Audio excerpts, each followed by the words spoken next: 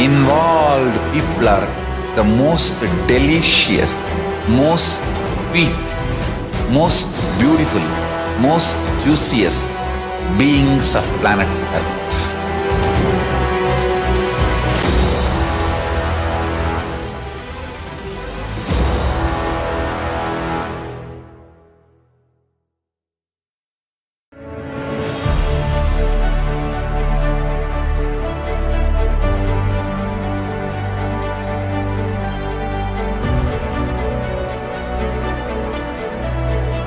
I am your Guru. I will make you enlightened. It's my commitment.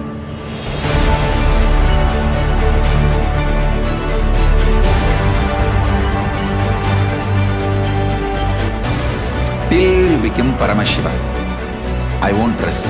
Don't worry at all.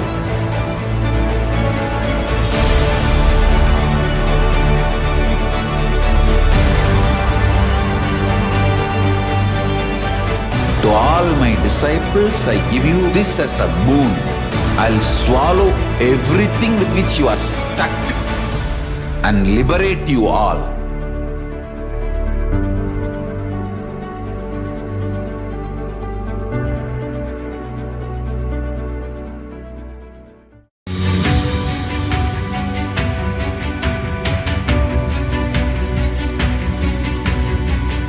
The moment you decide, your consciousness is the supreme identity you have. You will not empower your depression, your frustration,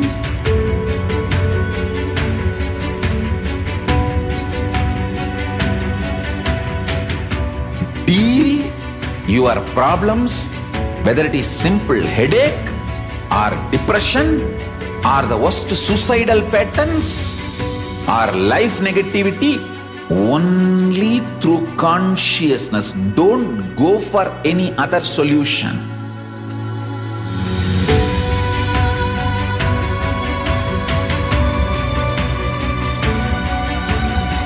Don't keep stupid, toxic, life negative struggles inside.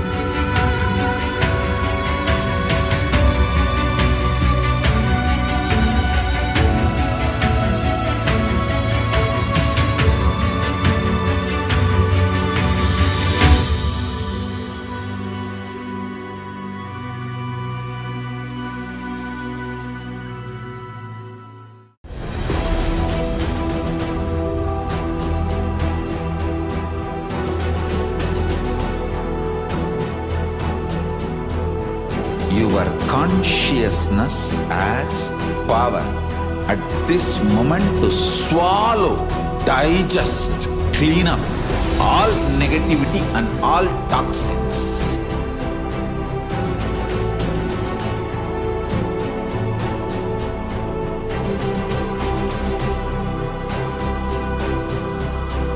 Develop a powerful will persistence.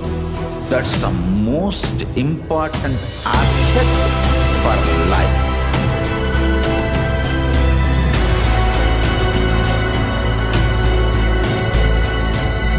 I am not giving you some life positive blah blah.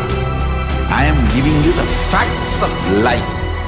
I am triggering your consciousness.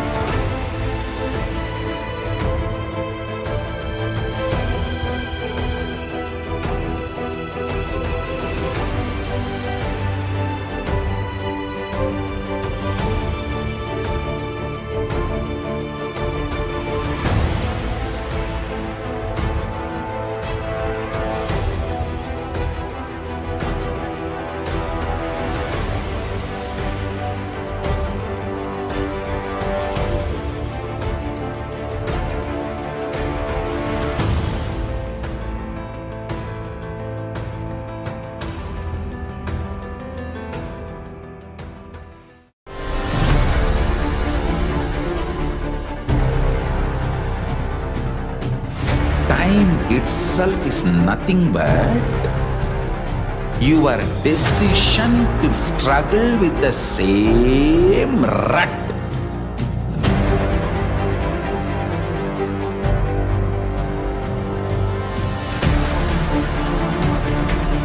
Your decision to struggle with the same rut is time, Kala. Your decision to swallow time is Kala Bhairava.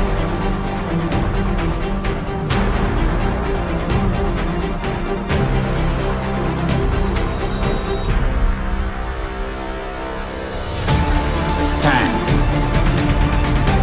Be a conscious woman or man. Be conscious being.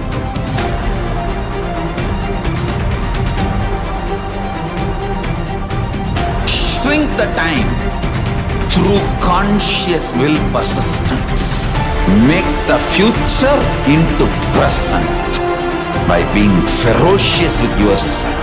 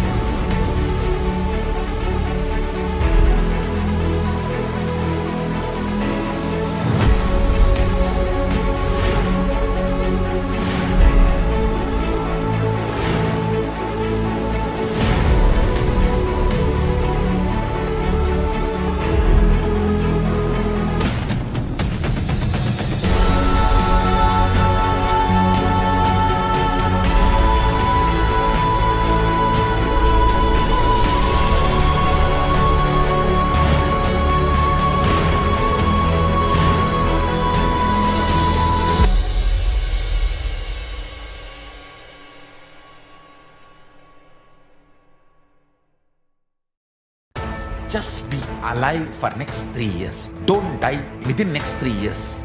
I guarantee you, I will reach you wherever you are.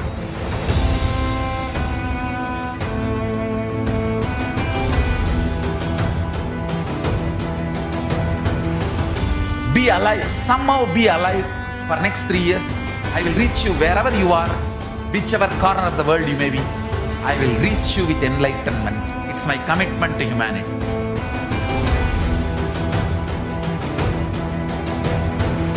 I'm going to empower, enlighten each and every one of you with the fuel and energy of the parallel universe.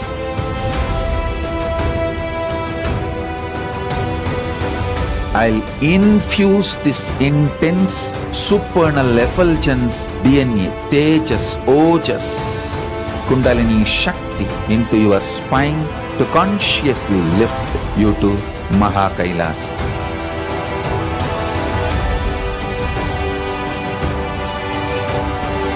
It is irreversible permanent enlightenment, irreversible power manifestation, irreversible permanent empowerment.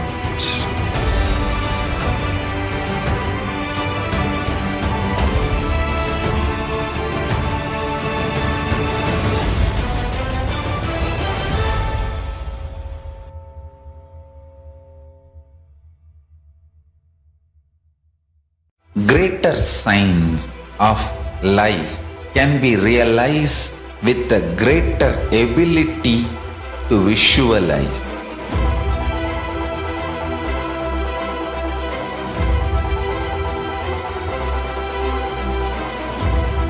Greater science is the equivalent word for Hinduism.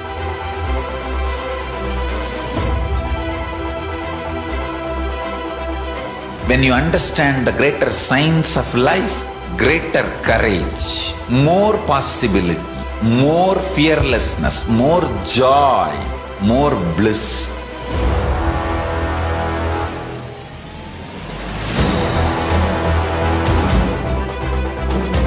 When you visualize Paramashiva with 25 heads, 75 eyes, 50 hands, your consciousness becomes ferocious, and that ability to visualize, you will get involved in everything deeply.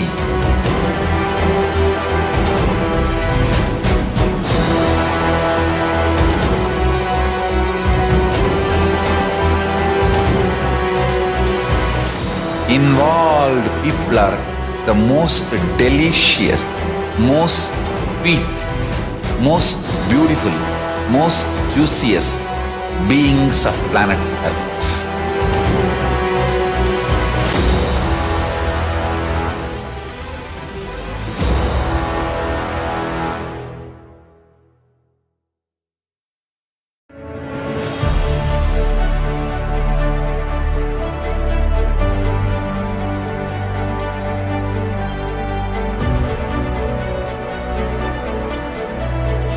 I am your Guru. I will make you enlightened. It's my commitment.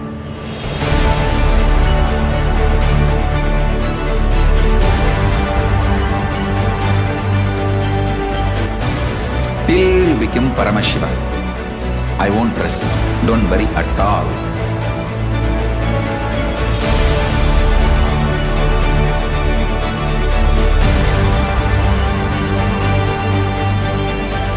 To all my disciples, I give you this as a boon. I'll swallow everything with which you are stuck and liberate you all.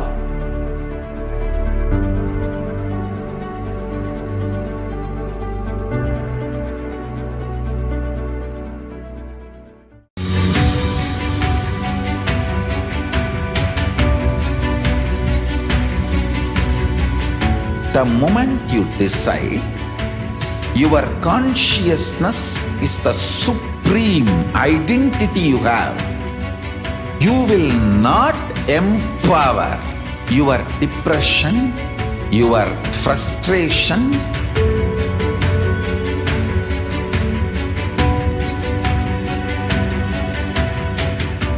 deal your problems, whether it is simple headache or depression, or the worst suicidal patterns, or life negativity, only through consciousness. Don't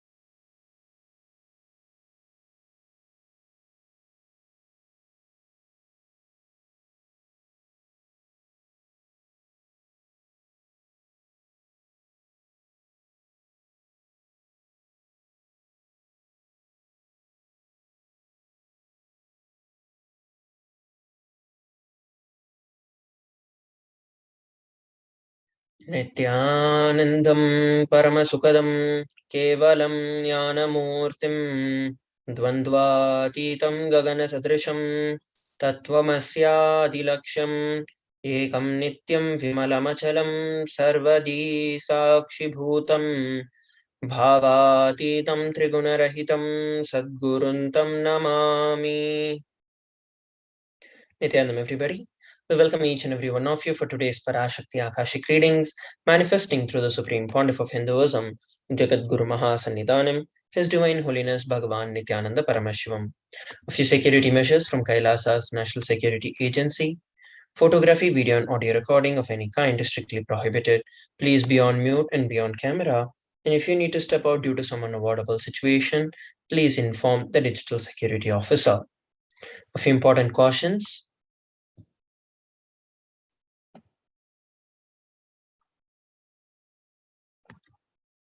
We welcome all the Kailasa attending from Kailasa's monasteries, gurukuls, temples, ashrams, and centers from around the world. We welcome all the Facebook, Instagram, Nithyananda TV, Kailasa TV, Hinduism Now TV, Twitter and YouTube viewers, and all those who are blessed to have the Nayana Diksha, which is a two-way video conferencing, who are joining us for today's sacred spiritual program, the Devi Bhava Samadhi Darshan. Let us now learn about Devi Parashakti, the Divine Cosmic Mother. Devi is the ultimate pure feminine consciousness, the Cosmic Mother. She is the source Shakti, and it is her cosmic womb, the Brahmanda Yoni, from which billions and billions of universes comes out and goes in. She is the source of the Big Bang and the black holes. Devi Parashakti is the divine consort of Paramashiva, who is the primordial god of Hinduism. The Supreme Pontiff of Hinduism reveals the first and foremost relationship is mother.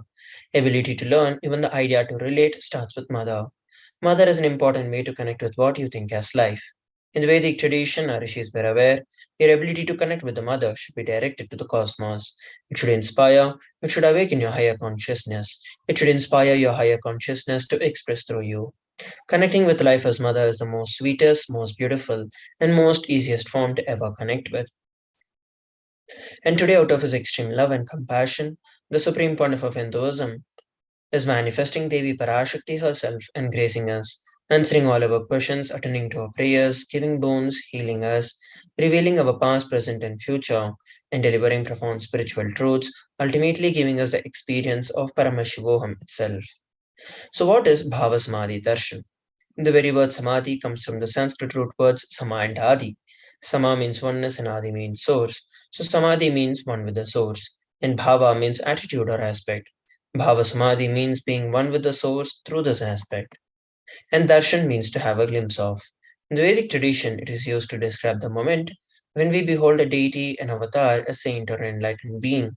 As just seeing such a being can cleanse karmas of lifetimes and create an experience of the superconscious energy in all of us.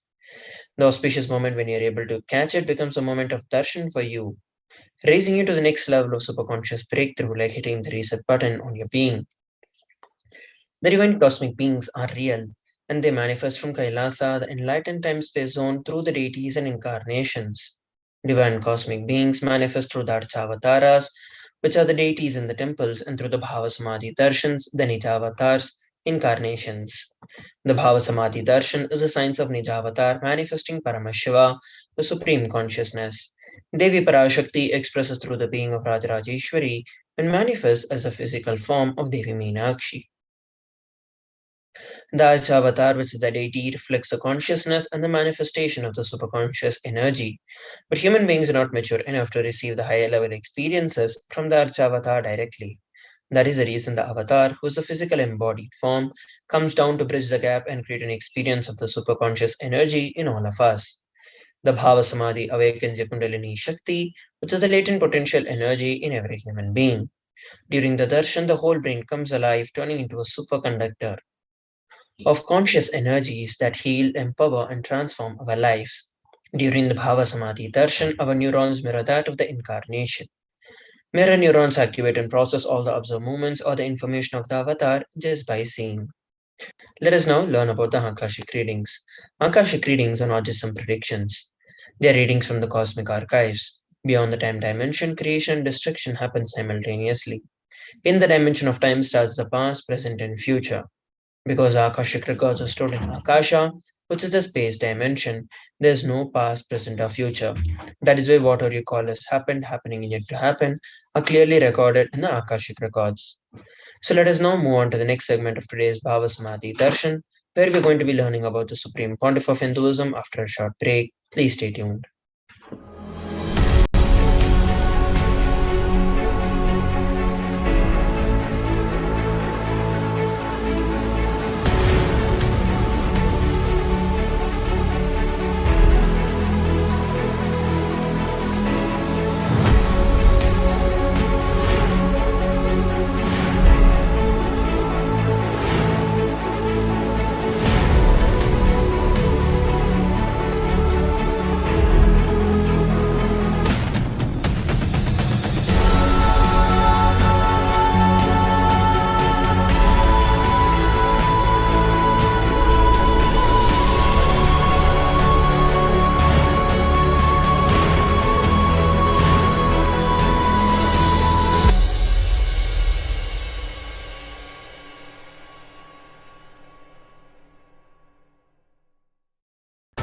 Just be alive for next 3 years. Don't die within next 3 years.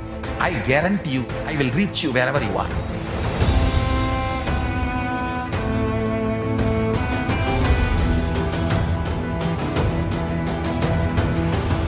Be alive, somehow be alive for next 3 years. I will reach you wherever you are, whichever corner of the world you may be. I will reach you with enlightenment. It's my commitment to humanity.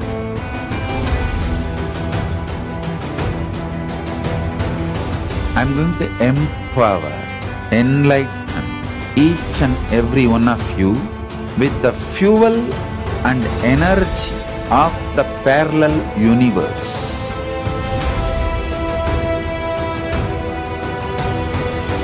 I'll infuse this intense supernal effulgence DNA, Tejas, Ojas, Kundalini Shakti into your spine to consciously lift you to KAILASA.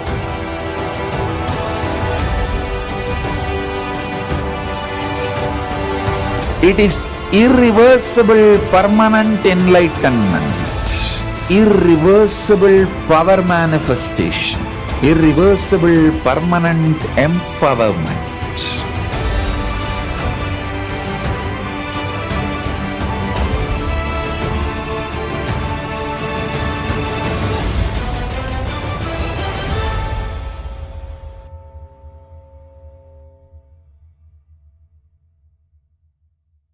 Greater signs of life can be realized with a greater ability to visualize.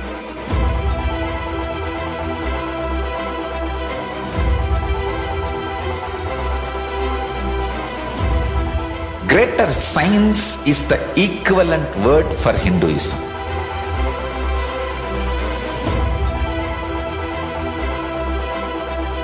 When you understand the greater science of life, greater courage, more possibility, more fearlessness, more joy, more bliss.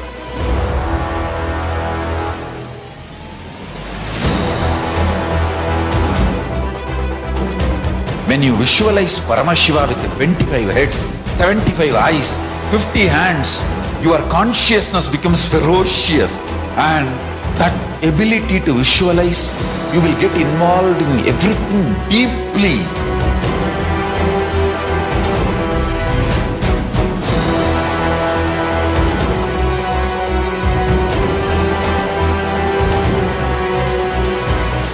Involved people are the most delicious, most sweet, most beautiful, most juiciest beings of planet Earth.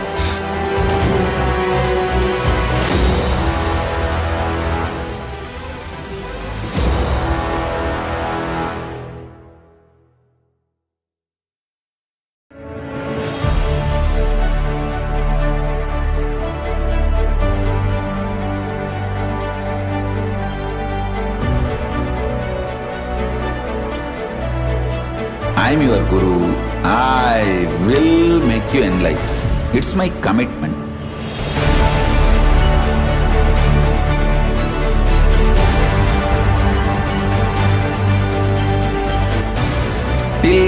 King Paramashiva. I won't rest. Don't worry at all.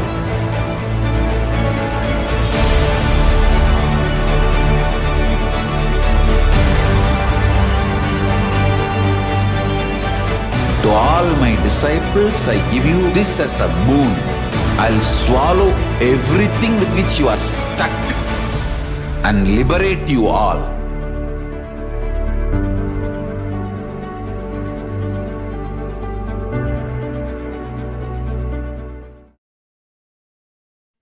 Nithyanam, everybody, welcome back. Let us now learn about the Supreme Pontiff of Hinduism. The Supreme Pontiff of Hinduism, Jagat Guru Mahasannidhanam, His Divine Holiness Bhagavan Nithyananda Paramashivam, is the reviver of KAILASA, which is a macrocosmic, ancient, enlightened Hindu civilizational nation. The Supreme Pontiff of Hinduism is the 1008th living incarnation of Paramashiva as per Hinduism, and he has been recognized by his predecessors who are enlightened masters and adepts. The Supreme Pontiff of Hinduism has made the science of power manifestation, yoga, and temple-based universities a lifestyle for humanity. Let us look at a brief timeline of the various coronations of the Supreme Pontiff of Hinduism. Before 1981, he was identified as the 1008th living incarnation of Paramashiva by enlightened masters and spiritual adepts. In the year 1981, he was initiated into Bala Sannyas and Chaturmasya at the age of 3. In the year 1988, he was coronated as a future Guru Mahasannidhanam of the Tondai Mandala Adinam, the oldest monastic university. And in the year 1994, the Supreme Pontiff of Hinduism was coronated as a successor of Arunachala Sarvajñapīఠam by the Guru Parampara on 24th of May. In the year 1999, the Supreme Pontiff of Hinduism founded the mission Nithyananda Sangha to revive Kailasa internationally. In the year 1999, he was coronated as the successor of the Kashi Sarvajñapīఠam. Here we're looking at the photographs taken when the Supreme Pontiff of Hinduism was coronated as a successor of the Adi Arunachala Sarvajñapīఠam. And these are the photographs taken when the Supreme Pontiff of Hinduism founded the Nithyananda Sangha to revive Kailasa internationally. Here we're looking at the photographs taken when the Supreme Pontiff of Hinduism was coronated as a successor of the Kashi Sarvajñapīఠam. In the year 2002, the Supreme Pontiff of Hinduism founded the Adi KAILASA Sarvajñapīఠam, following which in the year 2004 he was declared as the successor of Bhagyanagar, the Sri Pura Sarvajñapīఠam. In the year 2004, he was also declared as the incumbent emperor of the Suryavamsa Surangi Samrajyam of the Suryavamsa lineage. These are the photographs taken when the Supreme Pontiff of Hinduism founded the Adi KAILASA Sarvajñapīఠam. And here we're looking at the Supreme Pontiff of Hinduism being coronated as a successor of Bhagyanagar, the Sri Pura Sarvajñapīఠam. These are the photographs of the various emperors of the Suryavamsa Surangi Samrajyam. In the year 2007, the Supreme Pontiff of Hinduism was declared as the Guru Mahasannidhanam of the Adi Pallava Sarvajñapīఠam, following which the same year he was also declared as the Mahamandaleshwar of Mahanirvani Akhada. In the year 2012, on 27th of April, the Supreme Pontiff of Hinduism was coronated as the 293rd Guru Mahasannidhanam of Madurai Shyamala Pita Sarvajñapīఠam, the oldest Hindu papal state in the monastic kingdom. These are the photographs taken when the Supreme Pontiff of Hinduism revived the Adi Pallava Sarvajñapīఠam. And here we're looking at the Supreme Pontiff of Hinduism being coronated as the 293rd Jagat Guru Mahasannidhanam of Kailasonatha Shyamala Pita Sarvajñapīఠam. In the year 2013, the Supreme Pontiff of Hinduism was officially coronated as the Mahamandaleshwar, the supreme spiritual head of Mahanirvani Akhada, the largest apex monastic order and the youngest Mahamandaleshwar. The same year, he was also declared as the Acharya Mahamandaleshwar of Attalakada by Acharya Mahamandaleshwar Sukhdevananda Ji. In the year 2014, the Supreme Pontiff of Hinduism was coronated as the Guru Mahasannidhanam of the Tanjavur Adinam. Here we're looking at the Supreme Pontiff of Hinduism being coronated as the youngest Mahamandaleshwar of Mahanirvani Akhada. And these are the photographs of the Supreme Pontiff of Hinduism being coronated as the Guru Mahasannidhanam of the Tanjavur Adinam. In the year 2014, the Supreme Pontiff of Hinduism was coronated as the Guru Mahasannidhanam of the Tiruvarur Adinam, Vedaranyam Adinam, and Panchanadi Kulam. What we're looking at here are the photographs of the various gurus of the Tiruvarur Adinam and the Vedaranyam Adinam. In the year 2015, the Supreme Pontiff of Hinduism was coronated as the Guru Mahasannidhanam of Dharmamukti Swargapuram Adinam, following which the same year he was also coronated as the Guru Mahasannidhanam of the Adi Pita Kolata Matha. In the year 2015, he was also elected as the Supreme Pontiff of Hinduism by a congregation of over 1,000 spiritual leaders and pontiffs. Here we are looking at the various gurus of the lineage of the Dharmamuktiswargapuram Adinam. And these are the photographs taken when the Supreme Pontiff of Hinduism was coronated as the Guru Mahasannidhanam of the Adipita Kolada Matha. And here we're looking at the Supreme Pontiff of Hinduism being elected as the Supreme Pontiff of Hinduism by a congregation of over 1,000 spiritual leaders and pontiffs. Let us now move on to the next segment of today's Baba Samadhi Darshan, where we're going to be learning about the various global initiatives by the Supreme Pontiff of Hinduism after a short break. Please stay tuned.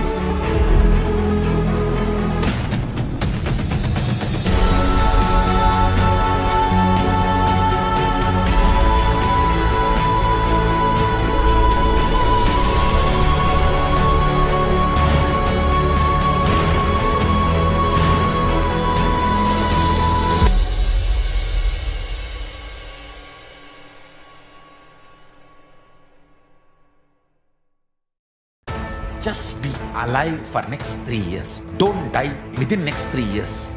I guarantee you, I will reach you wherever you are.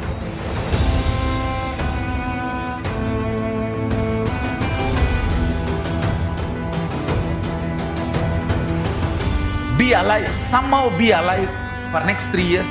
I will reach you wherever you are, whichever corner of the world you may be. I will reach you with enlightenment. It's my commitment to humanity.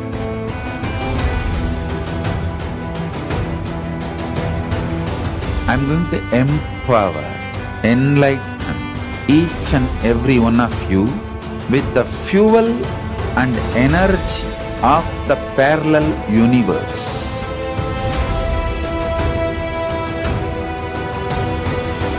I'll infuse this intense supernal effulgence DNA, Tejas, Ojas, Kundalini Shakti into your spine to consciously lift you to KAILASA.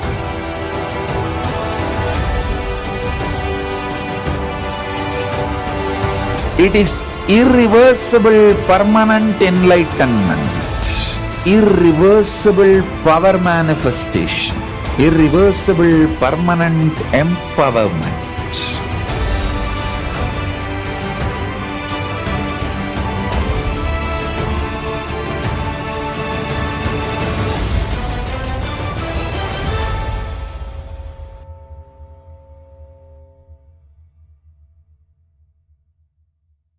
Greater signs of life can be realized with a greater ability to visualize.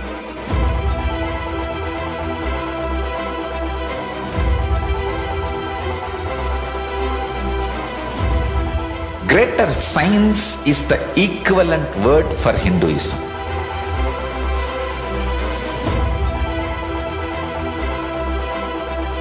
When you understand the greater science of life, greater courage, more possibility, more fearlessness, more joy, more bliss.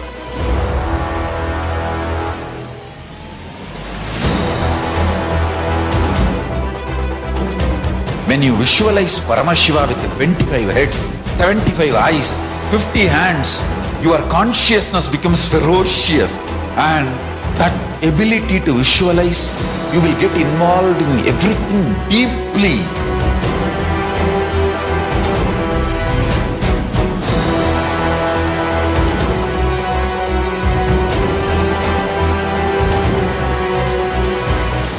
Involved people are the most delicious, most sweet, most beautiful, most juiciest beings of planet Earth.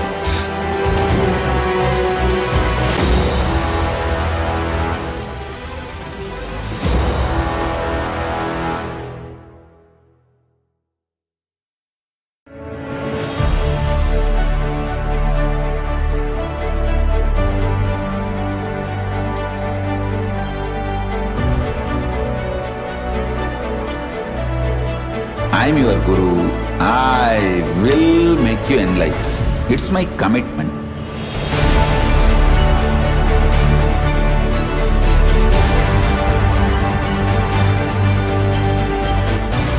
Till you become Paramashiva, I won't rest. Don't worry at all.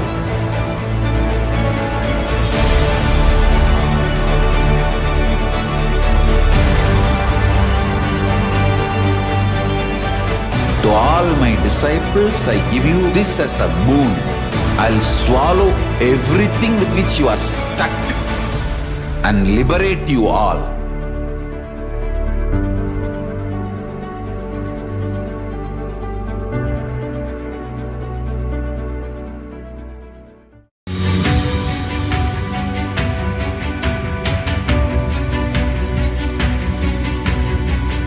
The moment you decide, your consciousness is the supreme identity you have.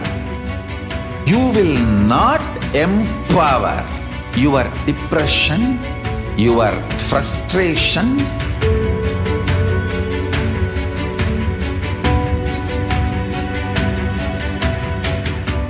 deal your problems, whether it is simple headache or depression, or the worst suicidal patterns, or life negativity, only through consciousness. Don't go for any other solution.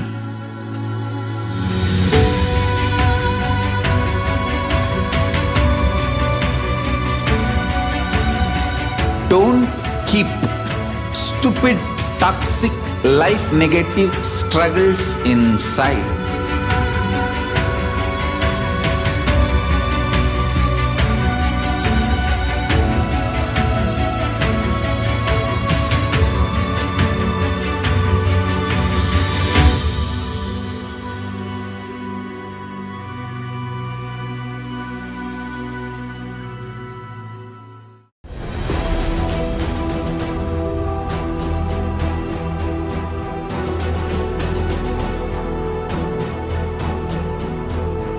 Your consciousness has power at this moment to swallow, digest, clean up all negativity and all toxins.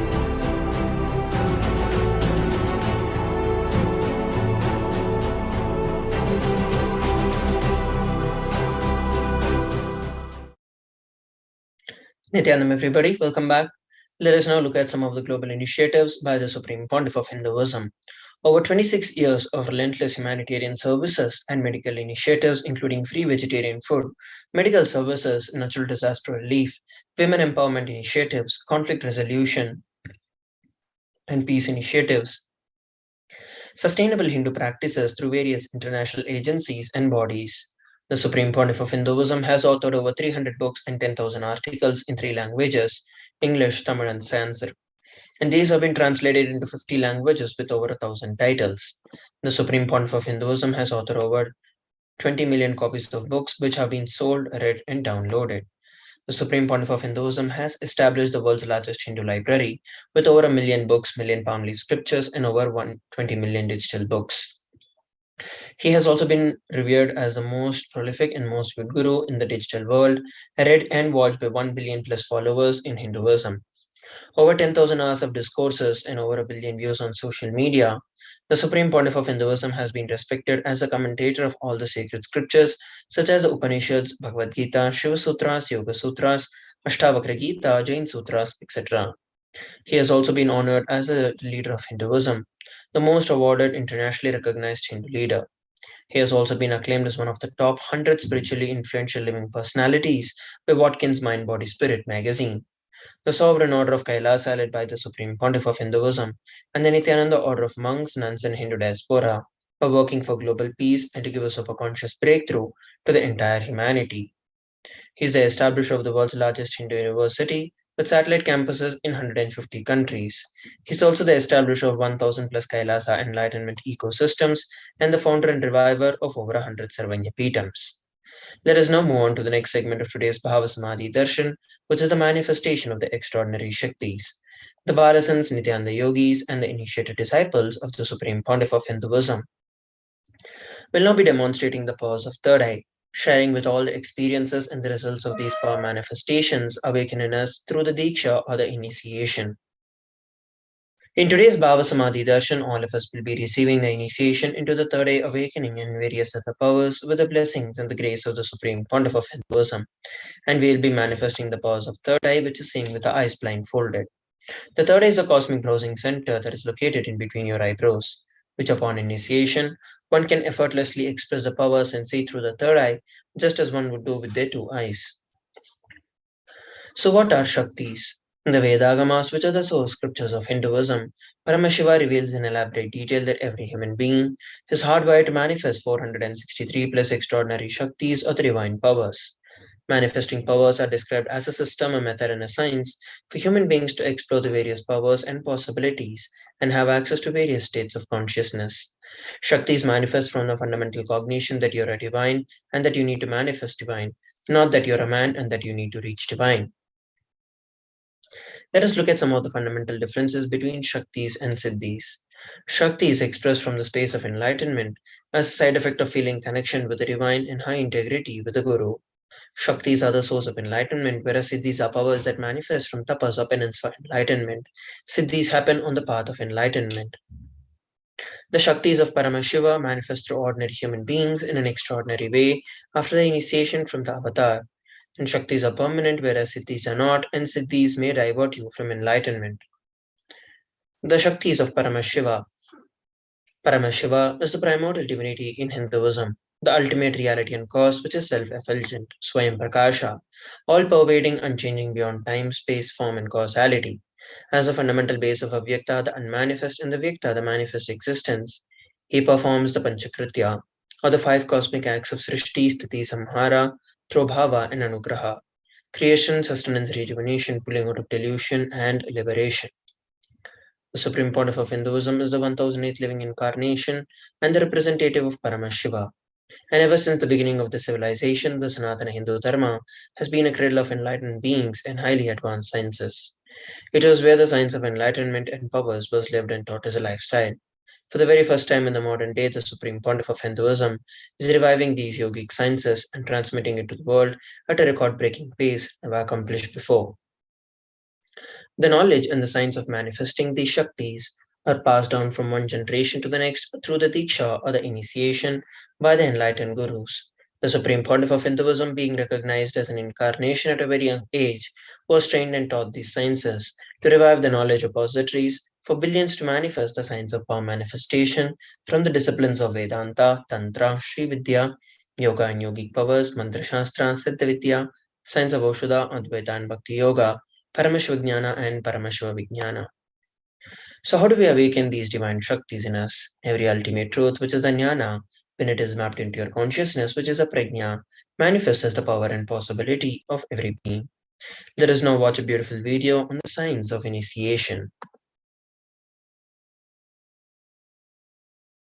Diksha is the direct transfer of spiritual energy by an enlightened being through look, word, or touch.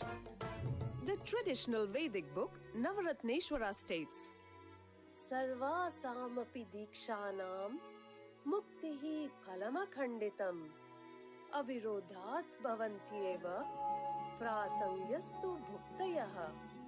The main benefit of all initiations is moksha, enlightenment. As a side effect, health, wealth, leadership, and well-being happen.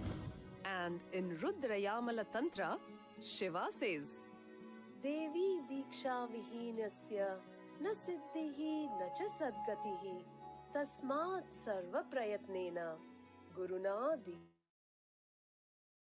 dikshito bhavet. The one who is not initiated does not attain liberation nor a better future. So by all efforts, one should get initiated by Guru. The process of initiation floods the brain with energy. This is the superconscious energy of Kundalini, our own higher highest inner potential energy. As the Kundalini flows from the thalamus to the cortex, it sets up a powerful energy loop within the brain, which awakens the latent non-mechanical parts which we have never used before. With increasing levels of coherence, the whole brain comes alive, turning into a superconductor of conscious energies that heal, empower, transform our lives, bliss and fulfillment. Initiation creates high awareness, visualization, creativity. It also slows the aging process and improves the immune system. Kundalini awakening, healing experience, levitation, teleportation, materialization. Experience the power of initiation through a range of exclusive programs. We saw a beautiful video on the science of initiation. Let us now look at how this science of power manifestation is authenticated through the four aspects of evidences or the pramanas. The first is the Shastra Pramana, the eternal and unchangeable truths revealed in the source scriptures. The next is the Apta Pramana, the experiences and the results of Aptas or the authorities of Hinduism, the Vedic rishis and scientists who have time tested and verified the science. The next is the Atman Pramana, which is the personal experience of the Supreme Pontiff of Hinduism. And the fourth is the Pratyaksha Pramana, the empirical evidence from observation and scientific experimentation. The Vedagamas is a living applied science. Vedas are the ultimate superior authority for Hindus. They are the pure science where the ultimate truths are explained. Agamas are the scriptures where the applied technology, the applied science is expanded. The Vedas and Agamas, together called as the Vedagamas, are given the status of Shruti as they are directly revealed by Paramashiva. They are the ultimate, eternal, and unchangeable truths. A reference that is cited from these Shastras is called as the Shastra Pramana. Let us now get ready to witness a very unique and exciting demonstration of the power of third eye. Today we are going to be manifesting the power of body scanning. Those of you who would like to experience this power manifestation can drop a message on our social media platform. In this power of body scanning, one awakens the ability to scan illnesses, diseases, medically diagnosed issues, and provide solutions through the awakened third eye. The Shastra Pramana for this power manifestation is given in the Vijnana Bhairava Tantra, Sutra 54. Swadehe jagato vapi sukshma sukshmataraani cha tattvani yani nilayam dhyatvante vyajyate para. Bhagavan Paramashiva says, cognize deeply that from the subtle to the subtlest constitutive principles of your whole body or of the whole universe simultaneously consist of the essential reality. They are being absorbed in their source cause, Paramashiva. By the experience of such restful awareness, one becomes complete from all thoughts, and the ultimate universal divine power, Paradevi, Adishakti is revealed, and the supreme power manifestation happens. The next is the Apta Pramana. Thereyer was a Siddha and one of the prominent disciples of Agatya. One day, a man suffering from severe headache comes to Agatya for healing. Agatya uses the power of body scanning and identifies the root cause of the headache. He reveals that there is a small Terei, which is a type of frog sitting in the person's brain, and he instructs his disciple Thereyer to perform an open head surgery and to remove the frog. After the surgery is completed successfully, the person is healed and cured of the headache. Thus, he gained the name Thereyer. And here we're looking at the Atma Pramana. On 22nd of December 2019, the Supreme Pontiff of Hinduism revealed how he uses the power of body scanning. Paraphrasing his words, only when I had the multiple compound hand fracture, I was forced to go for surgery and therefore for medical checkup related to that. At that time, they detected a heavy metal quantity in my different organs. It was revealed that I had been poisoned without our knowledge. I immediately used diagnostic methods instead of medical facilities to study the body condition due to the poisoning. And I used allopathy as a second opinion to verify my findings. And here we're looking at the Sakshi Pramana. The experiences and the results of these extraordinary power manifestations awaken and manifesting through the initiated disciples of the Supreme Pontiff of Hinduism. So let us now enter into the power manifestation. We have Christopher who has requested for the power of body scanning. I will now be chanting the Mahavakya, Om Nithyananda Paramashivoham, establishing myself in the space of oneness with Swamiji and sharing with every one of you whatever Swamiji is revealing to me. Om Nithyananda Paramashivoham. Om Nithyananda Paramashivoham. Om Nithyananda Paramashivoham.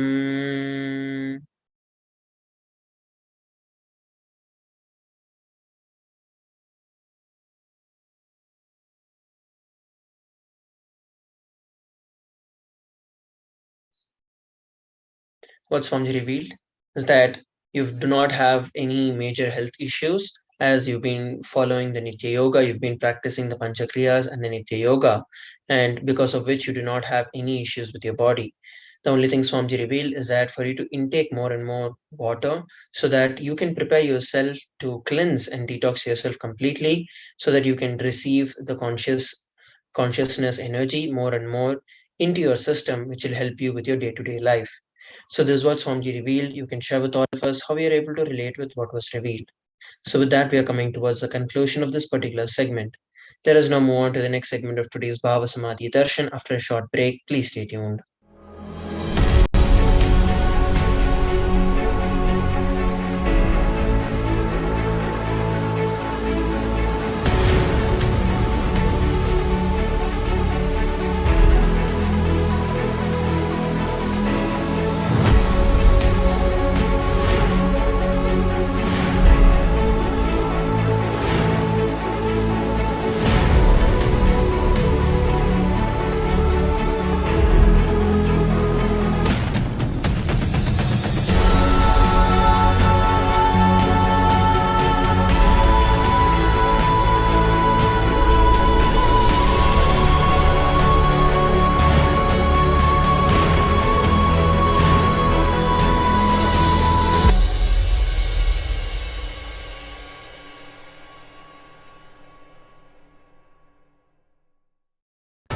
Just be alive for next 3 years. Don't die within next 3 years. I guarantee you, I will reach you wherever you are.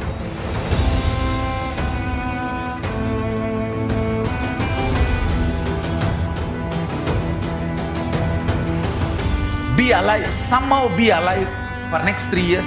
I will reach you wherever you are, whichever corner of the world you may be. I will reach you with enlightenment. It's my commitment to humanity.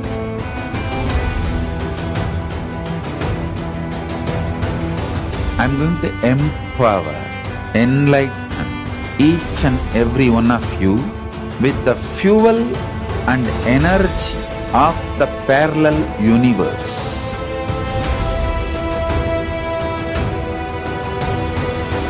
I'll infuse this intense supernal effulgence DNA, Tejas, Ojas, Kundalini Shakti into your spine to consciously lift you to KAILASA.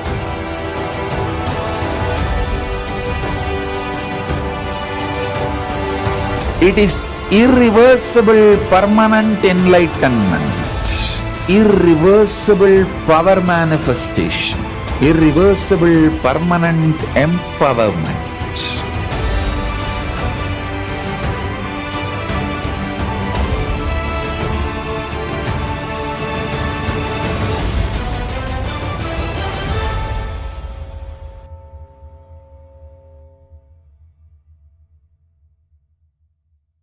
Greater signs of life can be realized with a greater ability to visualize.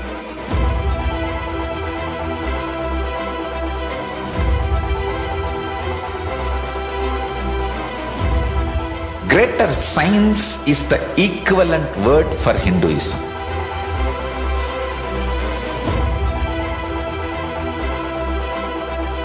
When you understand the greater science of life, greater courage, more possibility, more fearlessness, more joy, more bliss.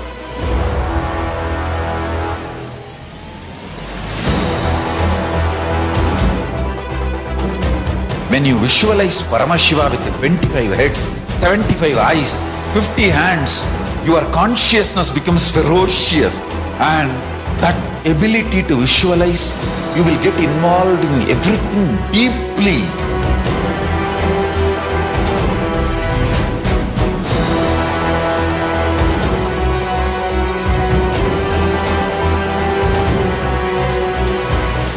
Involved people are the most delicious, most sweet, most beautiful, most juiciest beings of planet Earth.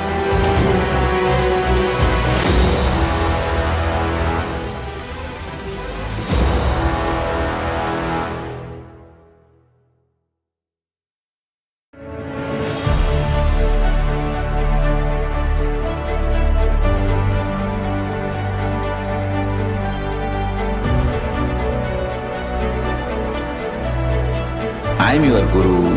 I will make you enlightened. It's my commitment.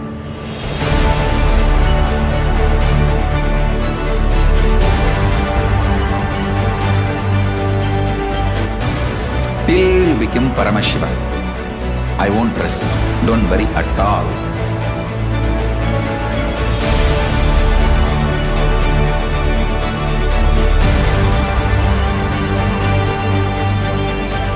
To all my disciples, I give you this as a boon. I'll swallow everything with which you are stuck and liberate you all.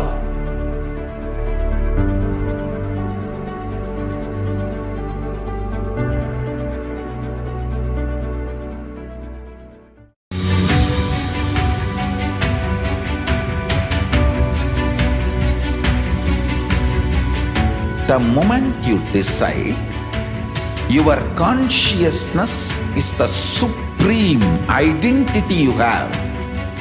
You will not empower your depression, your frustration,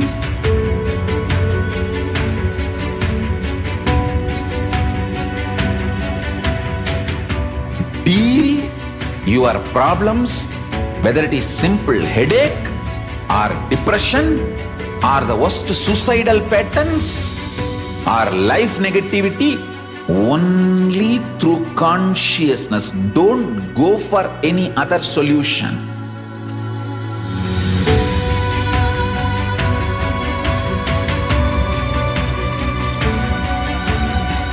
Don't keep stupid, toxic, life negative struggles inside.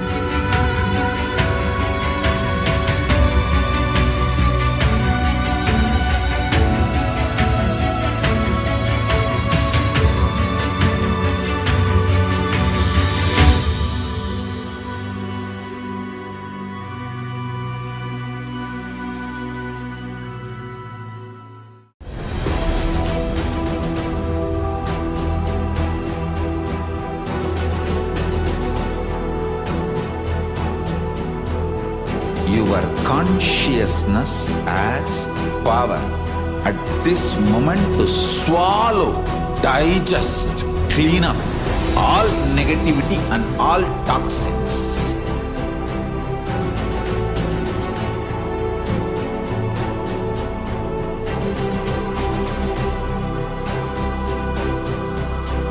Develop a powerful will persistence. That's the most important asset for life.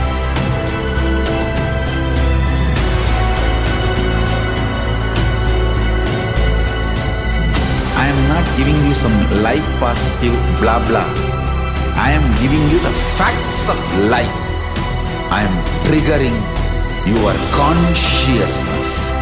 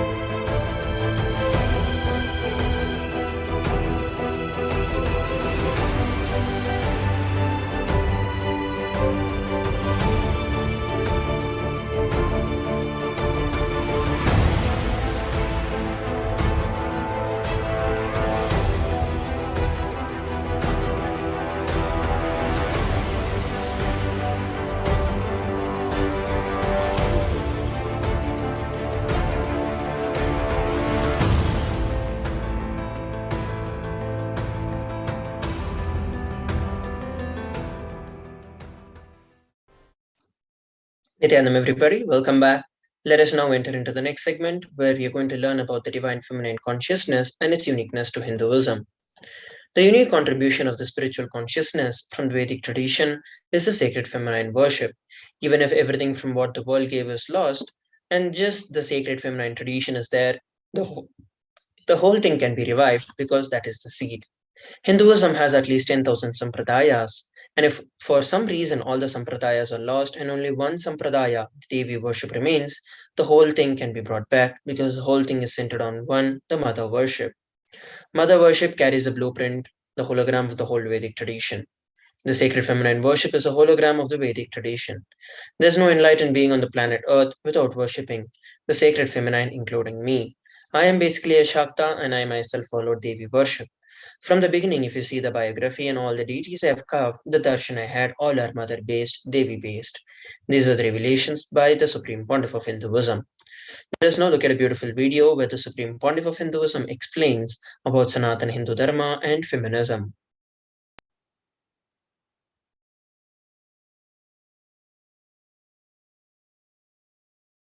Hinduism is the most feministic religion, I tell you. In Hinduism, not just religion, even the Hindu economy, Hindu social system, everything is feminist.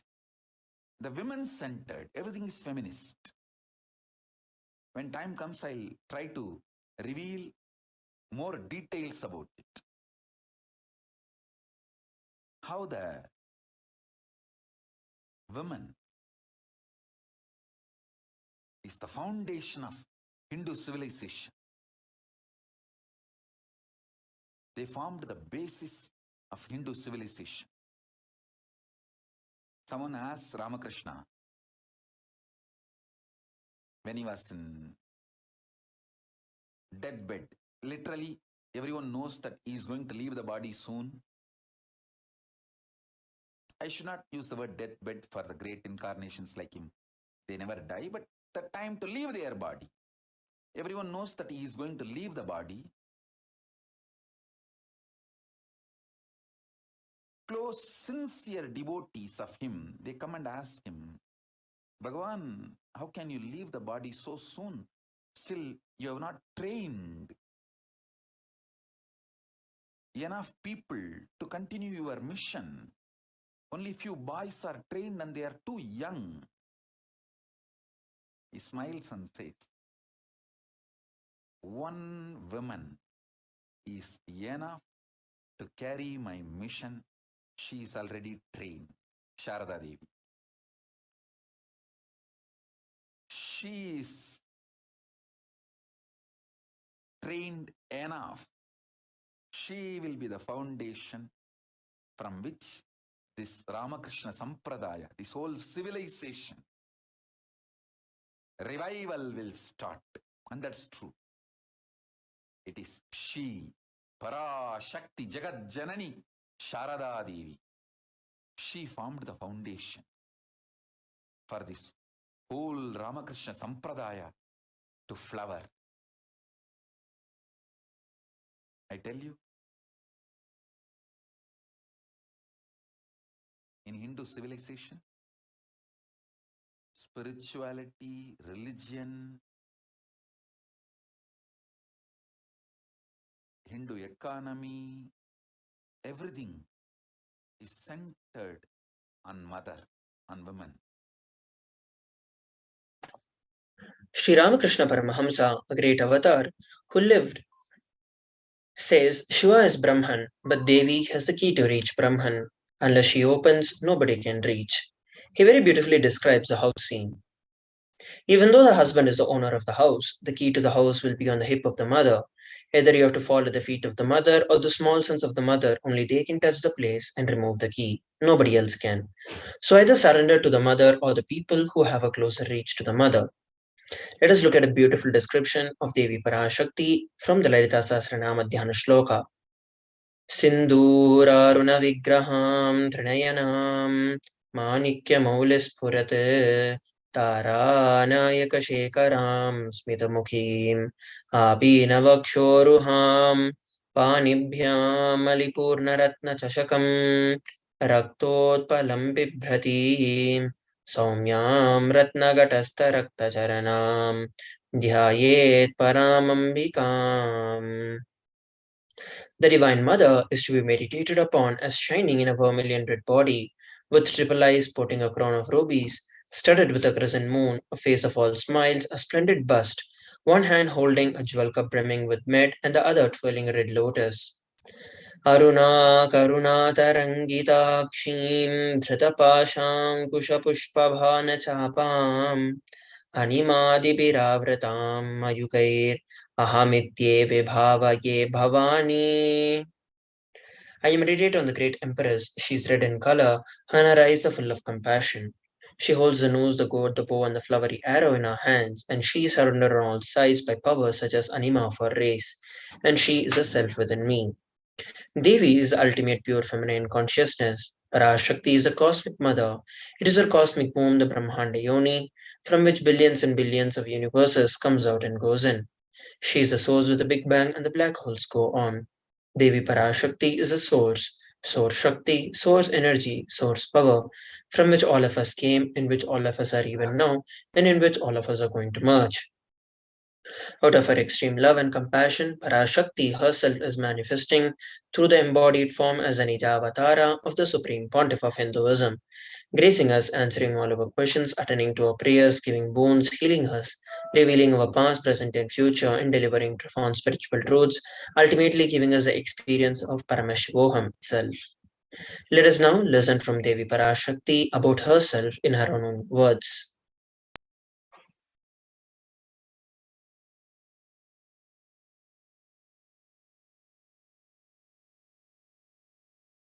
Om, Om, Om. Om, Om, Om. ஓம் எனும் ஓங்காரத்து உட்பொருளாய் மலர்ந்து உயிர்த்தெழுந்து இறையனார் இடப்பாகத்திருந்து குமரிக்கண்டம் ஆளும் மீனாட்சி மலர்ந்தேன் இங்கு நல்லருள் செய்திடவும் நல்வாக்கு தந்திடவும் ஆனந்தம் ஞானத்தொடு பூரண அன்பு ஏகம் அநேகமாய் ஆகிய இப்புவுலகிற்கு பரமசிவன் ஞானம் தர வந்தேன் பராசக்தி மீனாட்சி. அருளாட்சி அரசாட்சி பொருளாட்சியோடு நன்மாட்சிமையோடு ஆட்சி செய்யும் பராசக்தி மீனாட்சி நான். கருணையே வடிவாய் கண்மலர்ந்து நன்மை செய்திட வந்திட்டேன். மாந்தர்கள் கேளுங்கள் இந்த பெருநன்மை சத்தியத்தை. கேட்டு நீங்கள் வாழ்ந்திட கேடும் பெருந்துக்கமும் உங்களுக்கில்லை. கேட்டிடுங்கள் இவ்வினாடி என்னை கண்டுகொண்டும் கேட்டுக்கொண்டும் இருக்கும் உங்கள் எல்லோருக்கும் நான் அளிக்கும் தீட்சை. நானே நினைப்பும் மறப்பும் கடந்த உயிர்ப்பாய் உங்கள் எல்லோருக்குள்ளும் இருக்கின்றேன். பரமசிவோஹம் பரமசிவோஹம் பரமசிவோஹம் பரமசிவோஹம் பரமசிவோஹம் பரமசிவோஹம் பரமசிவோஹம். இதை தீட்சையாய் ஏற்று இதே உணர்வோடு அமர்ந்திருங்கள். உங்கள் எல்லோருக்கும் எல்லா நன்மையும் வரமும் ஞானமும் அருளும் அளிக்கின்றேன். ஓங்காரத்தின் உட்பொருளாய் வேதமொடு ஆகமம் மெய்யாய் வெளிப்பட்டு உபவேதங்கள் உபாகமங்கள் அனைத்துமாய் உயர்ந்து நின்று தத்துவங்கள் ஆராய் உண்மையை செப்பி ஜகம் முழுவதும் ஞானம் அளிக்கும் பாரதி பராசக்தி மீனாட்சி நான். ஆய கலைகள் 64 உடலும் மனமும் உயர்வை அடைந்திடும் பரமசிவ சக்திகளை உங்களுக்குள் மலர்த்தவே வந்திருக்கின்றேன். அஷ்ட சித்திகளும் அஷ்ட கன்மமும் ஆதி சக்தி பரமேஸ்வரியாய் மலர்ந்து உங்கள் அத்துணை பேருக்கும் ஆனந்தம் அளிக்கின்றேன். அஞ்சாதீர், ஆனந்தத்தோடிருப்பீர்.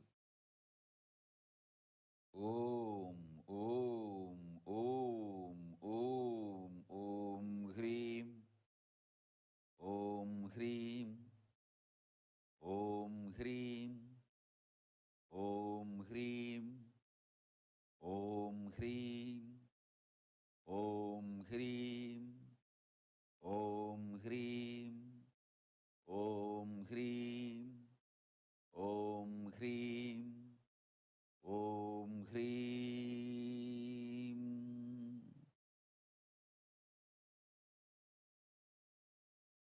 ஓம் ஓம் ஓம். Let us now look at the translation of what Devi Parashakti revealed. Raising as Omkara, expressing as the Vedas and Agamas, blossomed as Hrimkara, filled as Parashodasi, living in 40 triangles. The Kailasa Swamini, who is in Kailasa Shri Prachintamani, Parashodasi, sitting as part of Paramashiva, Parameshwari, who rules the world, Paramashakti Manonmani Meenakshi, as Nithyananda, it took the Nijavatara here. To give good boon to everyone, to bestow all goodness, Hiranyagarbha Swarupini, Brahmandayoni, Shami, Chandramauli, Rapala, Aparana, Uma, Parvati, Savitri, Navayavana, Samraja Lakshmi, Parameshwari, Parashodasi, Meenakshi. Taking the form of Nithyananda, I came here as Nijavatara. With great compassion and blessing. Listen, people, I took the form of Nithyananda and came down as Nijavatara. So let us now move on to the next segment of today's Bhava Samadhi Darshan, where we're going to learn how we can receive the blessings and the grace of Devi Parashakti after a short break. Please stay tuned.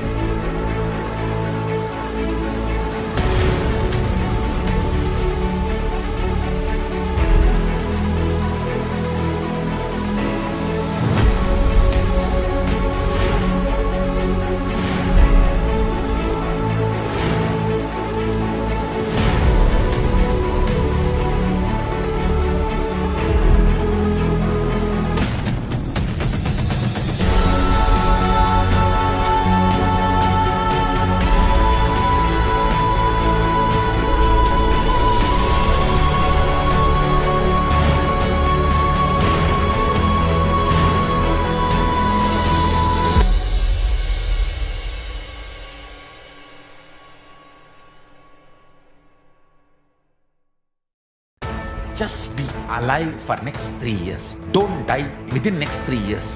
I guarantee you, I will reach you wherever you are.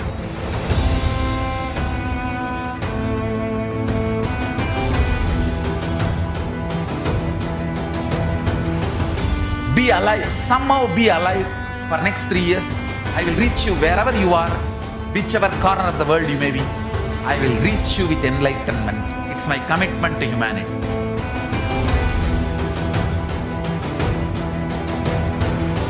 I'm going to empower, enlighten each and every one of you with the fuel and energy of the parallel universe.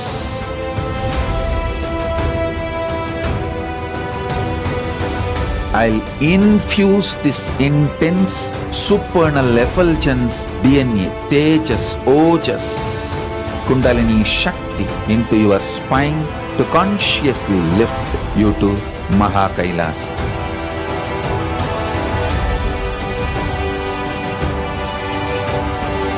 It is irreversible permanent enlightenment, irreversible power manifestation, irreversible permanent empowerment.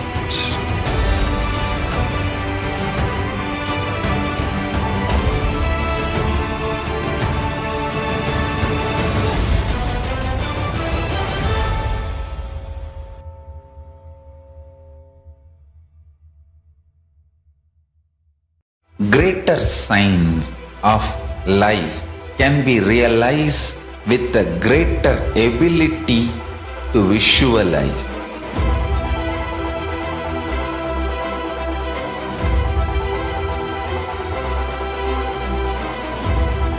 Greater science is the equivalent word for Hinduism.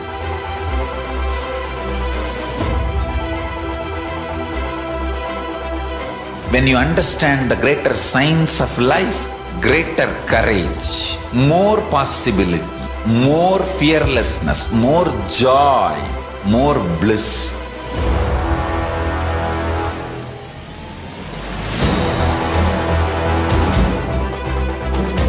When you visualize Paramashiva with 25 heads, 75 eyes, 50 hands, your consciousness becomes ferocious, and that ability to visualize, you will get involved in everything deeply.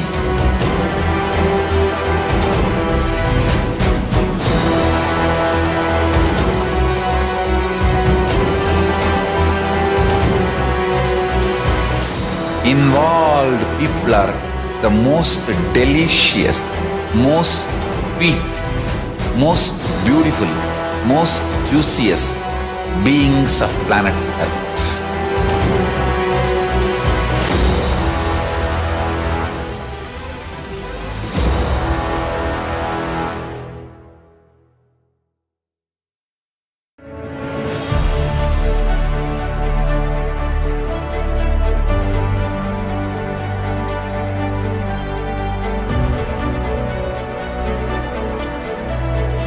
I am your Guru.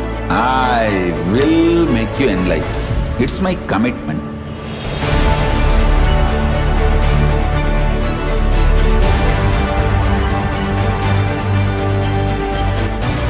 Till you become Paramashiva, I won't rest. Don't worry at all.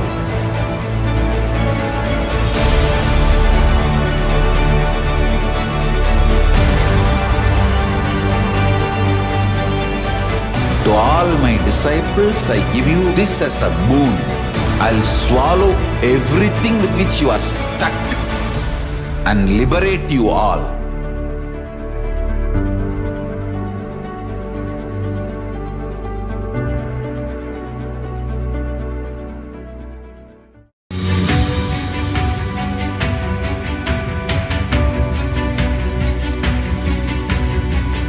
The moment you decide, your consciousness is the supreme identity you have. You will not empower your depression, your frustration,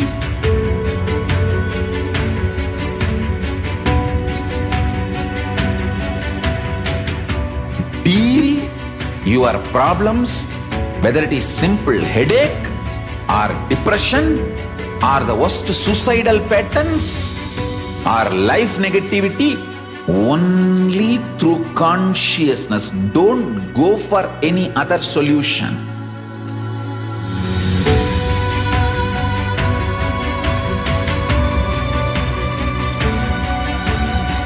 Don't keep stupid, toxic, life negative struggles inside.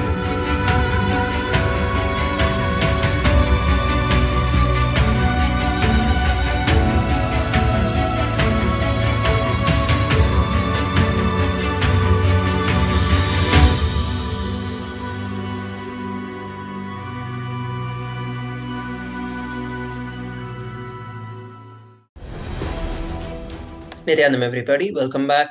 Let us now look at how we can receive the grace and blessings of Devi Parashakti.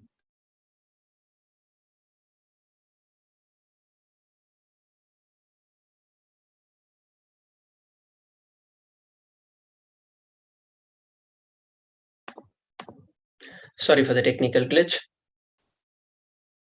The Supreme Pontiff of Hinduism shares.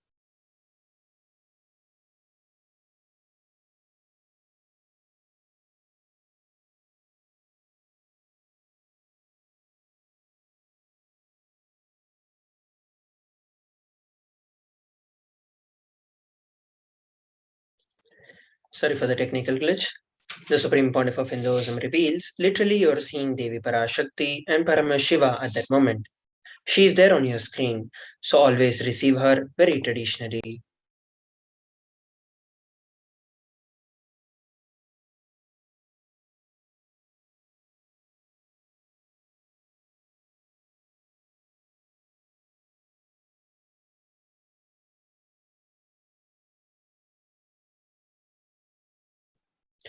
Keep two betel leaf, one banana, and one betel nut, and a coin in front of the screen. And watch Devi Parashakti. The coin is considered as the traditional dakshina in the Hindu tradition, and it can be of any value. Offer it to Devi Parashakti. After the darshan is over, do the namaskar and eat the banana, the betel leaf, and the betel nut and take it as a prasadam. Collect all the coins and send it to the LA temple. The betel leaf and the betel nut may look too small, but in a few days you will see how much of value it adds to your sentiment that Devi is really there.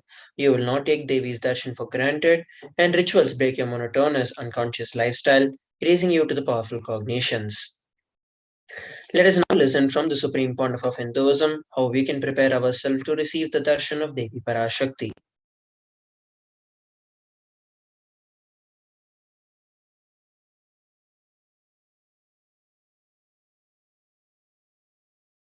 I wanted to give you one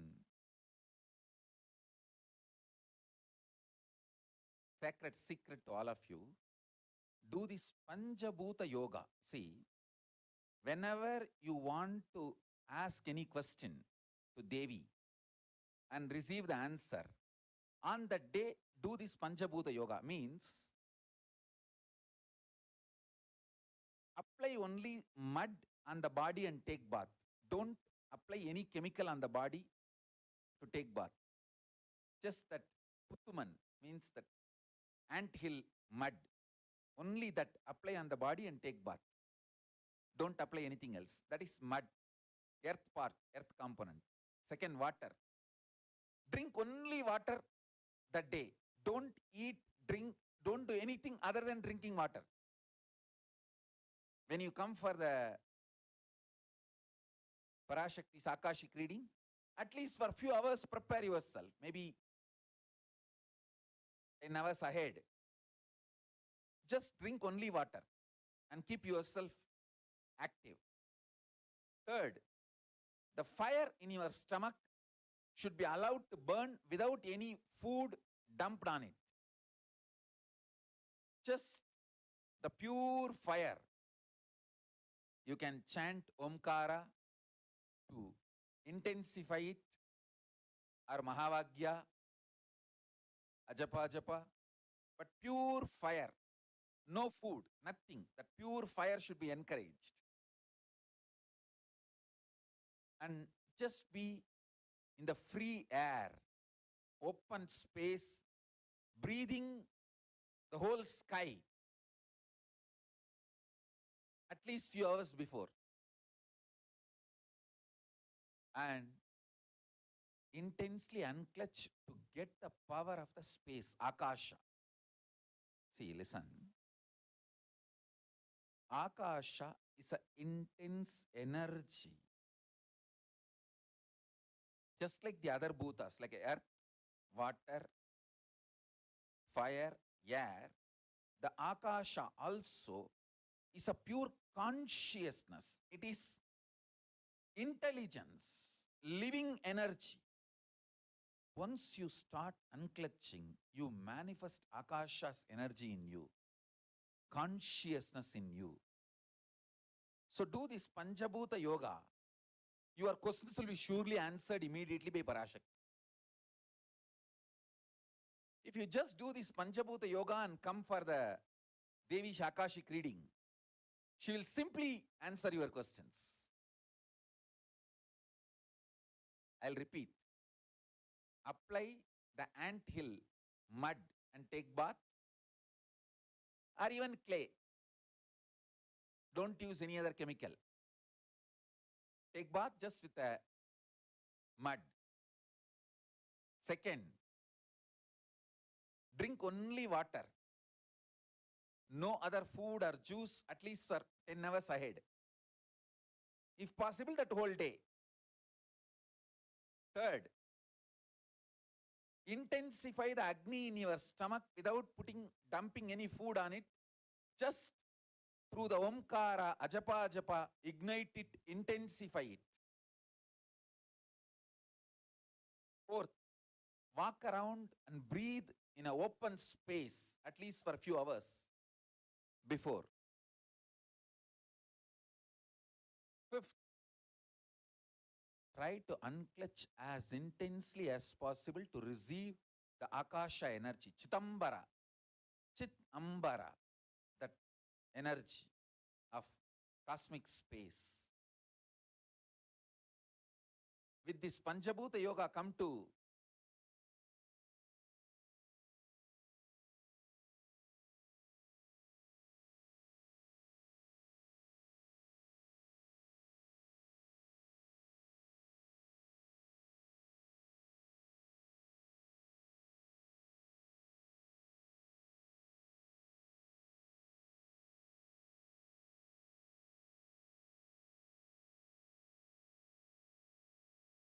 Parashakti's Akashic reading.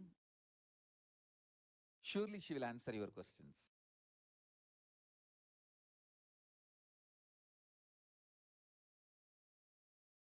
Let us now look at some of the revelations by Devi Parashakti.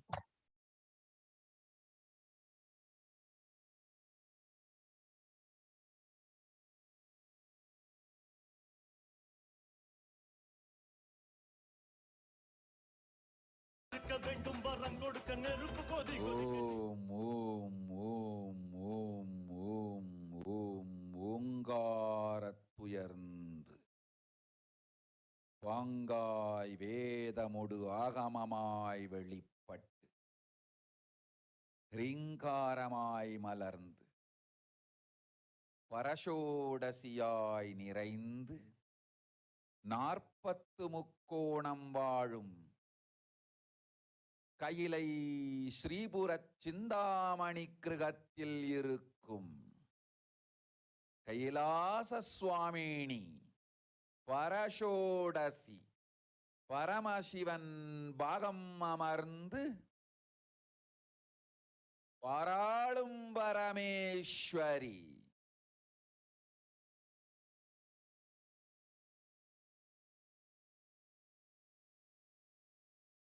பரமசக்தி Manonmani Meenakshi நித்யானந்தனாய் நிஜாவதாரம் கொண்டேன் இங்கு எல்லோர்க்கும் நல்வரம் தந்திட எல்லா நன்மையும் அருளிட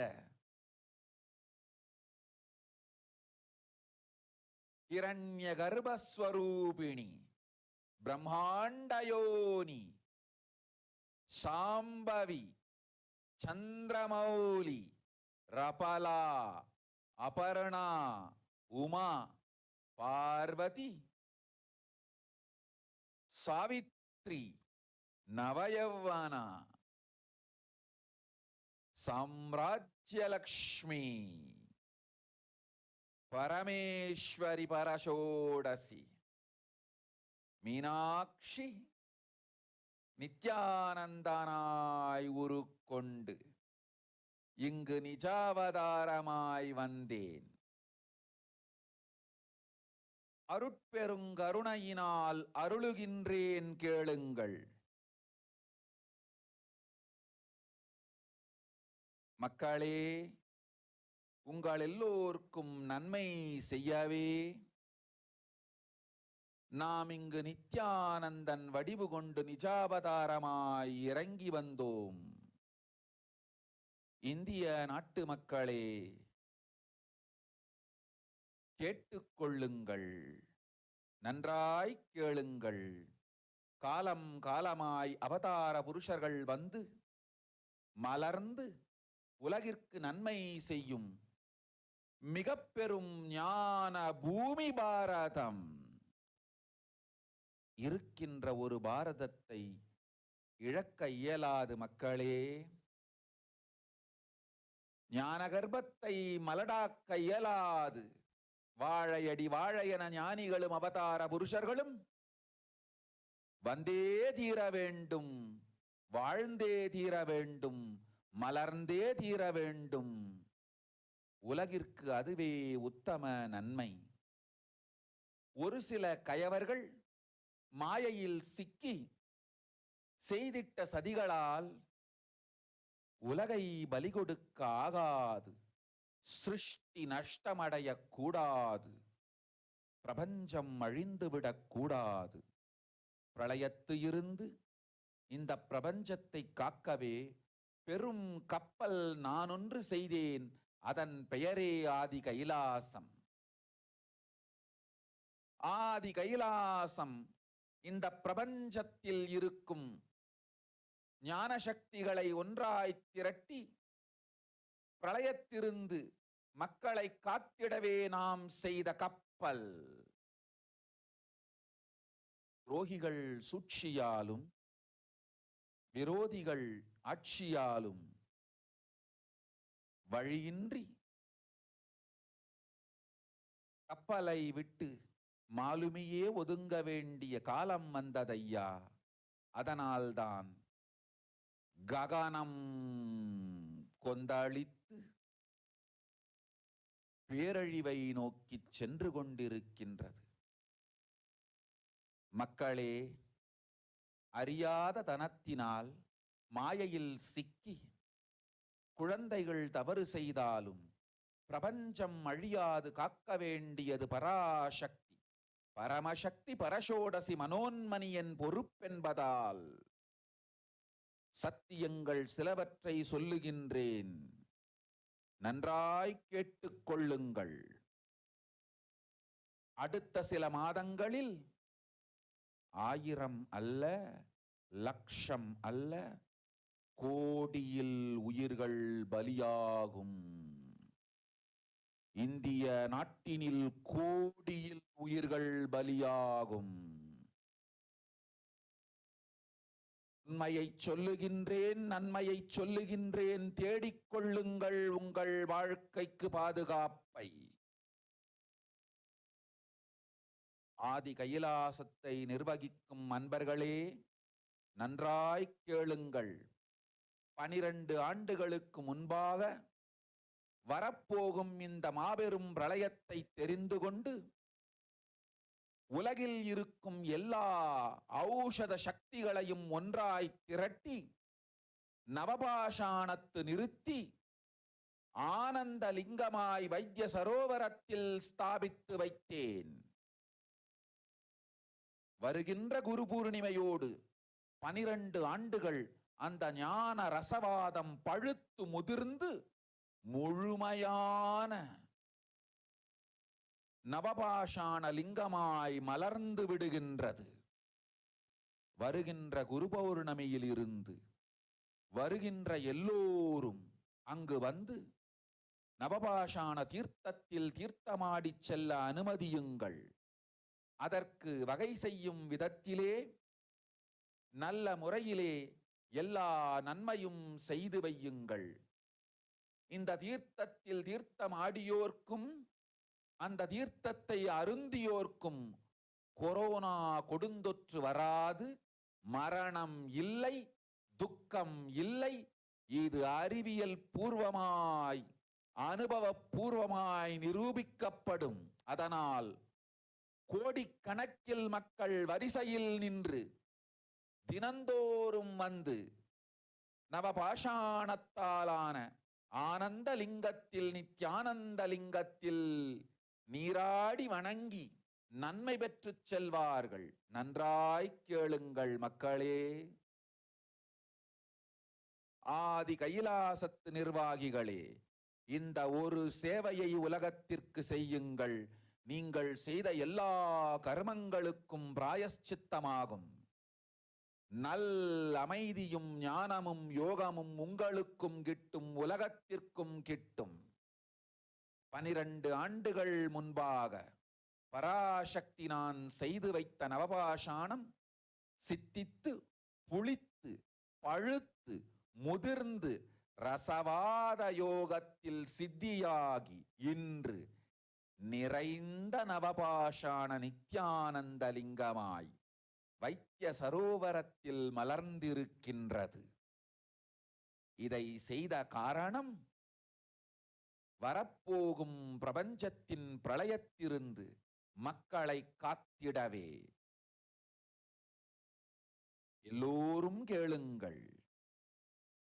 ஆதி கைலாசத்து நேரடியாய் மறைமுகமாய் உதவி செய்து உடன் இருந்த எல்லோரும் கேளுங்கள். உங்கள் எல்லோரையும் நம்பியே இந்த படகை நாம் உருவாக்கினோம்.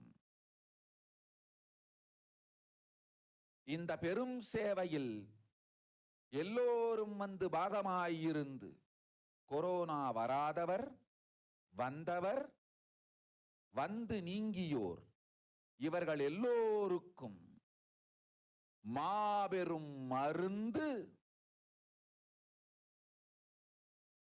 நவபாஷாண நித்யானந்த லிங்கத்து தீர்த்த விருந்து. எல்லோரும் வந்து நல் நீராடி தற்காப்பும் பெற்று நோய் கண்டவர் நோயும் தீர்ந்து நன்மையெல்லாம் அடைந்திட இந்திய நாட்டு மக்களே, உங்களால் இயன்றதை செய்திடுங்கள். உங்கள் எல்லோர்க்கும் நல் பாதுகாப்பும் உண்டு, நல்லதும் உண்டு. என்னை இழந்தாலும் என்னை நீங்கள் மறுத்தாலும் உங்களை நான் காப்பேன். அஞ்சாதீர்கள். பெருங்கருணை பேரருளால் நான் செய்து வைத்த கப்பலை உபயோகித்து இந்த ஆழிப் பிரளயத்தின் பெருங்கூத்து ஊழிக் கூத்திலிருந்து உங்களை காத்துக் கொள்ளுங்கள். உண்மையை சொல்லிவிட்டேன், நன்மையை சொல்லிவிட்டேன். பிராயஷ்சித்தம் வேண்டுமென்றும் காப்பாற்ற வேண்டுமென்றும் கதறிய பக்தர்கள் எல்லோருக்கும் பெருங்கருணையினால் தீர்வை தந்து விட்டேன். அன்பர்களே, பக்தர்களே, சீடர்களே, என் சொல் கேட்கும் நேர்மையான தொண்டர்களே, புயல் என புறப்படுங்கள். ஆதி கைலாசத்திற்கு தேவையானதெல்லாம் உடனடியாய் செய்து வரப்போகும் மக்களுக்கெல்லாம் அன்னதானம் செய்து அவர்கள் நல்லபடி வைத்திய சரோவரத்தில் தீர்த்தமாடி நவபாஷாண மருந்தையே விருந்தாய்க் கொண்டு நோயிலிருந்து தற்காப்பும் பெற்று உயிர்காப்பும் பெற்று நல்லபடியாய் வாழ்ந்திட தேவையான சேவைகளை செய்யுங்கள். இதுதான் உங்கள் எல்லோருக்கும் பிராயஷ்சித்தம். நித்யானந்தன் வடிவு தாங்கி நிஜாவதாரமாய் நான் இந்திய நாட்டில் வந்தபொழுது என்னை வைத்து வாழாத பெருங்குற்றத்திற்கு பிராயஷ்சித்தம் இதுவே உங்களுக்கு. இதை யாவது செய்து, இது ஒன்றையாவது செய்து உங்களையும் காத்துக்கொள்ளுங்கள், நாட்டையும் காத்திடுங்கள். கோடிகளில் உயிர்கள் போகப் போகின்றது என்பதை நேரில் காண்பீர்கள்.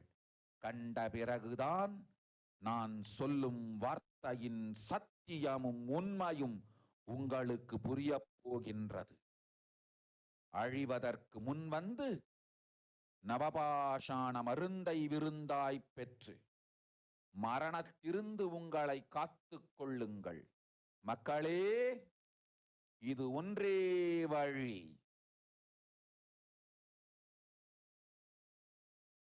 ஓம் ஓம் ஓம். பெருங்கருணை பேரருளால் அன்னை பராசக்தி அருளினேன் சத்தியத்தை. இந்த ஒரு சத்தியத்தை உடனடியாய் புரிந்து கொண்டு உங்களுக்கும் உலகத்துக்கும் நன்மை செய்து கொள்ளுங்கள். ஆதி கைலாசத்து நித்யானந்த லிங்கத்தின் எல்லைக்குள் ஆருக்கும் கொரோனா கொடுந்தொற்று தீண்டாது. இந்த சத்தியத்தை அனுபவபூர்வமாகவும் அறிவியற்பூர்வமாகவும் முழுமையாக நீங்கள் புரிந்து கொள்வீர்கள். இது நிரூபணமாகும்.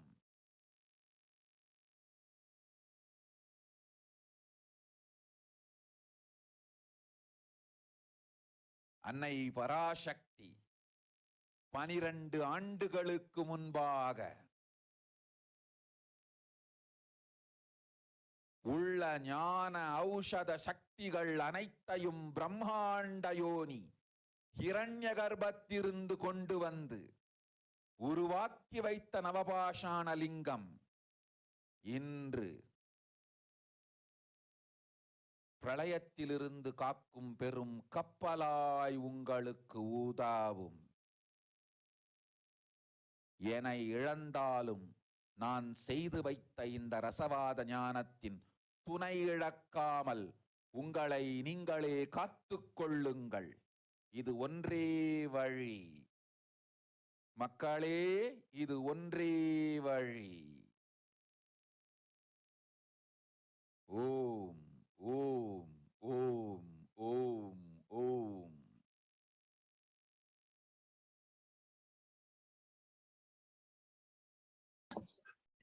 Let us now look at the translation of what Devi Parashakti revealed. World cannot be sacrificed for the sake of conspiracies done by some ignorant thieves who got stuck in Maya. Srishti should not have loss and cosmos should not have destruction. From Pralaya, to save the cosmos from Pralaya, I made a huge ship and its name is Adi KAILASA. Adi KAILASA is the ship that will gather all the enlightened powers of this cosmos and save the people from the Pralaya. Through the tricks of the traitors, the rule of the enemies, without any other way out. Time has come for the sailor itself to leave. And that is why the sky is boiling and moving towards huge destruction. People, even if children, do mistakes in ignorance by getting stuck in Maya, as it is Parashakti, Paramashakti Manonmani, my responsibility to save the cosmos from destruction. I am telling some of the truths. Listen properly. Within the next few months, not in thousands or lakhs, lives will be lost in crores. I'm telling you the truth. I'm telling you the good. Search for protection for your life. So these are the revelations of Devi Parashakti. Let us now look at how some of the current statistics of the world that are continuously being updated as how Devi Parashakti has revealed. Authorities in 223 countries and territories have reported over 5 million confirmed cases and over 50 million and over 6 million deaths since China first confirmed its cases to the World Health Organization in 2019. And as we know, severe cases of COVID have been causing cognitive impairment equivalent to aging literally 20 years, a new study finds. Patients who have overcome with severe COVID infection suffer the same cognitive impairment that people would generally go through between the ages of 50 and 70. This is equivalent of losing 10 IQ points, says a team of scientists from the University of Cambridge and the Imperial College of London. Their findings suggest that the effects of COVID virus infections are still detectable more than 6 months after the illness, that the cognitive recovery is gradual at best, and that it may even impact the people who even had only a mild case. There's a growing body of evidence that COVID-19 causes lasting cognitive and mental health problems, even with recovered patients still experiencing the symptoms months after the infection. The symptoms that they report including fatigue, brain fog, problems recalling words, sleep disturbances, anxiety, and even post-traumatic stress disorder, says the scientists. By comparing patients to 66,000 members of the general public, the research estimated the magnitude of cognitive loss similar on average to that sustained with 20 years of aging between the 50 and 70 years of age. A WHO report also estimated there were over 47 lakh COVID deaths in India from January of 2020 till December of 2021, which is nearly 10 times the higher than the official figures.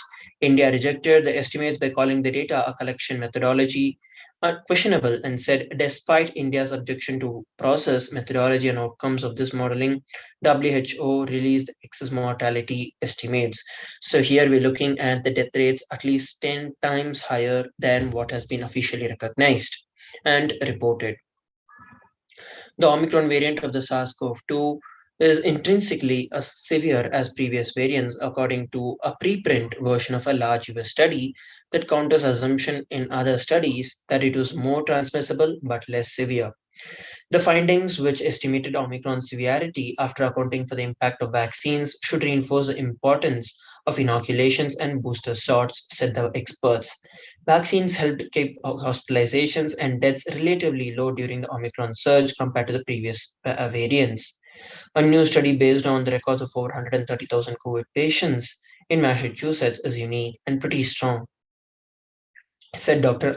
Arjun Venkatesh of the Yale School of Medicine. Over 20 new strains of COVID virus have arrived in the United States, and these variants evade antibodies from vaccinations and prior infections, which could create a possibility of a new wave. The Africa Health Research Institute in South Africa conducted a study that found the BA4 and the BA5 variants that can evade the antibodies. The low absolute neutralization levels for BA4 and 5, particularly in unvaccinated group, are likely to protect well against the symptomatic infection. The study noted.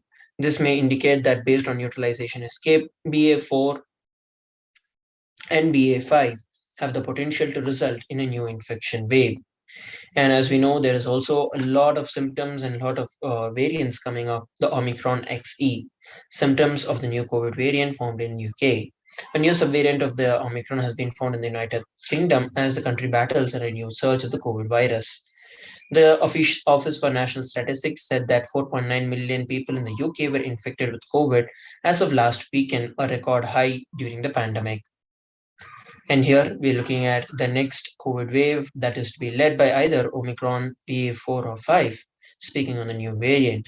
The comment comes at a time in South Africa may be entering a fifth COVID wave earlier than expected to the rise in infections that seem to be driven by the BA4 and BA5 variant of the Omicron. The World Health Organization last month added these sublineages to its monitoring list. With over 10,000 official deaths from COVID-19 and three times that of the excess deaths that data is taken account, South Africa is the worst hit country in Africa. Meanwhile, only 30% of entire South African population has been vaccinated against the COVID virus. The World Health Organization has said that the South African scientists who identified Omicron variant late last year has reported two more Omicron variants, the BA4 and 5. This is another sign the pandemic is not done with us, and there are some very clear takeaways. Cases in South Africa have only begun to rise in the past 10 days or so, according to the country's Department of Health. In that period, the number of new daily cases went bouncing from between 800 to 1,800 the week ending April to over 6,500 yesterday. Whether the US sees its own BA4 and 5 remains to be unseen, but it's already seeing the surge related to BA2 from over 26,675, which is the 7-day average of the COVID cases from April 1st to April 29th. Hospitalizations and deaths related to COVID cases have also begun to rise in the United States. And more than 18 million people, which is 3 times higher than the official records, suggest have probably died due to the COVID. Rates of these excess deaths can be estimated to have varied dramatically by country and region, but the overall global average is calculated in the study at 120 deaths per 100,000 people. And people who are also infected with the COVID-19 are at an increased risk of developing heart conditions up to a year later. A lot of people who catch the COVID virus remain ill for an extended period, and estimated 10 to 40% later suffer from the longer COVID. Also, those who are infected with the COVID virus have an increased risk of developing serious blood clot. About 17 in every 10,000 patients who had the COVID had a blood clot in their lungs, compared to fewer than 1 in every 10,000 who did not have. And the University of Iowa researchers led a study where adult COVID patients who had an IHCA were 35% less likely to receive the potentially life saving defibrillation without delay and survive to hospital relief. The COVID also causes significant changes in our brain. A study suggests the overall brain size of infected participants had shrunk between 0.2 to 2 percentage, and there were losses of gray matter in the olfactory areas linked to smell, regions linked to memory, and those who had recently recovered from COVID-19 found it harder to perform mental tasks. Also, various studies suggest that the front workers and the healthcare workers from various parts of the world have been suffering with high prevalence of anxiety, depression, and stress. And according to the youth researchers, if digital platform are the only medium for making contacts over two periods, this can lead to restrictions in personal development. Many around the world are pinning their hopes on the vaccine, but that is not going to be a quick fix. As we know, many people are still not willing to take the vaccine. And even if someone is vaccinated, we are still not sure whether the further new variants that are coming up, such as the 4 and 5 and various other variants, whether they will be able to evade the virus, because the virus is getting more and more stronger and more virulent. They warned the WHO epidemiologist also warned that the future variants will be more and more virulent than the Omicron and its subvariants are right now. As we know, the BA2 is currently the world's dominating Omicron variant, but now the further variants have started taking over. Recently, two junior doctors tested positive for COVID-19 only 7 to 10 days after they had recovered from the same infection. 14 days ago, the two doctors tested symptomatic and tested positive for COVID. Subsequently, they tested negative, but after 7 to 10 days of recovery, again they have started showing the same symptoms. There may be a chance of people getting reinfected even though they have taken the vaccines again. Scientists are also exploring whether Omicron is a different pandemic altogether. And the virologist and former chief of Indian Council of Medical Research, Dr. T. Jacob John, said that it is very likely that two pandemics are going on side by side, one by the Delta, another by the Omicron. Providing some fresh insights into the Omicron, the origin of the virus, the virologist told that the Omicron is not fathered or mothered by Wuhan D614G, alpha, beta, gamma, delta, kappa, or mu, and that much is for sure.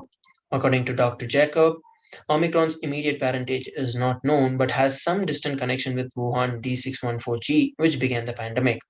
Since Omicron is illegitimate or deviant from the COVID-19 pandemic progression script, we must think of two pandemics going on side by side, Delta and its close relatives, and Omicron and its variants in the future.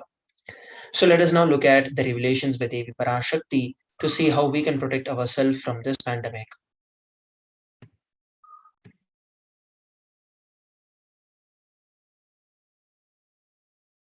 Parashodasi Meenakshi,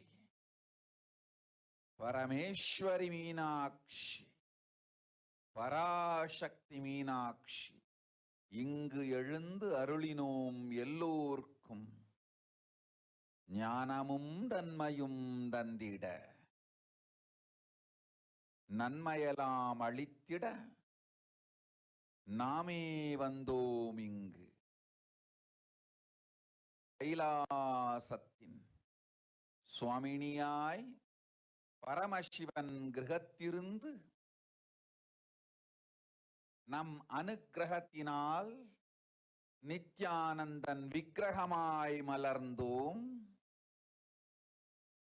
உங்கள் எல்லோருக்கும் நல்லதை செய்திட, நன்மையை சொல்லிட, தர்மார்த்த காம மோக்ஷம் எனும் புருஷார்த்தங்கள் நாளும் பொங்கி மலர்ந்திட வந்தேன் இங்கு. மாந்தர்கள் கொடுந்தொற்று கொரோனா கண்டு அஞ்ச வேண்டாம். 8 வழியின் மூலமாகவும் எண்ணத்தில் தியானித்து என்னை பிரார்த்தித்தல் 1, சமூக வலைதளங்கள் மூலமாய் என்னை சரணடைதல் 2, எங்கெல்லாம் என் மகமாரி வடிவத்தில் நான் குடிகொண்டிருக்கின்றேனோ அங்கெல்லாம் பூமிதித்து என்னை வழிபடுவது 3, நெஞ்சில் மஞ்சள் தடவி வேப்பம் சாரருந்தி தினந்தோறும் என்னை தியானிப்பது 4, நிர்விகல்ப நிலையிருந்து நித்யானந்தத்தை நிறைத்து உயிர்வது 5, சிவ சிவ சிவ எனும் பிரபஞ்ச பெரும் நாதத்தை அஜபா ஜபமாய் நிகழ்த்தல் 6, நிறைவான பூரண மனத்தோடு வாழைப்பழத்தோலும் வெங்காயமும் குதிகாலில் வைத்து பத்திட்டு நித்திரையில் அடங்குவது 7, பூரணமாய் பரிபூரணமாய் அருணாச்சல ஸ்மரணையில் நினைப்பும் மறப்பும் அருந்த உணர்வு ஸ்மரணையில் அகம் அகம் என ஸ்புரிக்கும் அருணாச்சல ஸ்மரணையில் ஆனந்த ஸ்புரணத்தில் இருப்பது 8 எனும் 8 முறையிலும் என எண்ணியோர் அத்துணை பேருக்கும் இல்லை கொரோனா கொடுந்தொற்றின் தாக்கமும்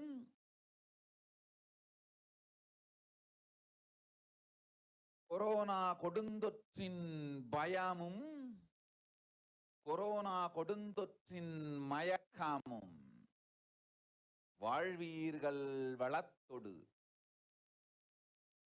நல் ஞானம் யோகத்தொடு நாமே நிம்மோடு நானே நீயாய் நீயே நானாய் நல்வாழ்வு வாழ்வீர்கள். 8இல் 1 செய்தாலும் கொரோனா உங்களை எட்டவிடாது காப்பு.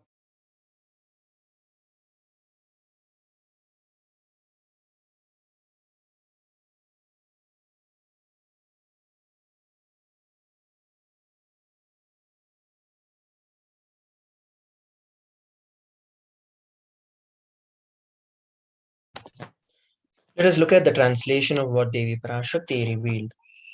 O humans, don't be scared of the deadly infection COVID.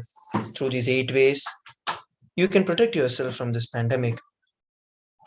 Praying and meditating on me, surrendering to me through the social media, wherever I am residing, worshipping me by doing the fire walking, applying the turmeric in the chest, drinking the neem juice and meditating on me every day, being in the unclutched state, filling with eternal bliss, doing the ajapa of the cosmic sound Shiva, with complete mind, applying the banana peel and the onion in your heels and going to sleep, and being in the state beyond any remembrance or forgetting in the Arunachala Spurana that blossoms as aham aham in the state of Ananda Spurana. These are the solutions revealed by Devi Parashakti for us to protect ourselves from this pandemic. Let us now move on to the next segment of today's Bhava Samadhi Darshan. After a short break, please stay tuned.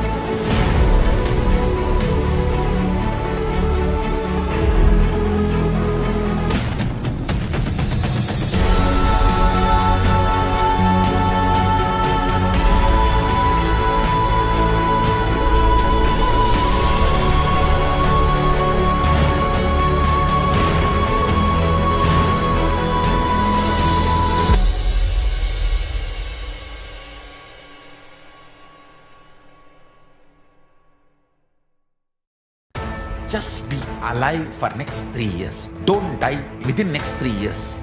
I guarantee you, I will reach you wherever you are.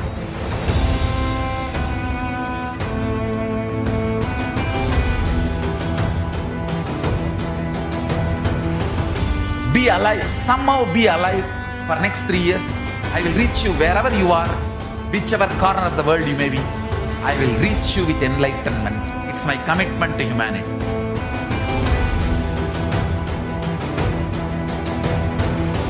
I'm going to empower, enlighten each and every one of you with the fuel and energy of the parallel universe.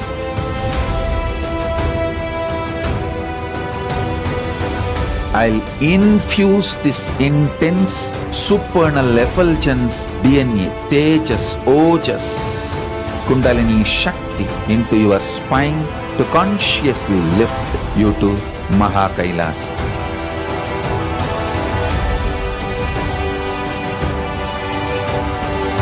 It is irreversible permanent enlightenment, irreversible power manifestation, irreversible permanent empowerment.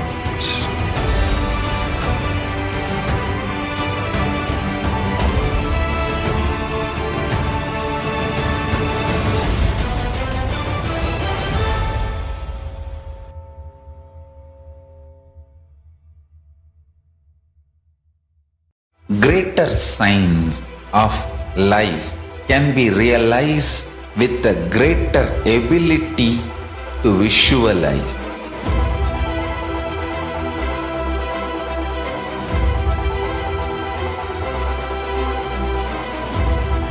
Greater science is the equivalent word for Hinduism.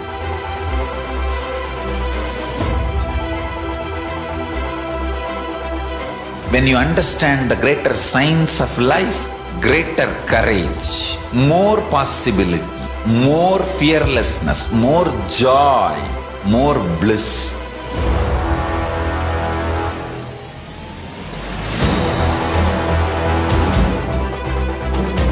When you visualize Paramashiva with 25 heads, 75 eyes, 50 hands, your consciousness becomes ferocious, and that ability to visualize, you will get involved in everything deeply.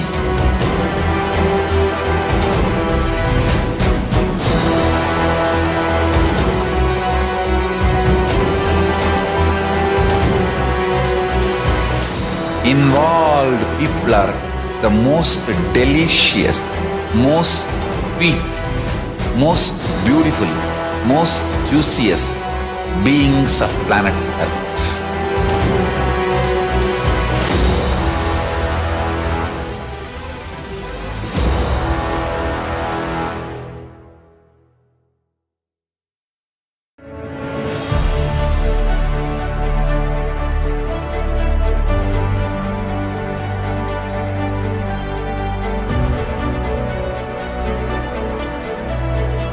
I am your Guru. I will make you enlightened. It's my commitment.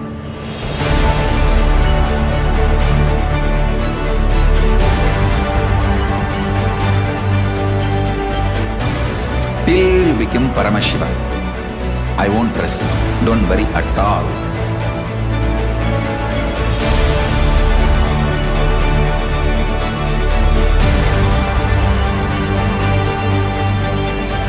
To all my disciples, I give you this as a boon. I'll swallow everything with which you are stuck and liberate you all.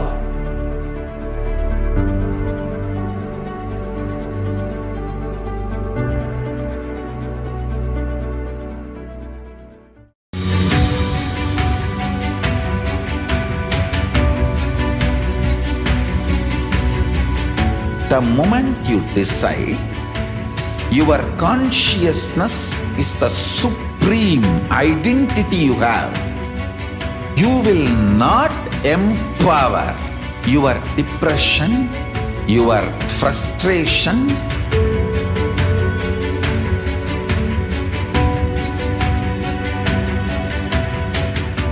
deal your problems, whether it is simple headache or depression or the worst suicidal patterns or life negativity, only through consciousness. Don't go for any other solution.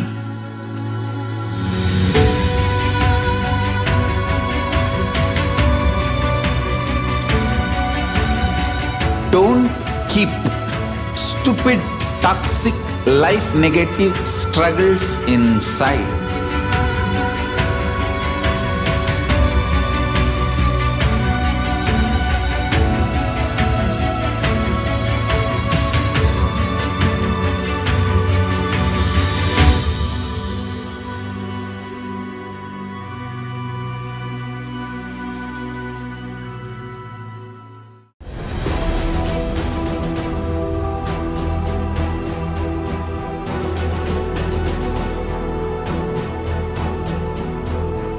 Your consciousness has power at this moment to swallow, digest, clean up all negativity and all toxins.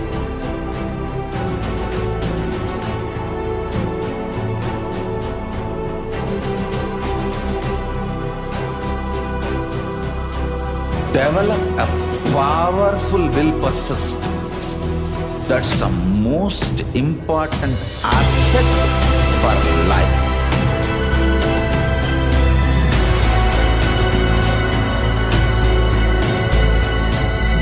I am not giving you some life positive blah blah. I am giving you the facts of life. I am triggering your consciousness.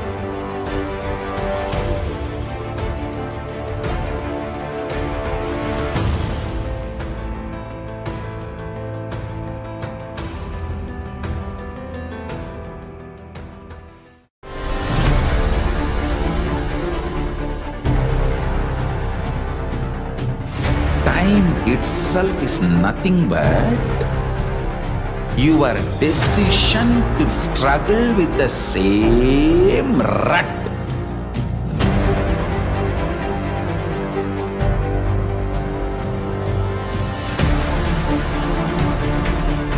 Your decision to struggle with the same rut is time, Kala.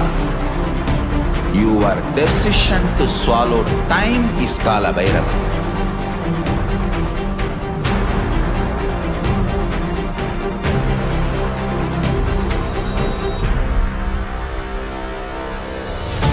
Stand.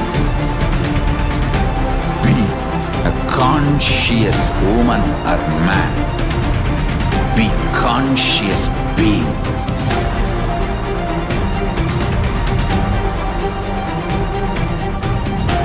Shrink the time through conscious will persistence. Make the future into present by being ferocious with yourself.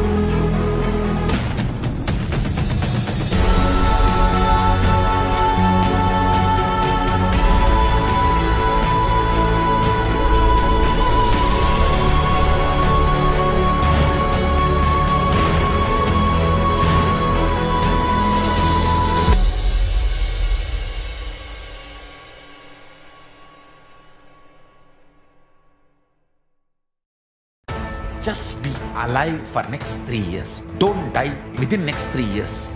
I guarantee you, I will reach you wherever you are.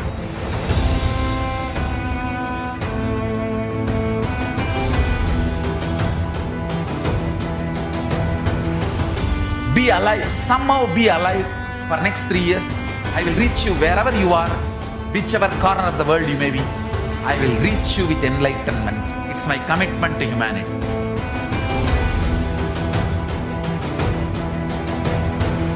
I'm going to empower, enlighten each and every one of you with the fuel and energy of the parallel universe.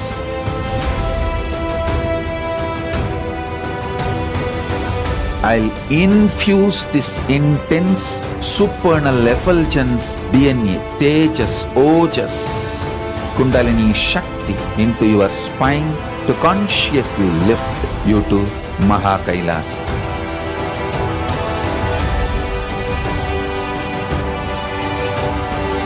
It is irreversible permanent enlightenment, irreversible power manifestation, irreversible permanent empowerment.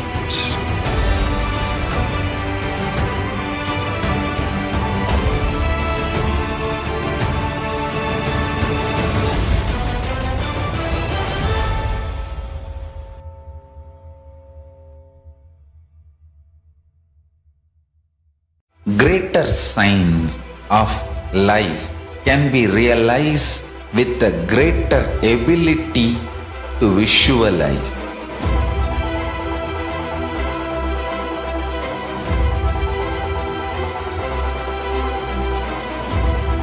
Greater science is the equivalent word for Hinduism.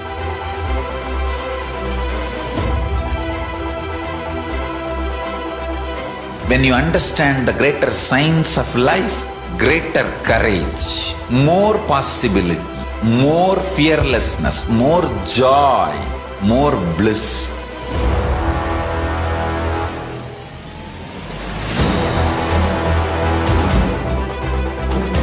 When you visualize Paramashiva with 25 heads, 75 eyes, 50 hands, your consciousness becomes ferocious, and that ability to visualize, you will get involved in everything deeply.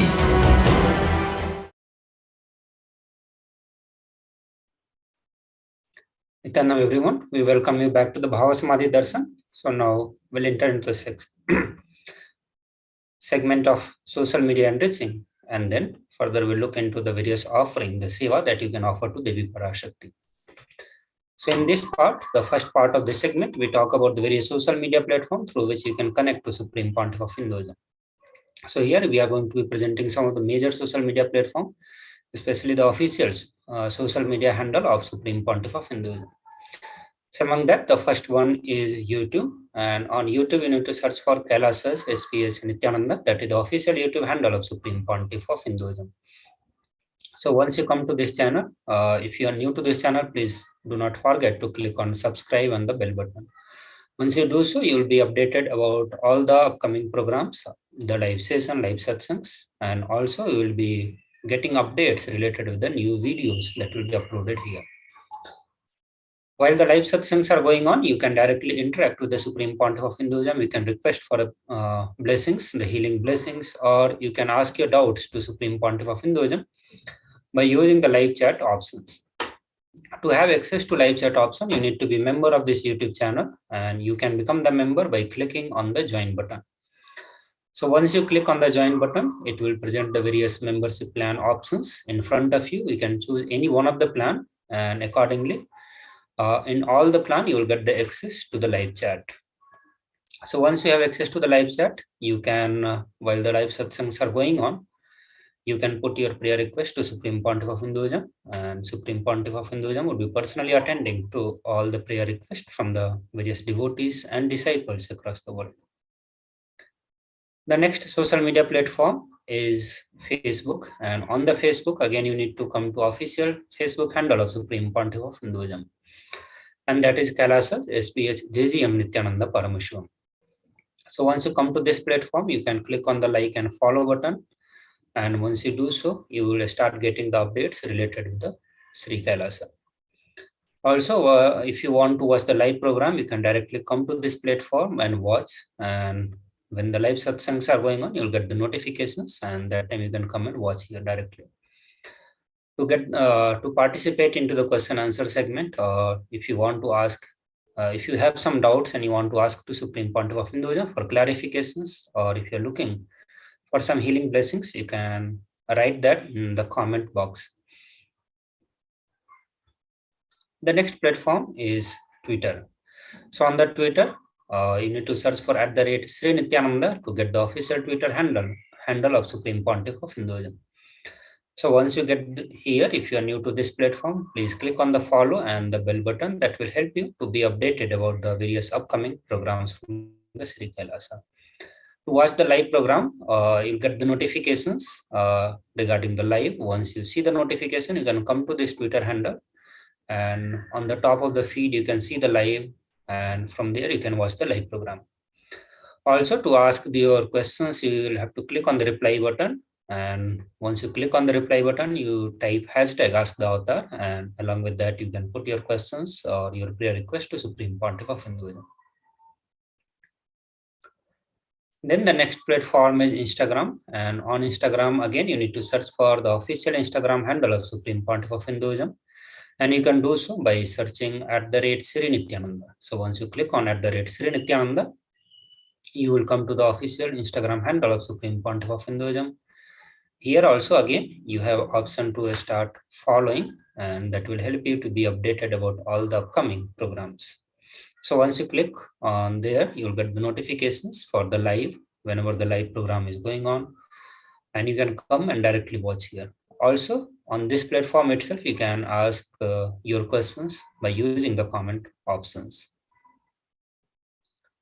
The last platform is kailasa.org, the official website of Sri Kailasa. And once you come here on the kailasa.org, you can click on the left side, which is WhatsApp chat visit. And once you come here, you can directly connect with your personal WhatsApp application, and you can start putting your questions or the prayer request to Supreme Pontiff of Hinduism directly through your WhatsApp application.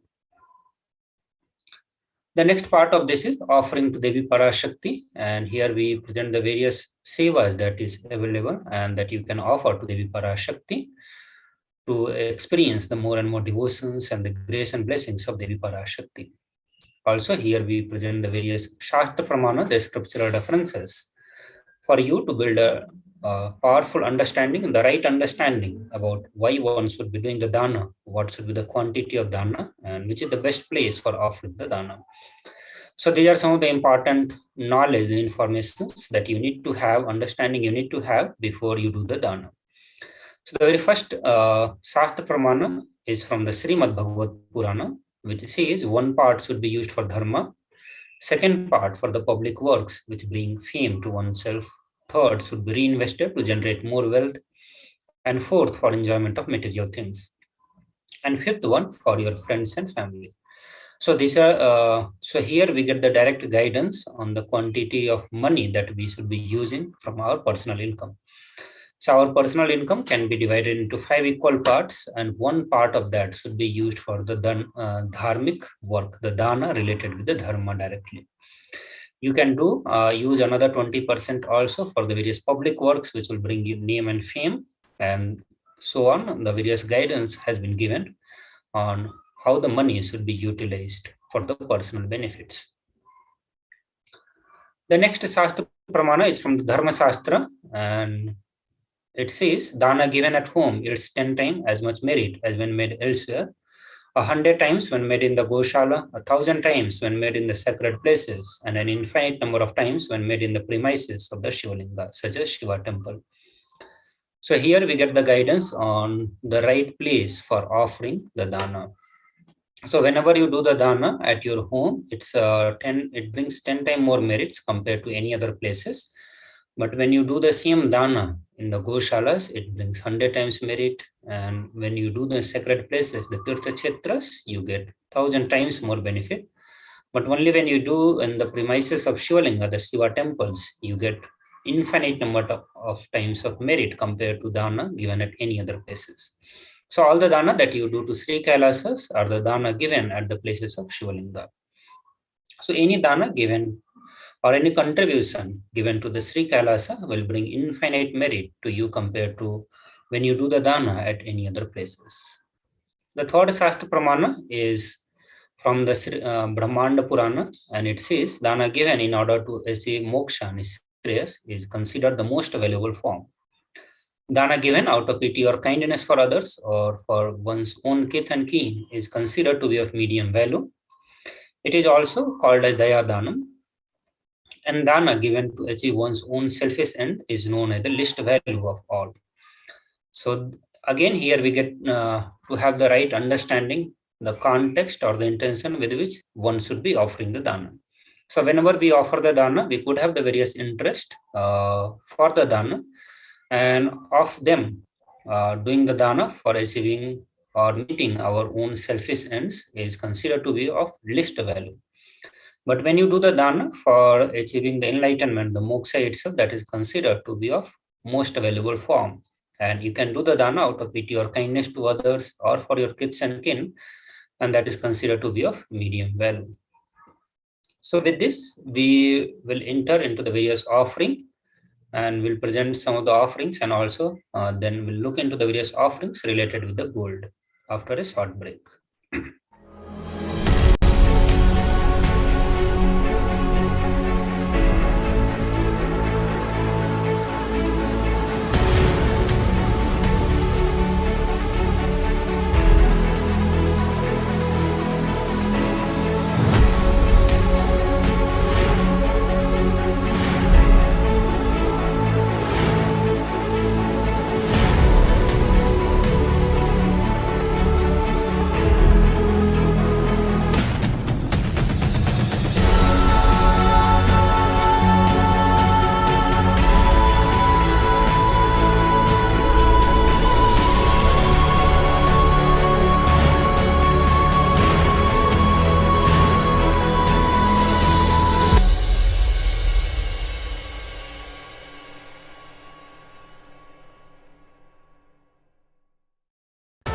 Just be alive for next 3 years. Don't die within next 3 years.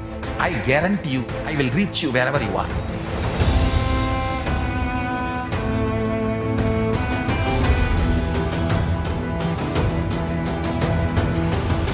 Be alive, somehow be alive for next 3 years. I will reach you wherever you are, whichever corner of the world you may be. I will reach you with enlightenment. It's my commitment to humanity.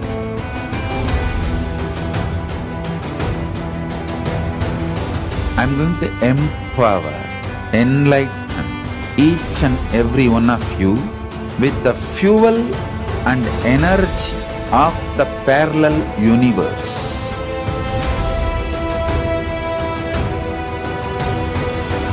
I'll infuse this intense supernal effulgence DNA, Tejas, Ojas, Kundalini Shakti into your spine to consciously lift you to KAILASA.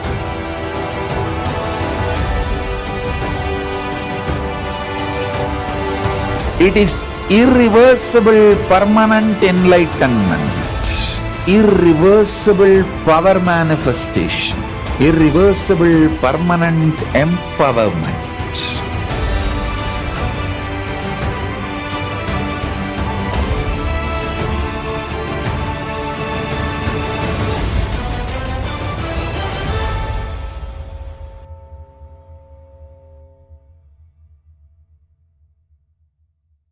Greater signs of life can be realized with a greater ability to visualize.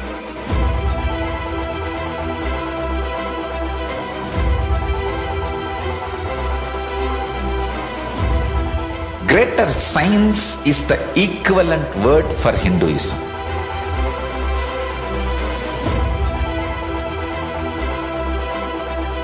When you understand the greater science of life, greater courage, more possibility, more fearlessness, more joy, more bliss.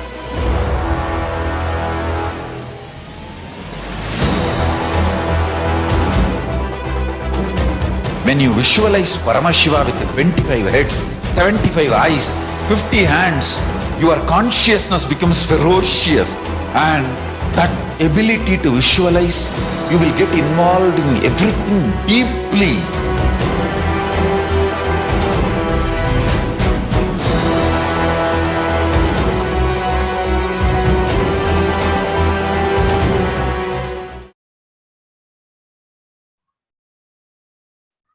So now we look into the first offering, and that is e-hundi. And in e-hundi, you can offer any amount of money that you want to offer without any restrictions on the upper limit or lower limit. The Shastra says Devi is fond of true devotion and is realized through true devotion. She can be won over through true devotion. She removes all the fear. Also, it says if there is any fear in the minds of devotees, Devi will surely remove those fears. It is stated that Devi likes to be worshipped in the autumn, and here it is meant that autumn of our life is when the thought turns more and more inward. When that happens, the role of Devi divine becomes known and understood clearly to us, and the need for Devi worship becomes stronger. So you can offer your gratitude and devotion to Devi Parashakti by offering your kanika, and your name shall be chanted out during the puja to Devi. The next offering is Sankalpa chanting, and that is $1. So you can offer this seva by paying $1. Also, at the end of this segment, we'll talk about how to make the payment or to make the payment for offering the various sevas. The Shastra Pramana says the goddess enchants this universe, and she herself gives birth to this universe. That goddess, under being prayed without interest in anything, gives that knowledge that leads to salvation and gives wealth in the materialistic sense. So whenever you offer the Sankalpa chanting in front of Devi Parashakti, Devi Parashakti becomes the co-creator of your reality, and she blesses you with the right knowledge, the Jnana Shakti, and also with the wealth for you to manifest those reality. So offering the Sankalpa, the conscious resolution, blesses the person, offering with all the fruition of desires and wishes, he is yearning, he or she is yearning. So now we look into some of the offerings, the seva that is based on the gold. And we'll also look into the significance of the divine element gold and why gold plays such an important role into the various sevas. So gold is present in all the scriptures of Sanatana Hindu Dharma, whether it is Agama, Veda, Shruti, Smriti, Itihasa, or Purana. So in all the Hindu scripture, it is displayed that gold is most auspicious and purest metal which purifies our being. In the Hindu civilization, everything was built in gold, exchanged in the gold. The ritual fees were offered in the gold bricks. So when one was to be saved from life-threatening illnesses, gold was offered as a ritual fee.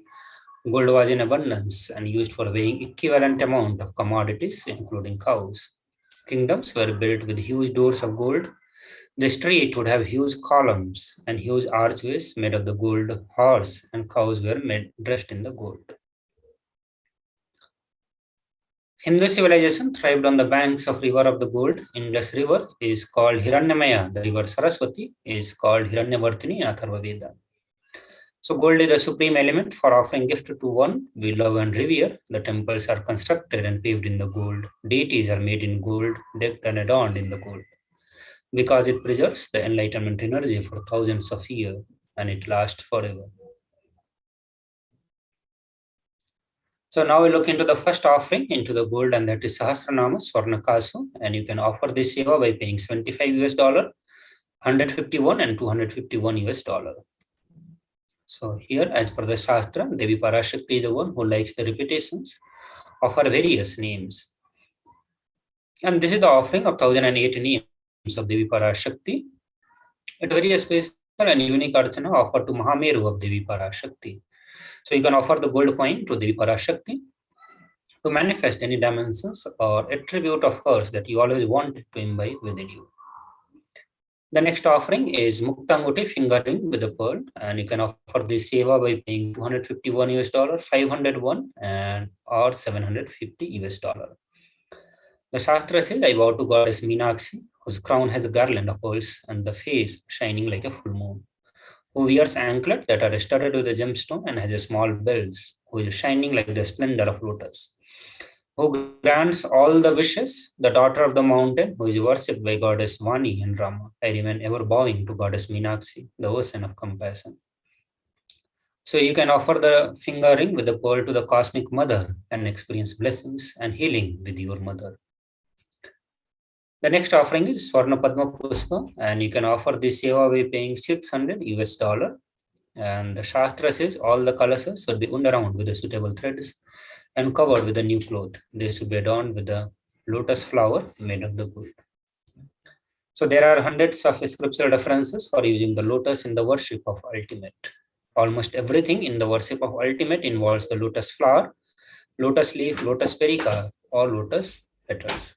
The lotus is a divine flower, whether it is a consecration of deities of worship or the object of meditation or the mudras and asana used during the worship. In every dimension, the lotus is involved and offered.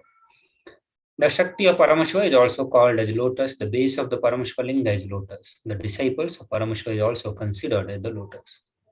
So you can offer the golden lotus in any size you wish to and express gratitude to Tyaga and sacrifice of your mother. The next offering is Swarna Methi, the gold toe ring, and you can offer this seva by paying $750. The Shastra says, you whose brightness from the toenails destroy the darkness of ignorance from the minds of your devotees who prostrate at your feet. You whose brightness from your 2 feet overpowers that of the lotus flower. The verse number 83 of Saundarya Lahari, which states that the nails of Devi Parashakti have been sharpened by constantly being touched by crowns of celestial beings who always prostrate before Devi Parashakti.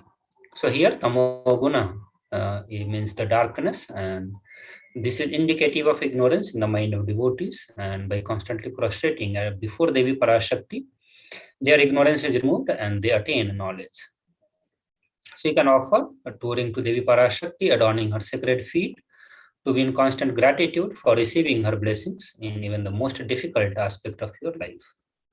The next offering is a Swarna Mantika, gold hairline jewelry, and you can offer this seva by paying $750. And Devi Parashakti is called a Sudha Sarvi Varsin, means she who makes the nectar flow in all our nerves from Sahasrara, she who gives a very pleasant experience of the ultimate. The Mantika represents the nectar flowing from the Sahasrara Chakra, which is fully opened and blossomed. So offer the Mantika to Devi Parashakti and receive blessings of achieving the blissful state of overflowing gratitude and the space of complete completion. So with this, we'll move to the next offerings, and that is the offering to Guru. We'll move to that after a short break.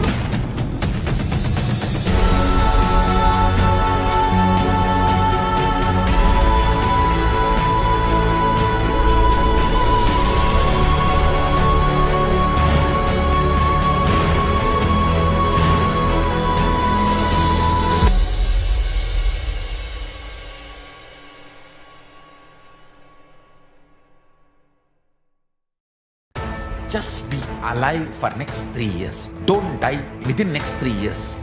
I guarantee you, I will reach you wherever you are.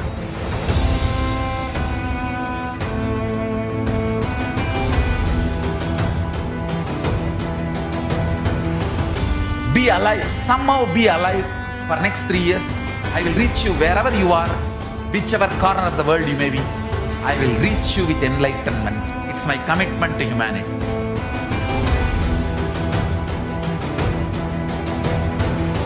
I'm going to empower, enlighten each and every one of you with the fuel and energy of the parallel universe.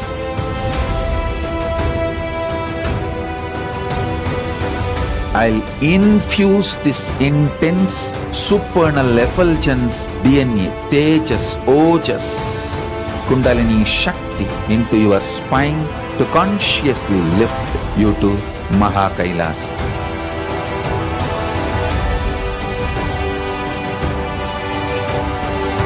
It is irreversible permanent enlightenment, irreversible power manifestation, irreversible permanent empowerment.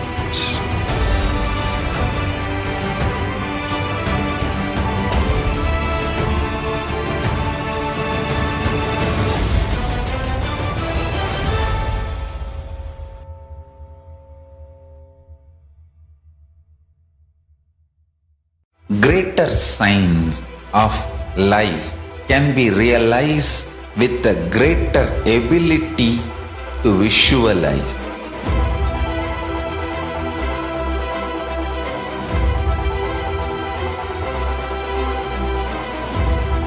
Greater signs is the equivalent word for Hinduism.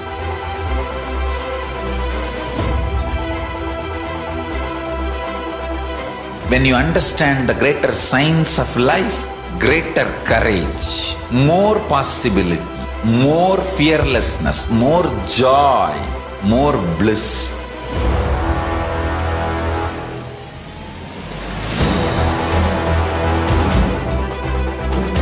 When you visualize Paramashiva with 25 heads, 75 eyes, 50 hands, your consciousness becomes ferocious, and that ability to visualize, you will get involved in everything deeply.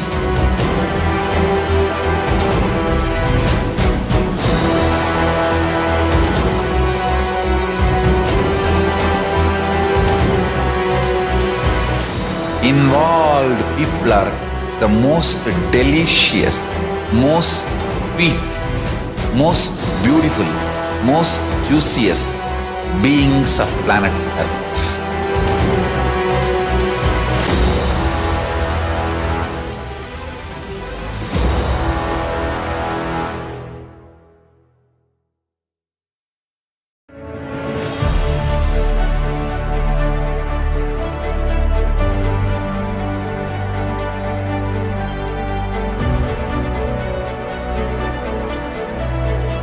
I am your Guru.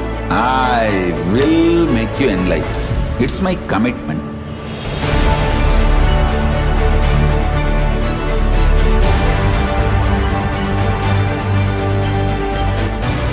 Till you become Paramashiva, I won't rest. Don't worry at all.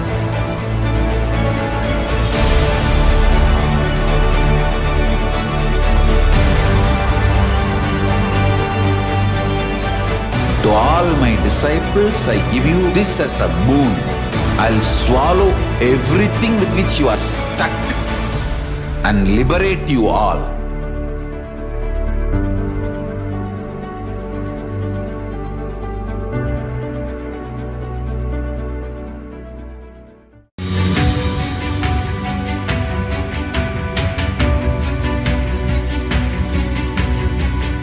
The moment you decide, your consciousness is the supreme identity you have. You will not empower your depression.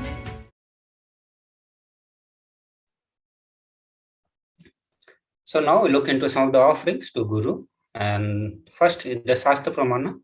And this is from Kularno Tantra, chapter 12, verse 12, and where Paramashiva says, there is no mantra higher than the Paduka, no God higher than Guru, no initiations higher than Shakti, and no merit higher than the Kula worship. Also, in the next Shastra Pramana, he says one should not approach royalty or deity or the Guru empty-handed. He should offer fruits, flower, cloth, and the like according to his capacity. So the first Shastra Pramana for Pratyaksha Pada Puja, and you can offer this seva by paying $1,008. In the Shastra, Paramashiva says, O Devi, remember this Paduka which yields infinitely greater merit than billions and billions of mantra japa, billions and billions of pilgrimages, and billions of worship. You can also offer the Vastra Seva by paying $1,008 to Supreme Pontiff of Hinduism. So these offerings are directly for our beloved Guru. The first offering was for the Pratyaksha Pada Puja, and the second offering was for the Vastra Seva. So for offering to Devi Parashakti, you can visit this link, gateway.nithyanandeswara hindutemple.org/NHTL. So once you go to this link, you will get the various options. The various seva will be listed into the select option. So you can select from there. And once you click on that, it will list down all the seva that is available for all of us. You can choose any one of the seva, and accordingly it will reflect the price. For that, you can also adjust the quantity, any quantity that you want to offer. And you can proceed to the next, verify all the sevas and the quantity, and then you can proceed for making the payment. On the payment page, you'll have to submit the various details related to the billing details and the card detail. Once you're done, you can click on place order, and with that you will complete the payment for that. So with this, we come to end of this part, this segment of Bhava Samadhi Darshan of Devi Parashakti. So now we will move to the next part, and that is going to be glimpses of the glorious past.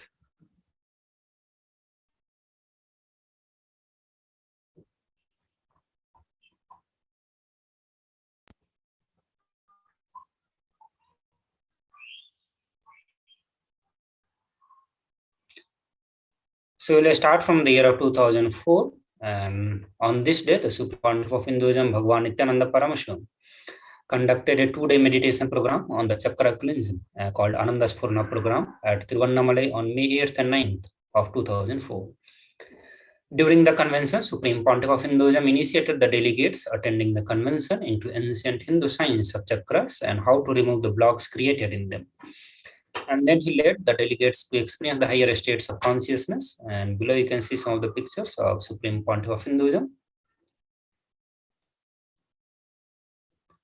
Moving to the next year, the year of 2006, and on this day, Supreme Pontiff of Hinduism, Bhagwan Nithyananda Paramashivam, conducted the 4th Acharya training in the US near the Los Angeles. Below are some pictures from the day 6 of the convention. The disciples danced, ate, and meditated with the Supreme Pontiff of Hinduism, thus having a glimpse of how the life with the Paramavatara Paramashiva can be when there is no disruption by the anti-Hindu forces. By spending time with them and initiating them through his all-encompassing space, Supreme Pontiff of Hinduism gave them the biggest gift of the disciples can crave for, and that is the Guru Bhakti.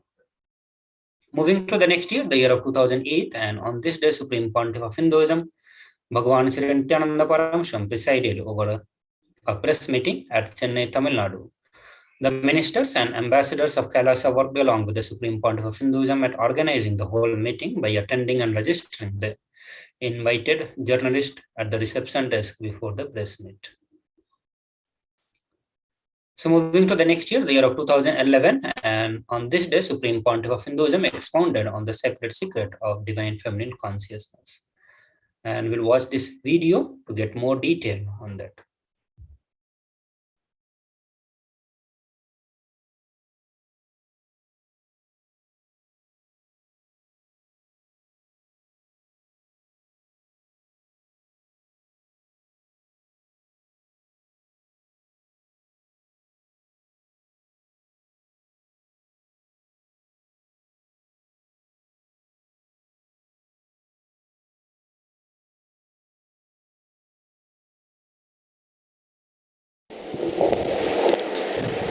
सदाशिवसमारम्भाम् शङ्कराचार्यमध्यमाम् अस्मदाचार्यपर्यन्ताम् वन्दे गुरुपरम्पराम्.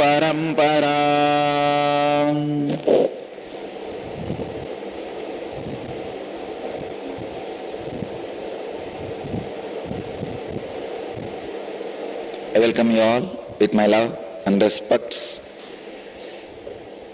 I welcome all the devotees, disciples, samajis, satsangis sitting with us around the world at this moment in 782 places through NTV and 15 places in two-way video conferencing in 181 cities in 26 countries. The cities in two-way video conferencing having Nayana Diksha are Anna Nagar, Guadalupe, Vancouver, Redondo Beach, San Jose, Seattle, Los Angeles, Malaysia, Ohio, Turkey, Singapore, Hyderabad. I was able to see Hyderabad, Toronto, and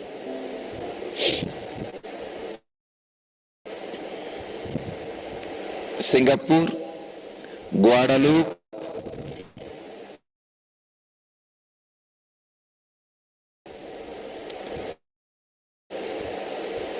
I welcome you all with my love and respects. I just now received the message just after the Pada Puja started. In Slim River Center, Malaysia, the Vibhuti Kumkum is continuously getting materialized from the Padaka. From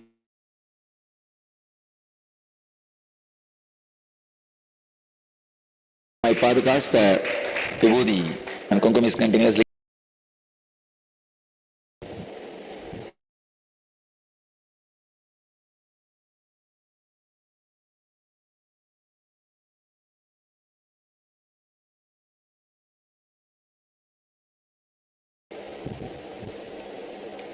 Today is consciousness.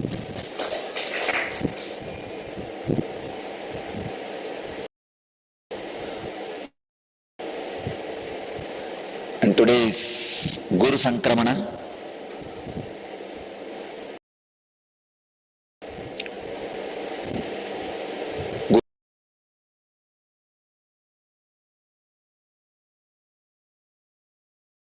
One position to another position. Who is going to do a lot of Ishta Paribalana and Dushta Nigraha.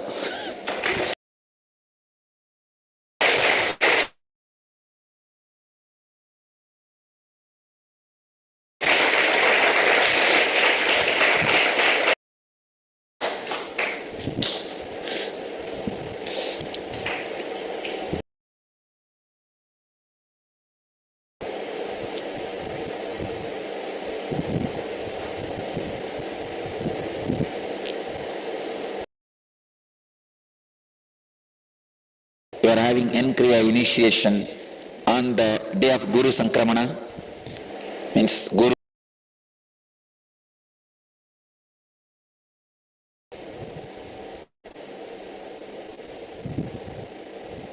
Exactly 8 years before, I think 2003, on this very day I landed in US. When I landed in US, it was Guru Sankramana.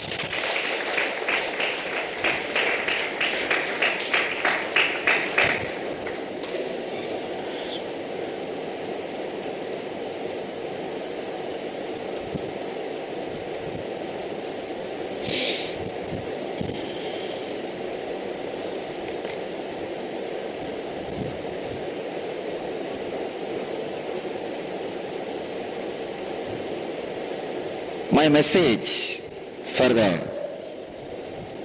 International Mother's Day, I can say in one line.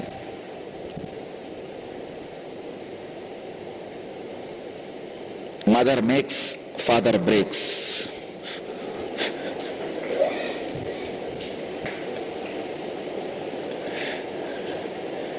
Man breaks, woman makes. It is the feminine consciousness which is responsible for anything you see and experience, whether it is in the cosmic level, or in the country level, or in the social level, or in the family level. It is a feminine consciousness which is a bonding material for the things to exist.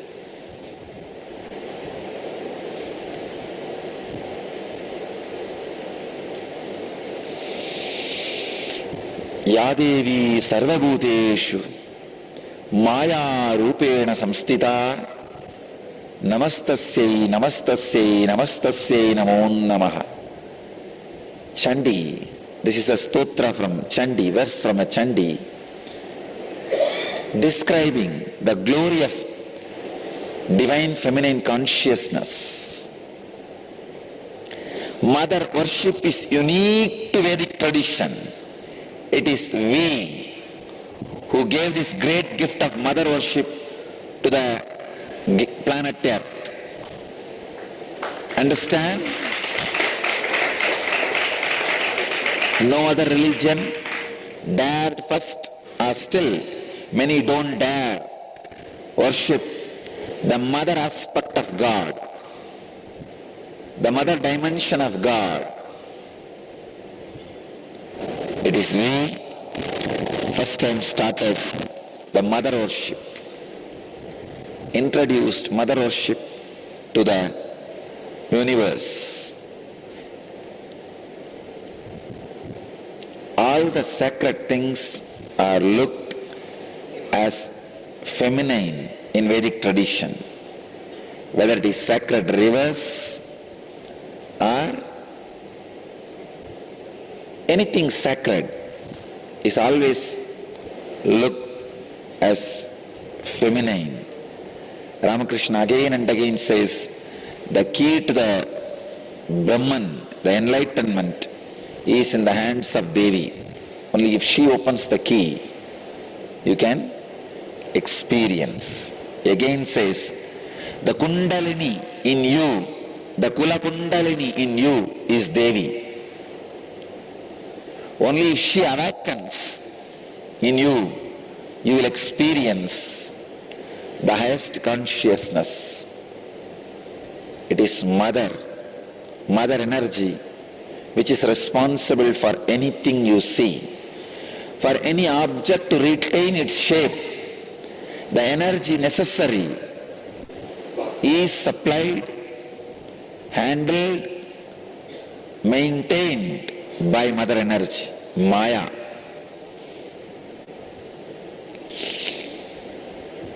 It's Prakriti, responsible for Purusha's expression. I can say anything you perceive belongs to Prakriti. Anything you experience belongs to mother energy. That is why even Padukas are regarded and respected in Vedic tradition as Paduka in Achiyar. It's a feminine Devi. Even if your Guru is in the male body, Guru's Padukas are feminine energy.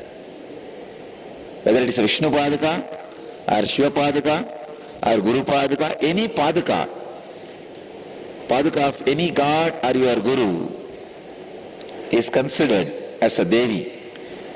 Feminine consciousness. Only mother energy can give liberation.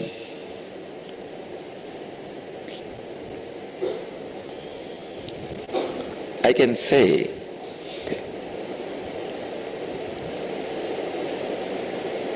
whenever the mother energy is added to you, whether you are in the male body or female body, you experience enlightenment.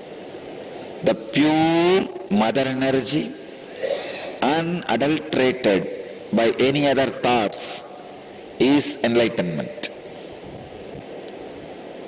The source of creation, the source of sacredness, source of divine is mother energy.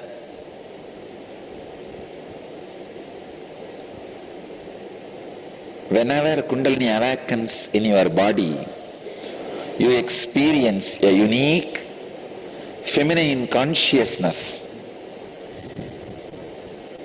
Your whole system expresses a unique feminine mood or the feminine feeling, the mother feeling. You give birth to yourself. When you become mother to yourself, when you give birth to yourself, You became the Divine Mother, Cosmic Mother, Universal Mother.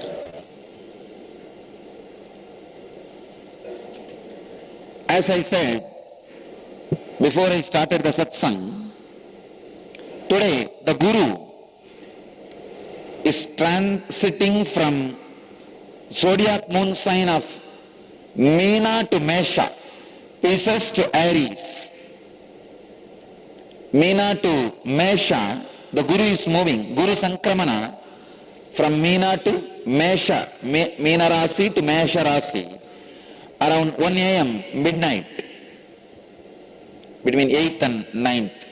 Tonight, around 1 a.m., Guru is moving from Meena Rasi to Mesha Rasi. In the ashram, we will be having Laksharchana for Adi Guru Dakshinamurti and Mahabhisheka and the Guru Homa, Maha Guru Homa, a grand, beautiful festival for Guru. Today, another one thing I am going to do, first time to the world, I am revealing and identifying, showing all the Gurus who directly helped me, all the masters who directly helped me, all masters who are responsible for what I am now. First time, I am revealing all their names and photographs to the world, and I wanted to show one by one, Sampradaya by Sampradaya, all the masters and Sampradaya which enriched me and which are responsible for whatever I am and what I am sharing with the world. First I will start the Yoga Sampradaya, Sadashiva. From Sadashiva it starts, then Patanjali, Mahavatar Babaji, and Yogi Yogananda Puri, Raghupati Yogi, Yogi Raj Raghupati Yogi Maharaj, from him reaches me. So all the yogic techniques, yogic powers, yogic knowledge I express belongs to these masters. They are responsible for that. These masters are responsible for all the yogic things I am expressing or through me expressing. The next, Tantra Sampradaya. All the techniques, Shiva Sutras, the knowledge related to Tantra which I am expressing belongs to this Sampradaya. From Sadashiva, Devi, Meenakshi and Mataji Vibudananda Puri, Kuppammal, and it reaches me. So all the knowledge of Tantra, techniques, meditations, experiences you receive belongs to them, these great masters. And Siddha Sampradaya, all the knowledge, techniques, medicines, methods expressing through me from Siddha Sampradaya, Siddha medicines and everything related to Siddha belongs to this Sampradaya. This is from Shiva to Agastya, then all the 18 Siddhas, Gorakkar, Kumbhanavar, Idaikkalar, Sundaranandar, all the Bogar, Pambati, Gudambai Chittar, Agappe Chittar, all the 18 Siddhas, and to Isakki Siddhar, who was in Tiruvannamalai. From Isakki Siddhar, Mataji Kuppammal, Vibudananda Puri Devi, and reaches me. So all the Siddha knowledge I express, I attribute it to them. It is from their tradition, their gift. It is their blessings. Then Avaduta Sampradaya, the healing which I am doing, the spiritual healing, is the gift from this Sampradaya. Sadashiva, Avaduta, Tattatreya, and Sadashiva Brahmendra, from him, gifted to me. So anybody who is healed is indebted to this Sampradaya. The Sadashiva Brahmendra, Dattatreya and Sadashiva. And Arunachala Sampradaya. By birth I inherited one Sampradaya. Just by birth I inherited one Guru Sampradaya. That is Sadashiva, from Sadashiva, there is a huge lineage of masters. Arunagiri Yogeshwara, Sadashiva himself, Arunagiri Yogeshwara. From Arunagiri Yogeshwara, we couldn't get many photos like Guhanamachivaya, Gurunamachivaya Swamigal. There were thousands, unbroken lineage. The latest photo we are able to get is the Seshadri Swamigal and Ramana Maharishi, Pundi Mahan, who lived near Arunachala, and Yogi Ram Sarat Kumar, and me. So all the tendencies I express because of my birth in Arunachala, like a tremendous respect for temples and the temple culture, whatever I am radiating, because I am born in Arunachala, all that is the blessings of this Sampradaya, Arunachala Sampradaya. And next, all my Vedantic knowledge, Brahma Sutra, Upanishads, Bhagavad Gita, whatever Vedantic knowledge expressing through me is the blessings of this Puri Sampradaya, the Vedanta Sampradaya. That also we are not able to get photos of many pictures of many people. From Sadashiva it starts, Narayana, Bhatma Baba, Vasishta, Parashakti, Parasara, Vyasa, Sukha, Gaudapada, Govindapada, then Shankaracharya. From Shankaracharya, all the disciples Sureshwara, and from Sureshwara comes Totapuri, Ramakrishna, and Abhedananda, Ramakrishna's disciple Abhedananda Puri. From Abhedananda, Hamsananda Puri. One more photo we are missing. From Hamsananda Puri, Mataji Kupammal, Vibhudananda Puri, Mataji Vibhudananda Puri. From Vibhudananda Puri, it reaches to Nithyananda Puri. And so all the Vedantic expression from me is the blessing of this Puri Sampradaya. And the next, Nata Sampradaya, all the Hatha Yogic techniques I am expressing, the levitation, Kundalini awakening, everything is the blessing from the Nata Sampradaya. From Sadashiva Adinata comes Goraknata, Maschendranata, Lagulisanata, Narayana Swaminata. Again, this is an imaginary picture. We are not able to get original. How you look, from that we got the imaginary picture. From Narayana Swaminata comes to Nithyanandanata. So, this is the Nata Sampradaya. Many photos, pictures, we are not able to collect. But once we collect, we will be able to give you more unbroken lineage. Unbroken lineage of the masters. So today, as the day of Guru Sankramana, we all pay respects to all the great masters to be here with us, protect us, guide us, and lead us to enlightenment. I bless you all.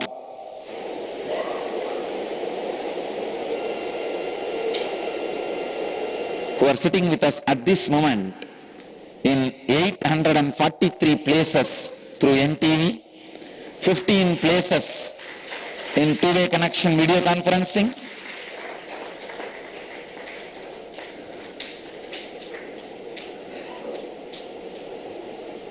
in 195 cities in 26 countries, and my special blessings to Yoga Center in Turkey, run by Adnan Kabak, Siddhashram Yoga Center, for hosting today's Enkriya.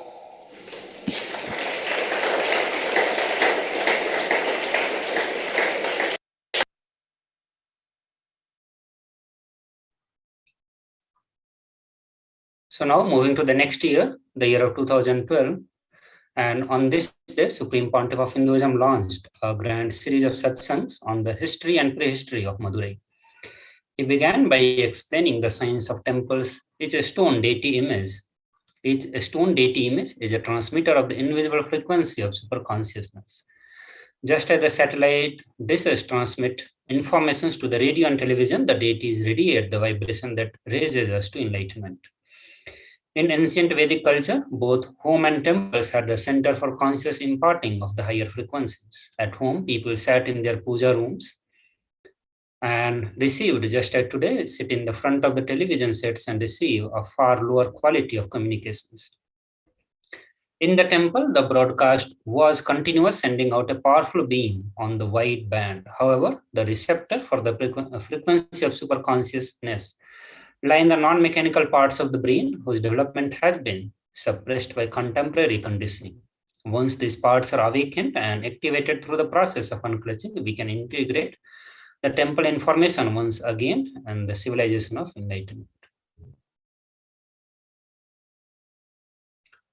So now we'll watch a short video where Supreme Pontiff of Hinduism has expounded more on the truths of science of temple.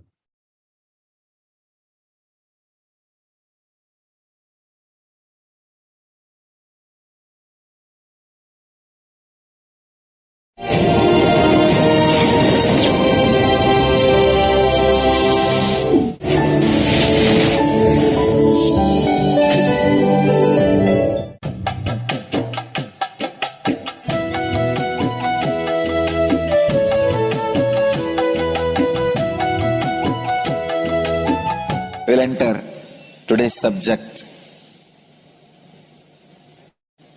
It is such a vast ocean. Meenakshi's history and the history of Madurai Adinam, recorded history itself, is very little known information. And unrecorded Akashic readings are so much. I have to sync the whole thing in tune. It is still taking time for me to comprehend, especially to present it in your language, the language in which all of you can understand. I can see literally so much of cosmic information from the Akashic reading, Akashic recordings are getting downloaded and getting ground, processed to get expressed in the language in which you all can grasp, you all can understand, you all can receive, you all can enjoy.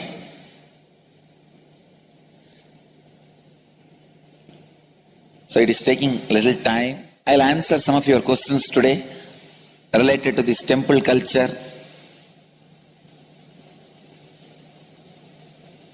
As part of this Satsang series, Madurai Adinam series.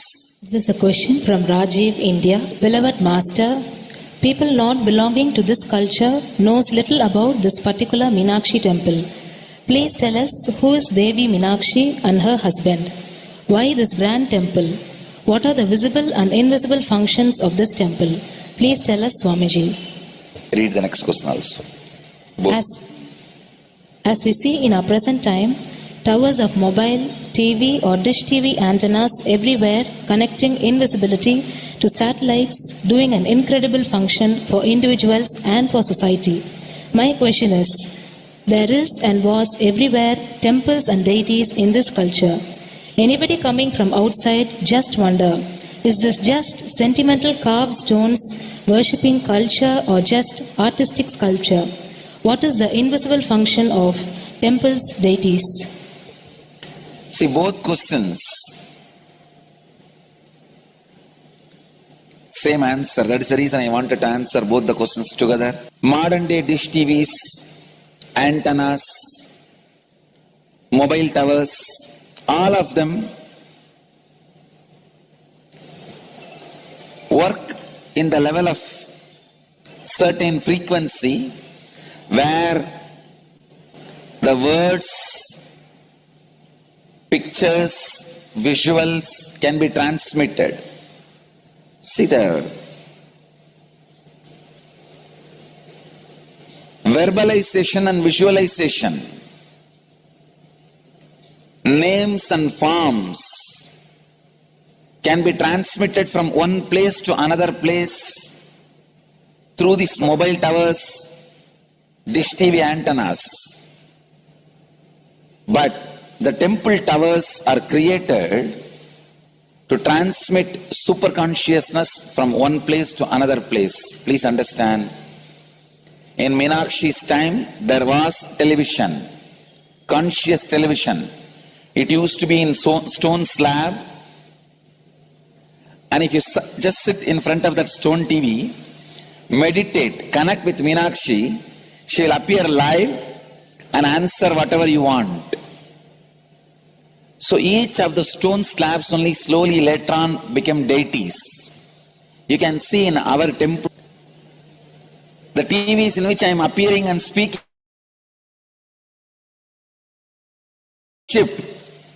flowers are offered to it, aarti is done to it, incense is given to it.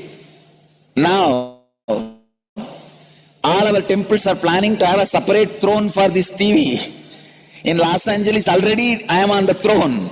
The TV is in the throne. The TV, in which people are seeing me, have already become deity. Same way, please understand, the stones through which people were able to connect with the super consciousness have become deities. Same way, all our temples, deities, everything is a connecting mechanism with super consciousness. The mechanism which connects with the super consciousness.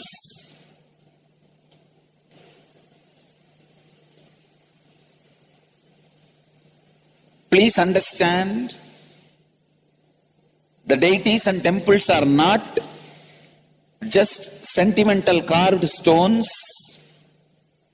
or they are not just artistic sculptures, they are conscious transmitters. They raise you to the super consciousness. In each house in Vedic tradition, we have a puja room. All the puja rooms are your private conscious airport, are conscious transmission centers. The main temple is a place from where continuous super consciousness is radiating. So if you just sit and connect with a deep feeling connection, see, in those days human beings were so beautiful and simple. Just remembering the name of the deity is enough. They are already in connection with the deity. That feeling connection. When I read Patanjali's Yoga Sutra, it says, sit in Siddhasana and be in Samadhi. That's all. So the human beings were so simple in those days. Just if you sit in Siddhasana, you are already in Samadhi. If you sit, your mind sits. Now, if you sit, your mind sits. Mind is completely away from the body. In those days, human beings are so simple and intelligent. All the non-mechanical parts of their brain were awakened. It is Western culture which killed the non-mechanical parts of the brain, the functions of the non-mechanical parts of the brain. Please understand, in the Vedic civilization, always human beings were brought up in such a way that non-mechanical parts of the brain was fully alive and awakened. It is a cultural invasion, destroyed the greatest possibility of the human being when the non-mechanical parts of the brain is not functioning anymore. The temples, deities, all these are looking useless. Otherwise, they are a huge conscious infrastructure. Please understand. So, an example, suddenly, if we find some method to travel just 20 feet above the air or 30 feet above the air without petrol or diesel, all our automobiles, roads, everything will become useless. Then you will wonder, why so many automobile industries are established? Why so many cars are produced? Why this huge road waste? I think our ancestors are fools. You don't understand.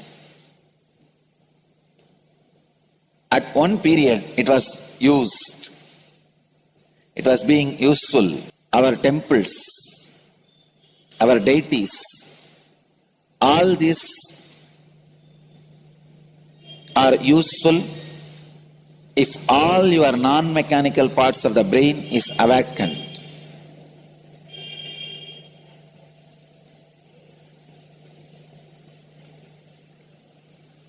Unclutching is the process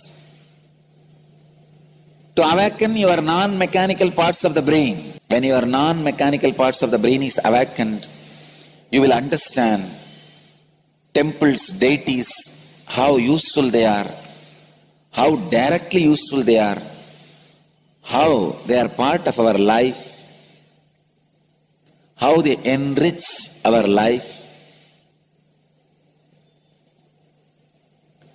and how they make human beings intelligent, enlightened.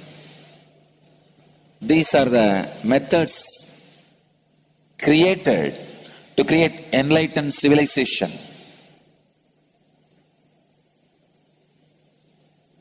These grand temples are not built as an just monument.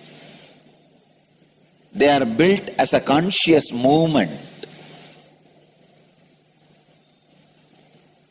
It is not like Egyptian pyramids, monuments, no. It is conscious movement to raise human beings to the highest consciousness, to make human beings experience the highest purpose.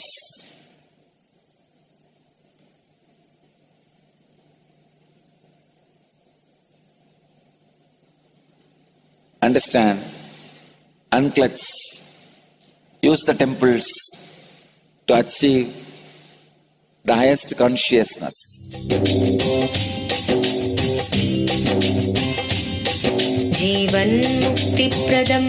Paramahamsa Nithyananda, a rare living incarnation, is named among the world's 100 most spiritually influential persons.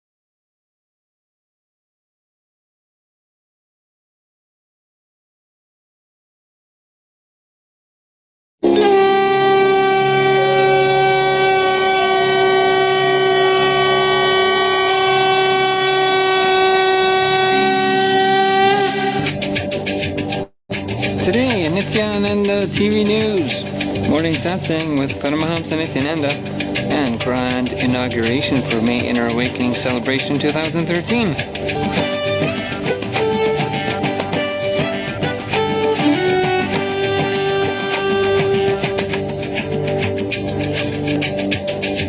Nithyanandam, and welcome to Nithyananda TV News for Wednesday, May 8th, 2013, during the Purna Uratau, the season of completion leading up to Guru Purnima, July 22nd. Now for today's top stories. Intention to be complete, true listening begins.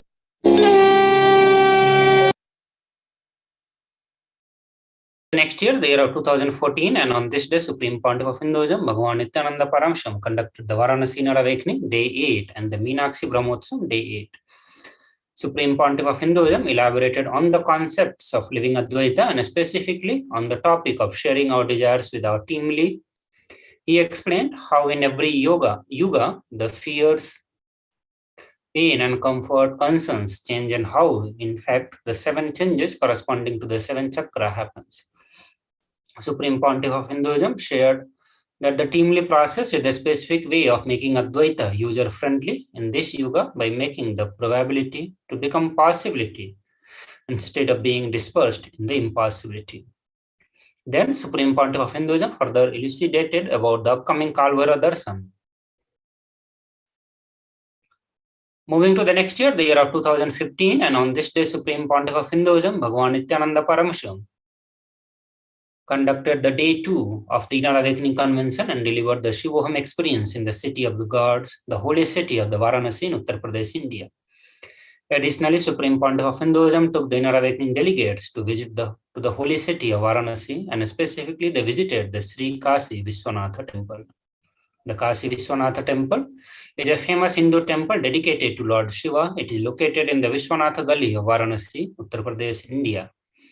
The temple stands on the western bank of the holy river Ganga and is one of the 12 Jyotirlingas, the holiest of the Shiva temple. The main deity is known by the name Sri Vishwanatha Visheshwara, literally meaning the Lord of the universe. So we'll catch the more glimpse from this day through the Nithyananda Times video magazine.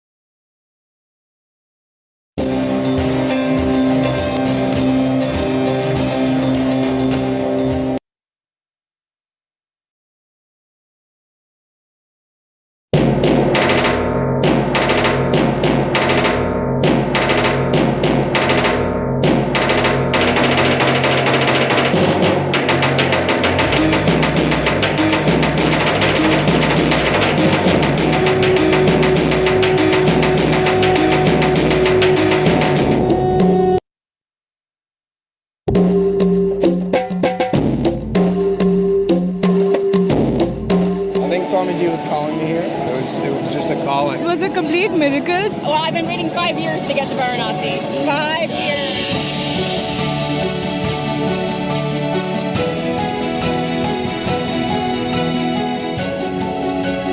I just came for witnessing, for experiencing that flow of love, that love current of Mahadeva.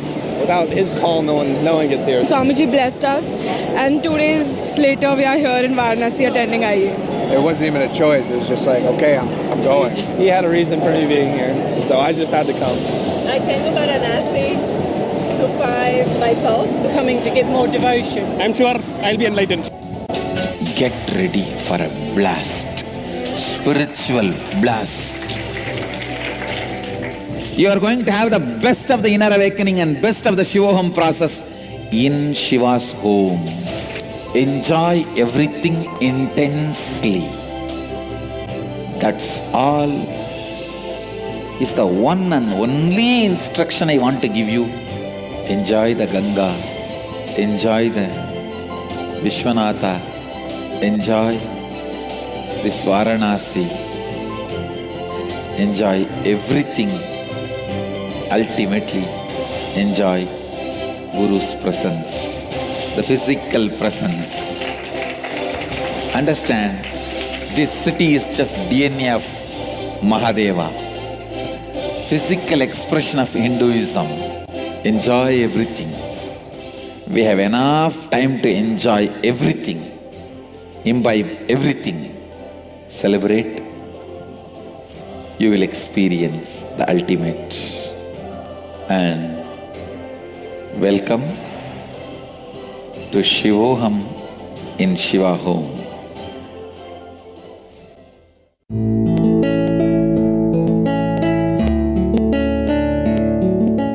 What are the ways for experiencing Mahadeva's love current? I want to share an experience.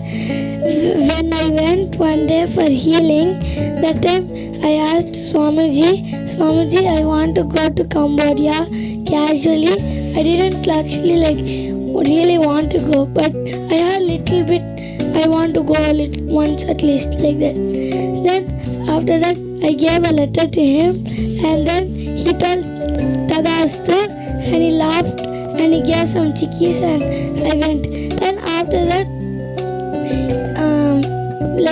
1 month from before Cambodia, that time my mom, she came and told me that we are going to Cambodia, create a space, then we'll go 100%. Then I created a space, and then I went to Cambodia. So from this, I want to say that I experienced the love current of Mahadeva through Swamiji.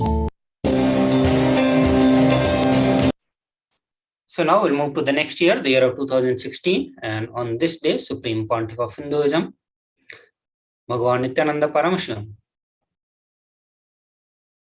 conducted the day 5 of the Living Suddhadvaitam process convention in the Ujjain Adinam as part of the most auspicious and the holiest event of Kumbh Mela. Apart from the Living Suddhadvaitam initiation session, Supreme Pontiff of Hinduism dedicated some time to share his knowledge on how we are to dress as per Agama instructions. Supreme Pontiff of Hinduism himself personally chose the clothing that all the delegates of the Suddhadvaitam program were to wear. To help them get the most out of the initiation process, Supreme Pontiff of Hinduism explained the connection between the food and love in the India, and how communities even today perceive the concept of sharing food as an integral way of life. So we'll watch a short video to get more understanding on the traditional attire as per the Agama.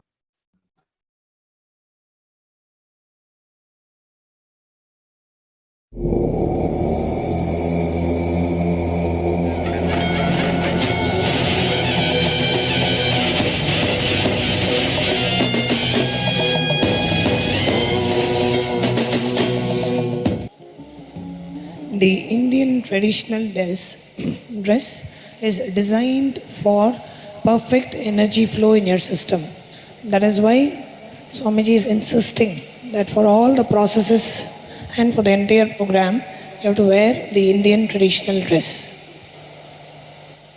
Only whatever dress, the style and the type of dress that Agama allows, only those type of designs have been personally selected and chosen by Swamiji, and only those designs we have even uploaded on the website. So all the dress designs for the men and women uploaded on the website were personally chosen by Swamiji in accordance to the style mentioned in the Agamas. And Swamiji also sat with the original Agamic description of how a dress has to be worn and matched those descriptions with the dress styles that Swamiji has chosen for us. And only those photos we have uploaded on the website as the styles that are allowed for us to wear as Indian traditional dress for the Shuddhadvaitam program. For example, for men, the front side of the lungs should have only one layer of clothing. And for women, the back side of the lungs should have only one layer of clothing. So the dress styles have been chosen according to the Agamic descriptions, personally by Swamiji himself. And Swamiji spent almost 4 days matching the original photographs and the Agamic descriptions of the dress styles. From thousands of photos, we chose the 30-40, which Swamiji chose the 30-40, which matched the Agamic descriptions, and we have uploaded them. So much of effort is gone behind choosing the dressing styles so that you get the maximum benefit from the program. See, at the end of the day, just for all of you to receive the necessary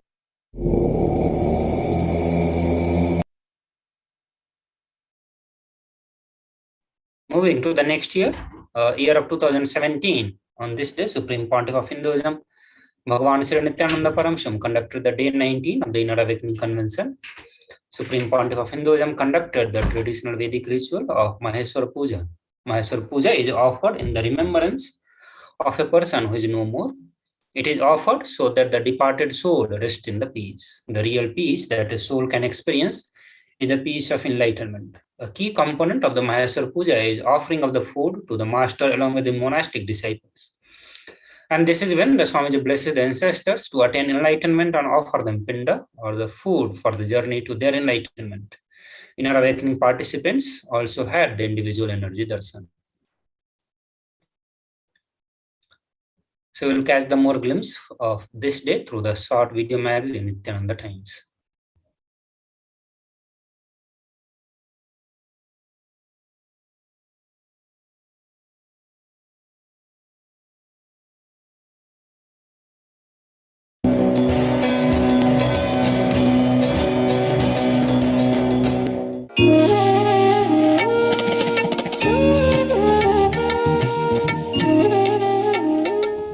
The time for the breakthrough, not just for human consciousness, but for the very consciousness itself has come. Understand? From amoeba, one cell, to fish, it was a physical growth, physical breakthrough. From fish to monkey was physical and mental breakthrough. Monkey to man, physical, mental and conscious breakthrough. Now from man to superhuman, physical, mental, conscious and superconscious breakthrough.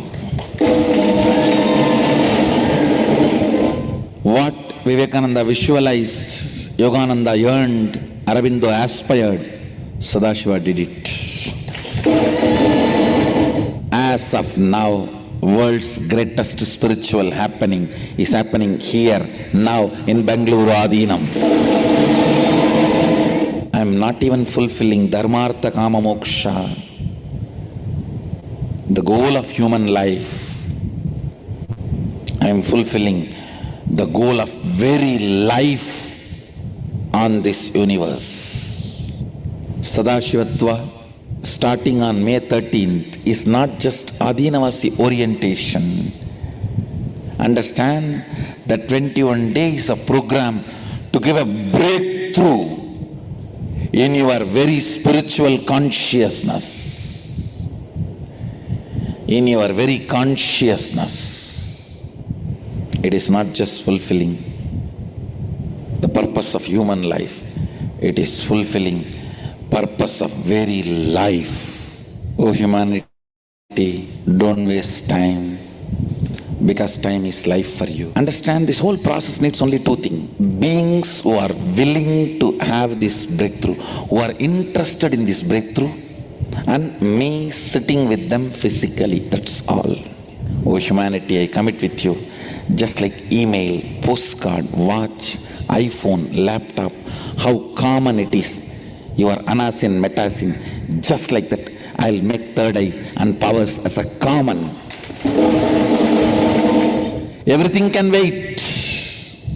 Your business can wait. Your spouse can wait. Your career can wait. Your education can wait. Everything can wait. But don't make Sadashiva wait.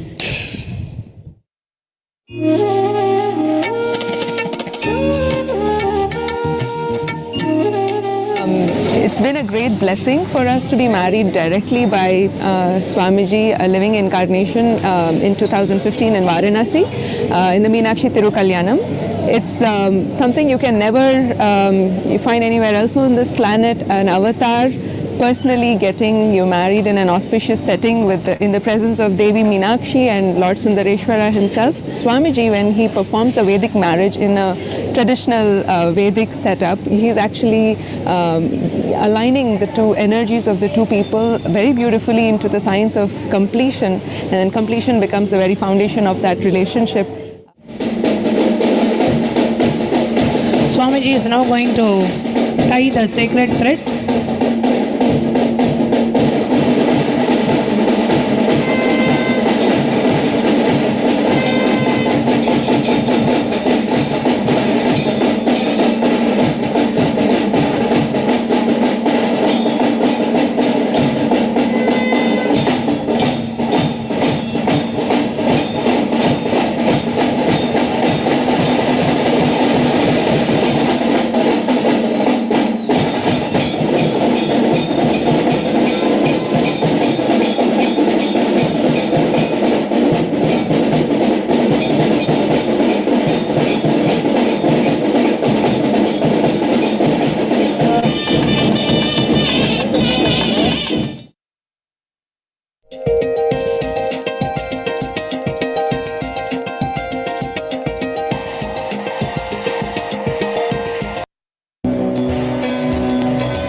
So now we will move to the next year, the year of 2018. And on this day, Supreme Pontiff of Hinduism, Bhagavan Nithyananda Paramashivam visited the temple to pay his respect to Devi. Sri Mahamaya Bhagavati is one of the most popular deity in the Kerala and the Supreme Mother Goddess in Hinduism. The Devi is worshipped at the temple in three different forms, as Mahasaraswati in the morning, draped in the white, Mahalakshmi at noon, draped in the crimson, and as Mahakali in the evening, decked in the blue. The goddess is believed to be Bhadrakali in her fierce form or the Ugra form. Supreme Lord Paramashiva, the Lord Ganesha, and the Lord Dharmasthala Ayyappa are also worshipped at the temple. We'll catch the more glimpse of this day through this Paramashivam Oneness capsule.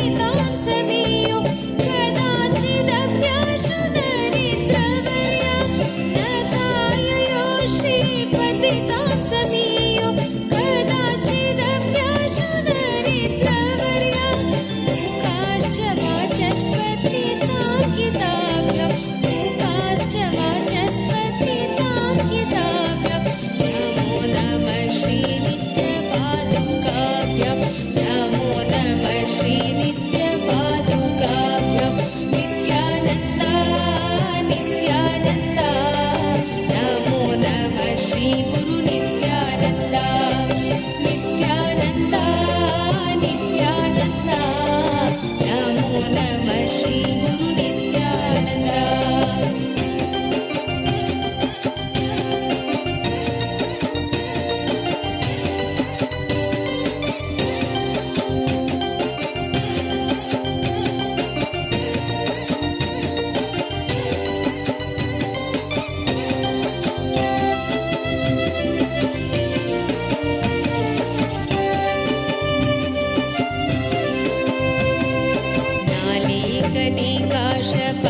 नालेकनिकाशपदाकृताभ्यं नानाविमोहादिनिवारिकाभ्यं नालेकनिकाशपदाकृताभ्यं नानाविमोहादिनिवारिकाभ्यं नमज्जनाभीष्टततिप्रदाभ्यं नमज्जनाभीष्टततिप्रदाभ्यं नमो नमः श्रीनित्यपादुकाभ्यं नमो नमः श्रीनित्यपादुकाभ्यम्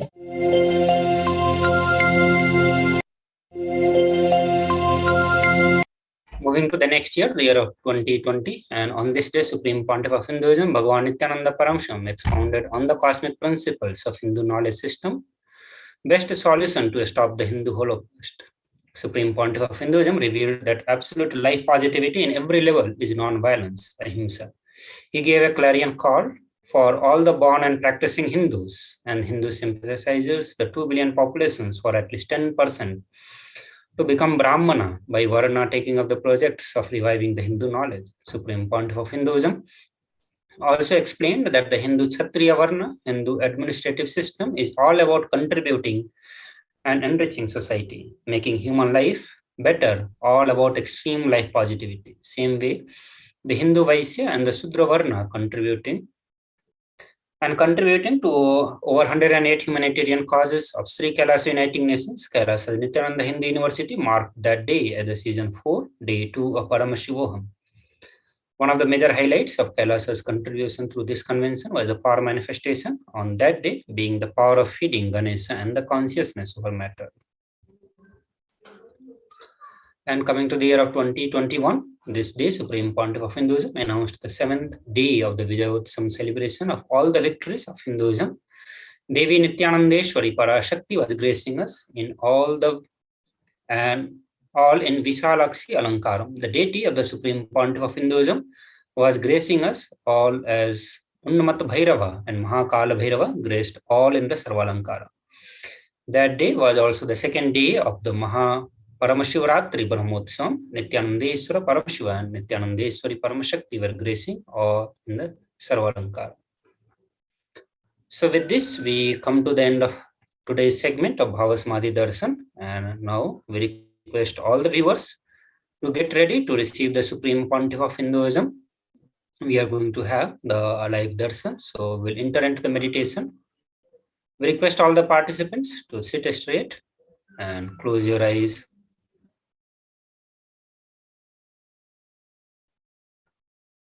Request all the participants to get ready to receive the Supreme Pontiff of Hinduism.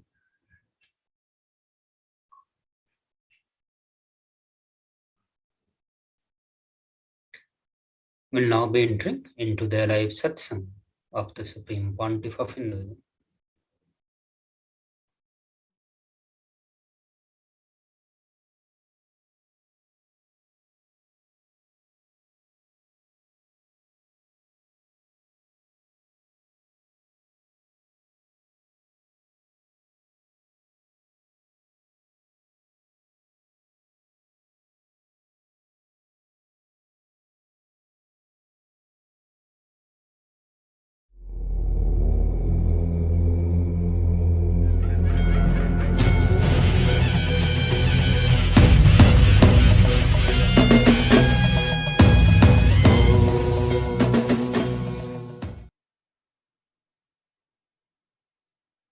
Paramashiva's message directly from KAILASA. Listen. The existence of the super consciousness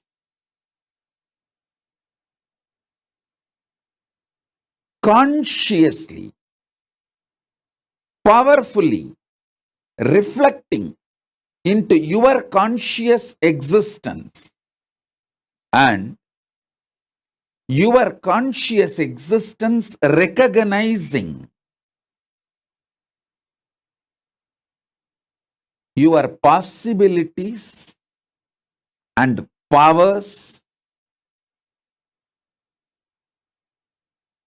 of your superconscious existence is superconscious mutation.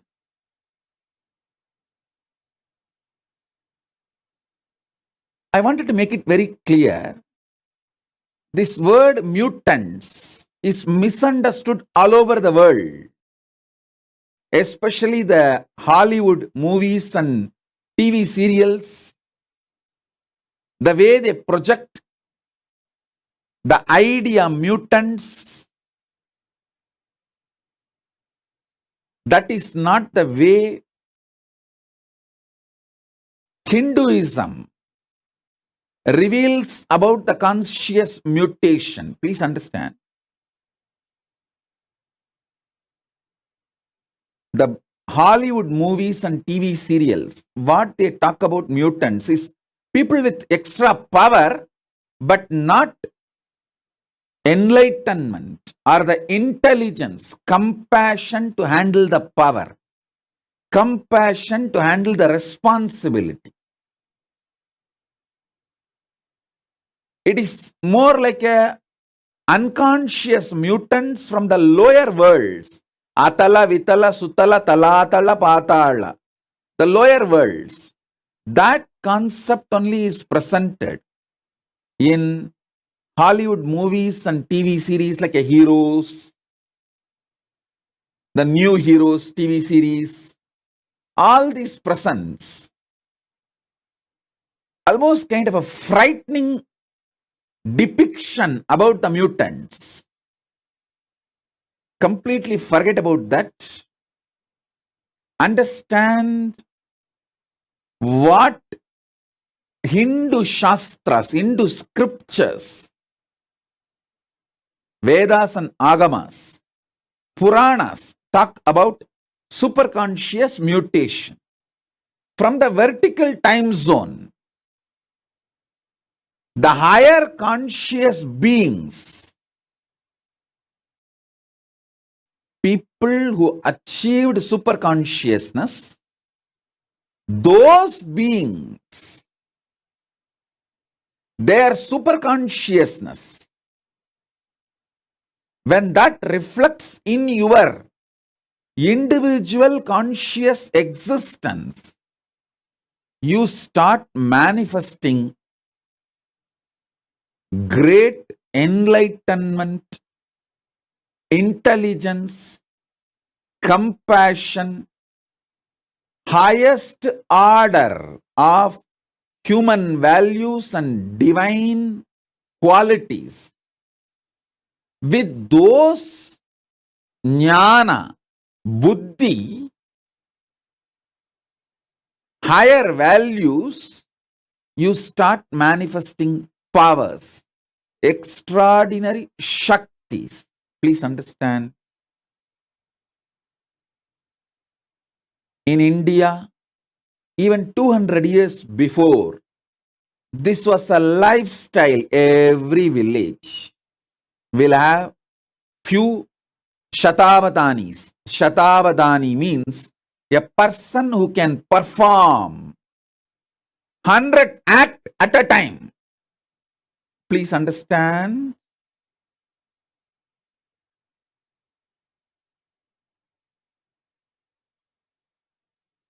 Great Vedic scholars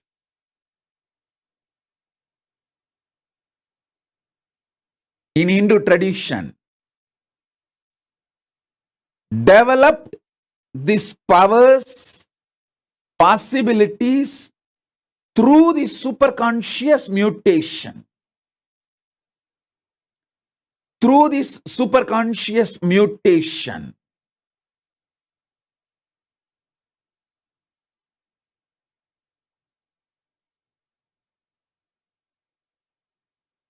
they could perform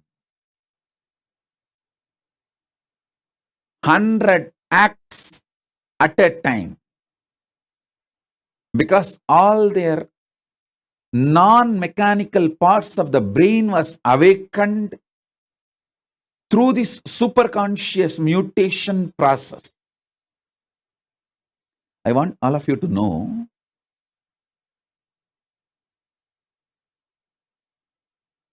elaborately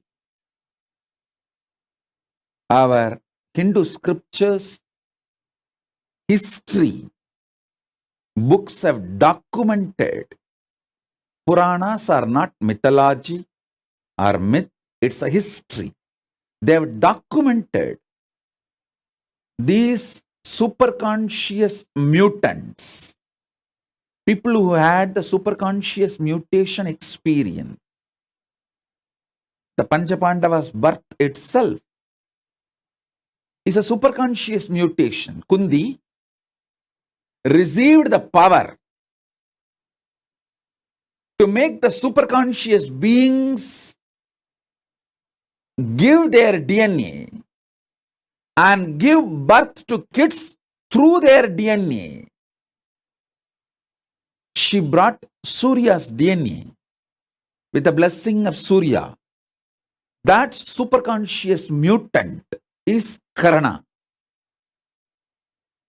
Till the end, his great value, the greatest value of Surya is just giving. Radiance is his very nature. Anything Karna had, he just gave.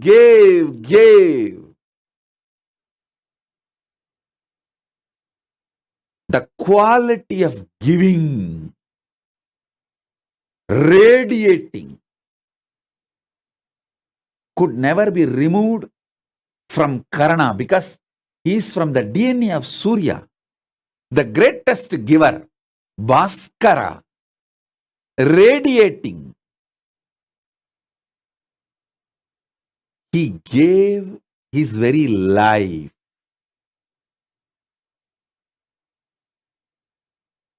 He is the extraordinary giver. Then Kundi brought the DNA of Yamadharma Raja, Yama, who is the Lord of natural law, Dharma, and gave birth to a child in the same signs of superconscious mutation. Till the end, Dharma. Yudhishthira never violates Dharma. The way he upheld Dharma is unimaginable. It's because superconscious mutation. Then comes Bhima. It's a superconscious being, Vayu. His DNA was brought, and Vayu's very DNA, superconscious mutation has been done, and Bhima was born. The power Bhima radiated, the power of Vayu Bhagavan, the power Bhima radiated is unimaginable. Arjuna is a superconscious mutant of Indra. Then Nahula and Sahadeva, they are the superconscious mutants of Ashwini Kumaras. These great beings are all superconscious mutants. Understand? Our Idihasas, Puranas elaborately document these superconscious mutation and the signs of superconscious mutation. There's an elaborate description of the 7 enlightenment cities, Kashi, Kanchi, Madura, all these 7, Mayapuri, all these 7 enlightenment cities each having the population of 10,000 Sahasravatanis, 1 lakh Shadavatanis. Sahasravatani means who can perform 1,000 action at a time. Sadavadani means who can perform 100 action at a time. Please understand, what I am talking is not story. Even as recently as now, there are documentation in Mohal's court where they start awarding Shatavadanis.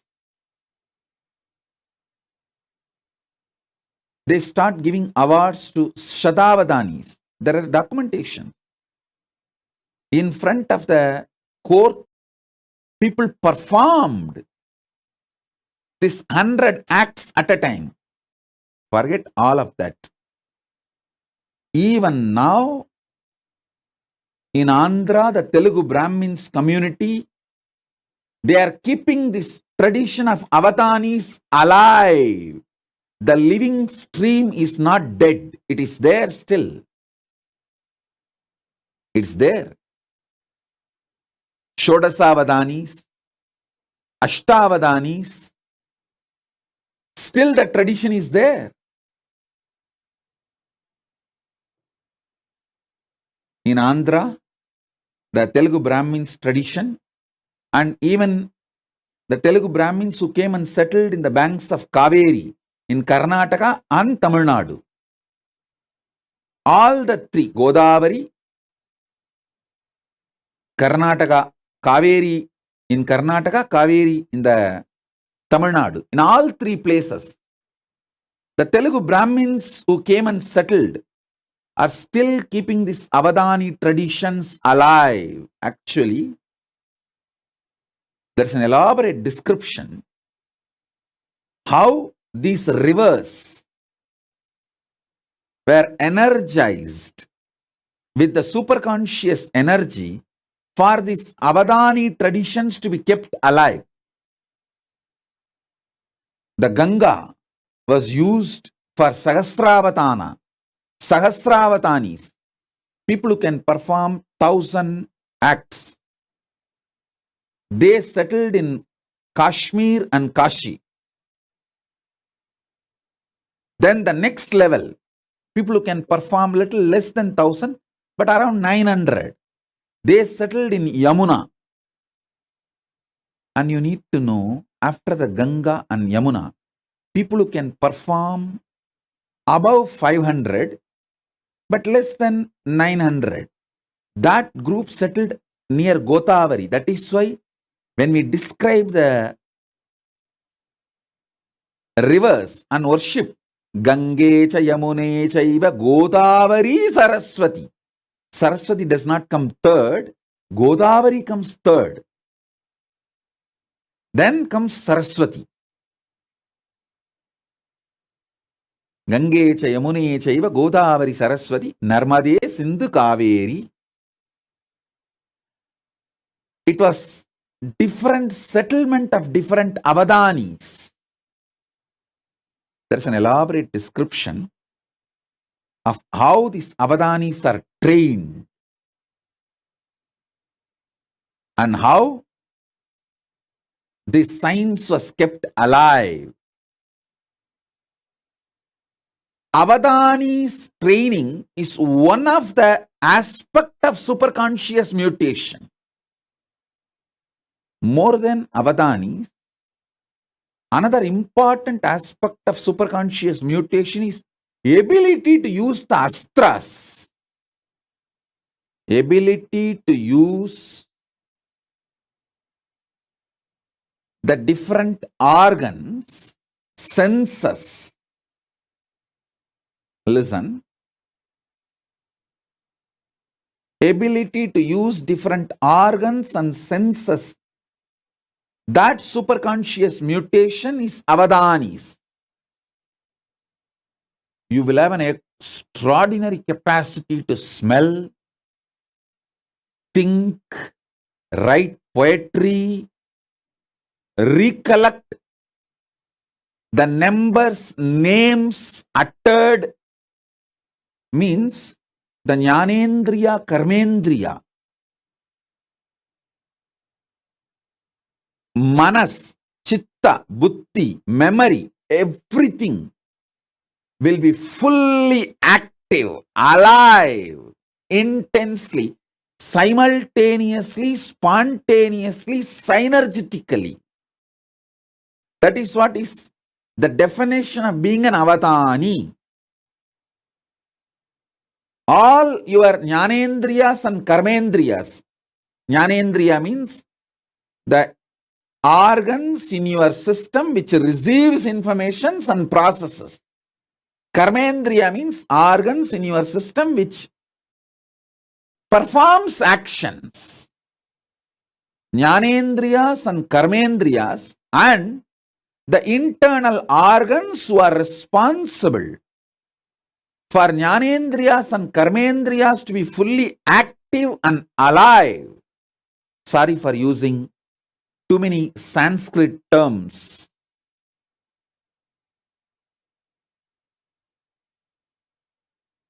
I'll try to translate every Sanskrit term I'm using and give English meaning.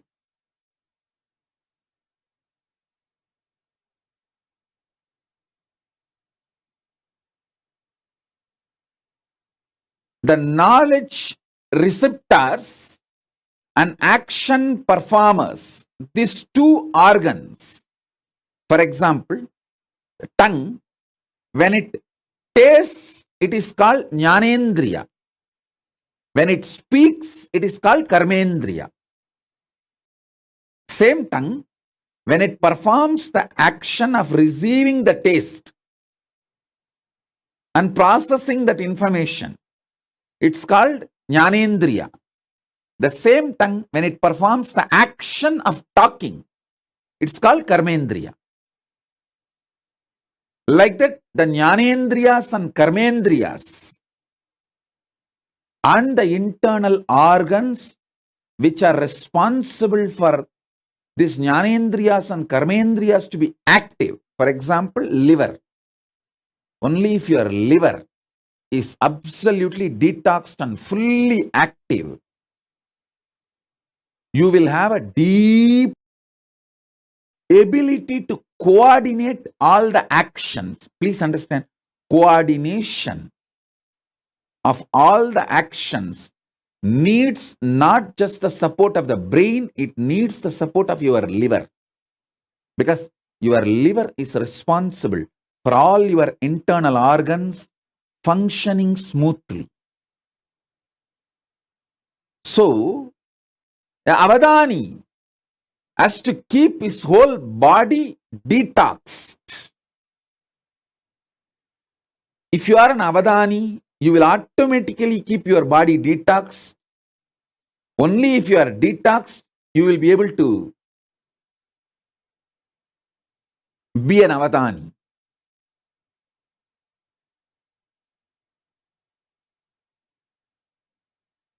Keeping all your Karmendriyas, Jnanendriyas and internal organs active, alive, simultaneously, spontaneously, synergetically, in a synced way. is called Avadana. I myself have seen an Avadani who can smell, listen to the music, taste some of the food items, and hear the numbers, flower names, various other names being uttered, and see the scenes in front of him, which is constantly changed, various paintings, mix all this and sing poetry without missing the order. He can see everything, listen everything, and during this whole process, somebody will be touching his back with peacock feather at various points. He will narrate this whole thing in a poetic way without missing the order. This multiple performance avadanis is one aspect of superconscious mutation. Then the next, using shastras.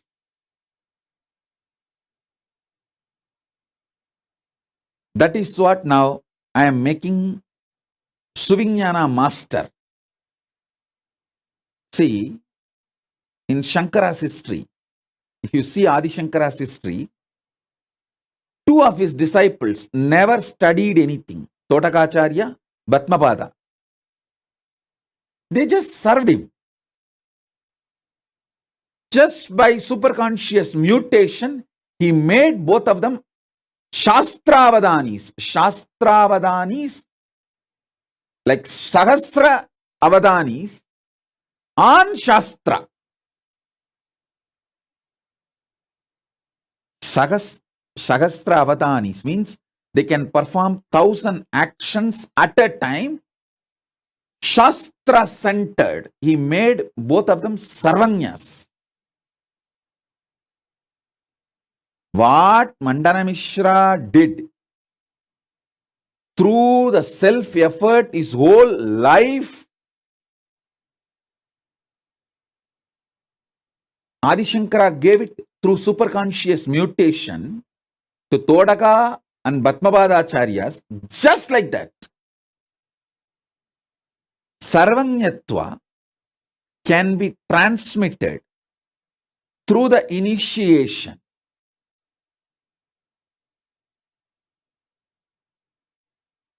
And Sahasravadana of Shastras can be transmitted just like that. Adi Shankara has demonstrated it. Then, Sahasravadanis of Shastras. How do you think Drona could transmit this whole science to all the students in short period? Especially the capacities of Arjuna, Bhima. If you see all their capacities, unimaginable capacities cannot come by training. It is only the science of superconscious mutation. Just within 7 years, Karna receives everything including Brahmastram from Parasurama. How? It's impossible by training, but only through the superconscious mutation. Understand, superconscious mutation is a science. There are 25 branches of Sahasravatana, performing 1,000 actions at a time centered on organs. This tradition is kept alive in the Telugu Brahmins community who settled in the banks of Godavari and Kaveri. Understand what I am saying?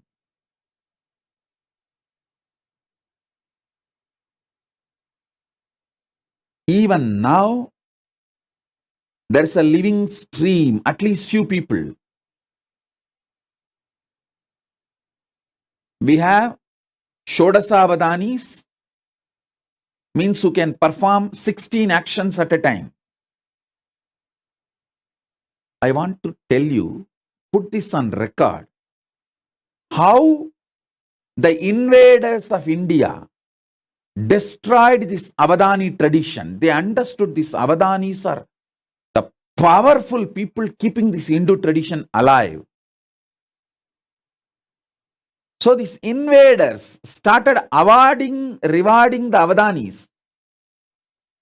Everyone thought, why will award and reward Avadanis? Hindus. Because all these Hindu Avadanis have started coming out openly, publicly to receive the award and reward. They collected everyone and finished them off once for all.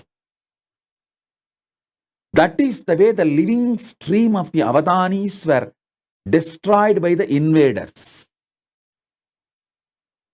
Understand? But one good news I have for you, all of you, is fortunately, this Avadani, the superconscious mutation, is done in the DNA level.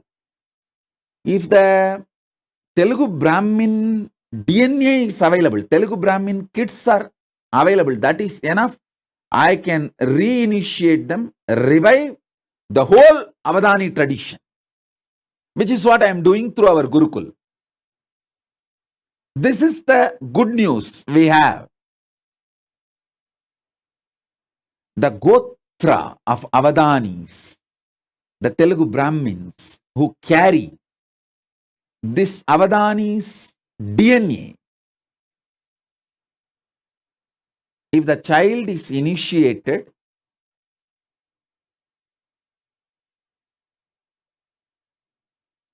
into power manifestation, immediately he reclaims, his DNA is awakened, and the whole Avadana powers starts manifesting. The superconscious mutation starts happening. Shrikant Iyer is sending a message. His family also, there are Avadanis. Shrikant Iyer, you are a Tamil Brahmin. That is not called Avadanis. That is a different science. It is yogic powers. Please understand. The Telugu Brahmins kept the Avadana tradition alive. Tamil Brahmins kept the Mantra Shastra alive. The Avadanis which you are talking, Shrikant Iyer, your family, you are actually Tamil Brahmin, means the Tanjavur Brahmins, Tambras family. Hope I am right. And people who carry that Iyer title, that DNA, your Avadanatva is manifested through Mantra Shastra. Fundamentally, the Tamil Brahmins Avadana tradition, that superconscious mutation is Shastra centered. The Telugu Brahmins Avadana tradition is organ centered. Karmendriya, Jnanendriya centered power is the Telugu Brahmins Avadana tradition. The Tamil Brahmins, see, I don't want to create any conflict or community fight here. I am just putting all these things in record. Whatever I saw in the Akashic records and Shastras and the traditions and books, I am putting it on record. The Tamil Brahmins have the Sahasravatana capacity, Shastra-centered. Once the Tamil Brahmin boy or a girl goes through a superconscious mutation, he can perform Avadana on any Shastras. On any Shastras.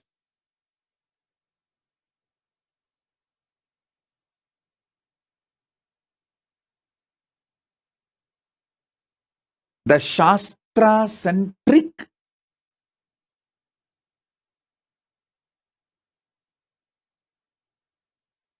Avadana performance, Sahasravadana performance, science was kept alive, focused by Tamil Brahmins. Please understand, it's not that Tamil Brahmins never studied the Avadana tradition of Telugu Brahmins, but each of them took up one branch and kept it alive. And Shastra-centered Avadana tradition, Shastra means weapon. Shastra, Astra-centered Avadana tradition was kept alive by Parasurama's Gotra in UP. The whole UP area, the modern day Uttar Pradesh and Uttarakhand, in that area, the Parasurama's Gotra is still alive. They have that Sahasravadana tradition centered on Shastras and Astras. Still, I have seen one Brahmin sadhu who can pick up a grass and chant a mantra and throw that grass, it will catch fire by itself and go and fall some 20-30 kilometers away and blast. I have seen a sadhu who can perform this avadana. Please understand,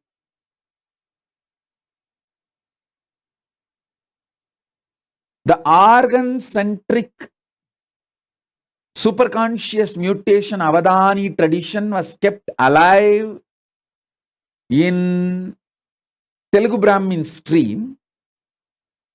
Shastra-centric, mantra-centric, Sahasravadana tradition was kept alive by Tamil Brahmins, and Astra-Shastra, weapon-centric Avadana was kept alive by the Parashurama's Gotra in UP and Uttarakhand, the modern day Uttar Pradesh and UP, the UP, Uttar Pradesh and Uttarakhand. And Ramesh Ramani is sending a message that they are Telugu Brahmins, and one of his great-grandmother has written the Ramayana on wall. Oh God. Actually, these are living,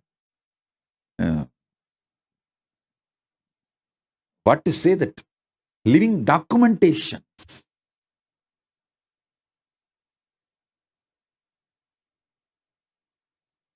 And I am getting so many messages. And Nitya Ramani is saying that Isha and Keshav are of Telugu Brahmins. Can they be initiated, Swamiji? Please understand, for the superconscious mutation, they have to be in a Gurukul. And Nitya Ramani, if you want 2 kids for the family, keep Isha and Keshav. Now plan to give birth to more kids. And you are young, you are not old. You are young, you can. Give birth at least 2 to 3 kids more. Send them to Gurukul because it needs a full attention for their DNA to fully manifest. Mainly the ecosystem where they continue every day, they have to manifest powers. Their food, You need to understand, Nithyaramani, because you asked, I am telling you, the lifestyle and the kind of words people utter around, all that plays a major role when a child flowers into Avadani.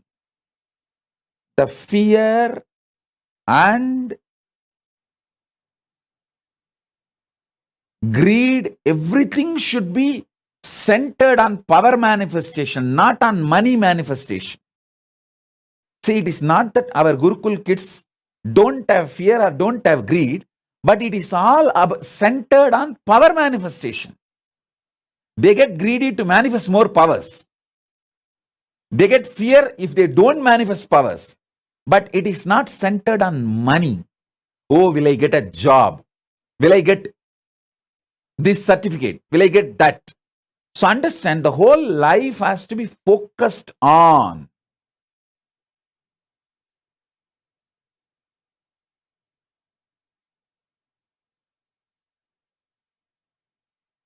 power manifestation and becoming Avadanis.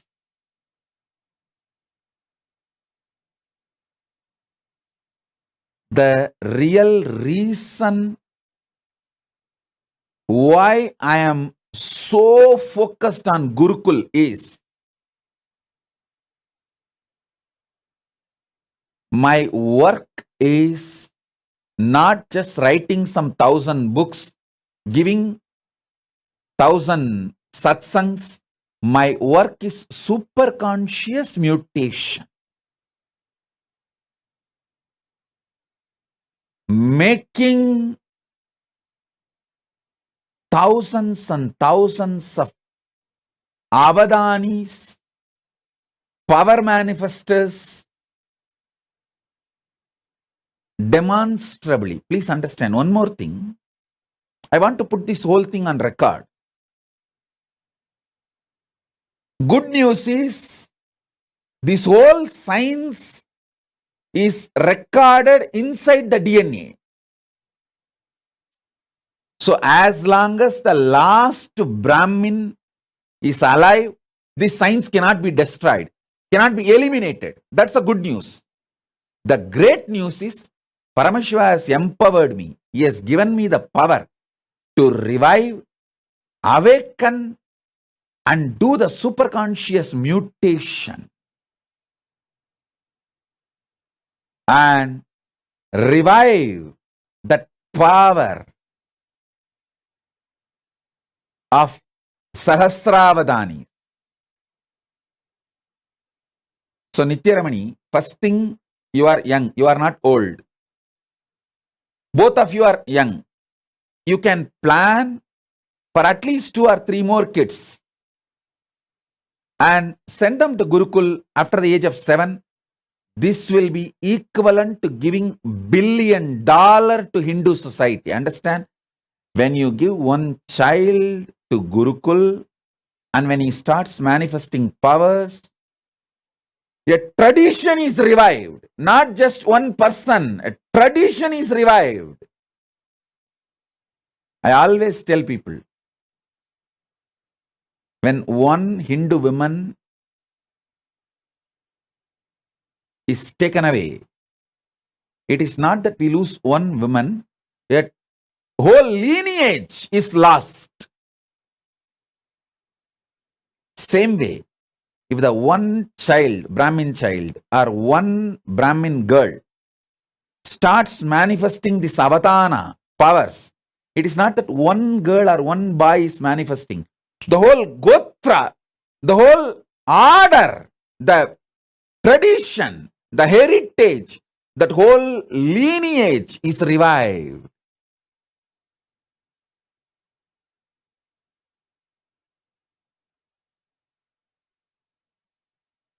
The kids who are staying in their home with parents, I can initiate them, give them few powers. But becoming like a Sahasravatani, you need the ecosystem where the kids manifest these powers intensely.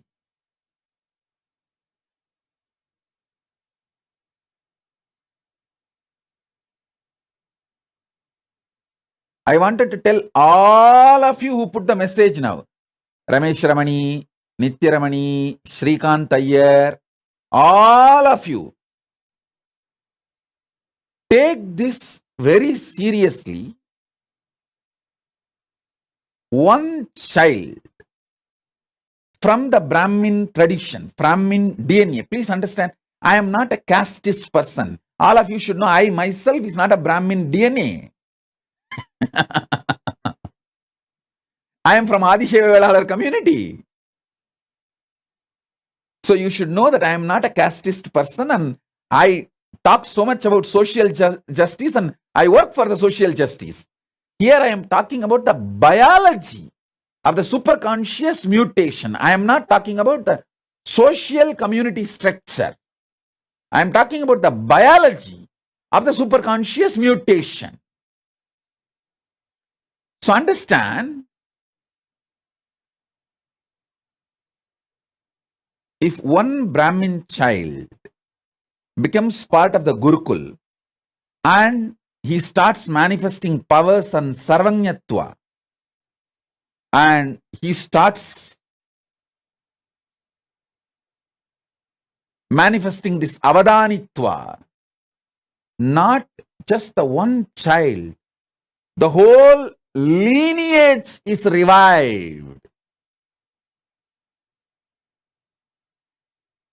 Hindus need to realize, last 300 years, heavy persecution, huge effort was put to destroy this Avadani science, the superconscious mutation science, because this is the core of Hinduism. Core of Hinduism is not just in Shastras, not just in temples. All that is great. Keeping it alive, all that is container. Content is the superconscious mutation process. Understand, I am not disrespecting Shastras or the temples. No way.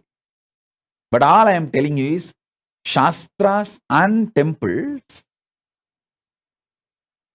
are all containers. See, when invaders invaded India, they burnt libraries, whole thing.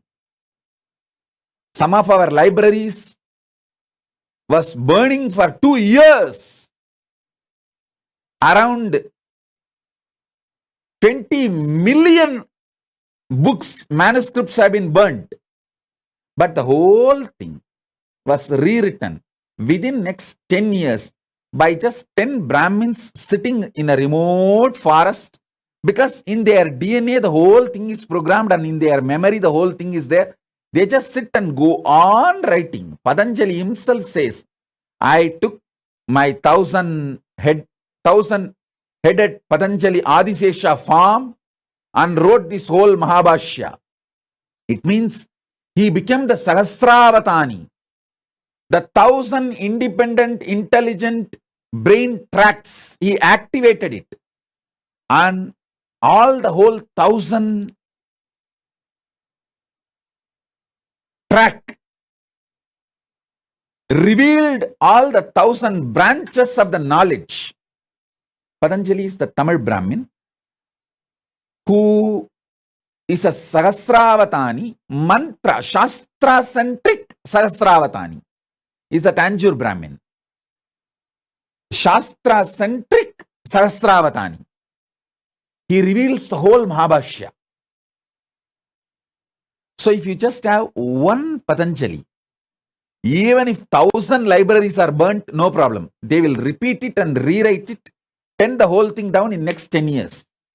That is the way, even though millions of temples are destroyed and the libraries got burned, we immediately came back.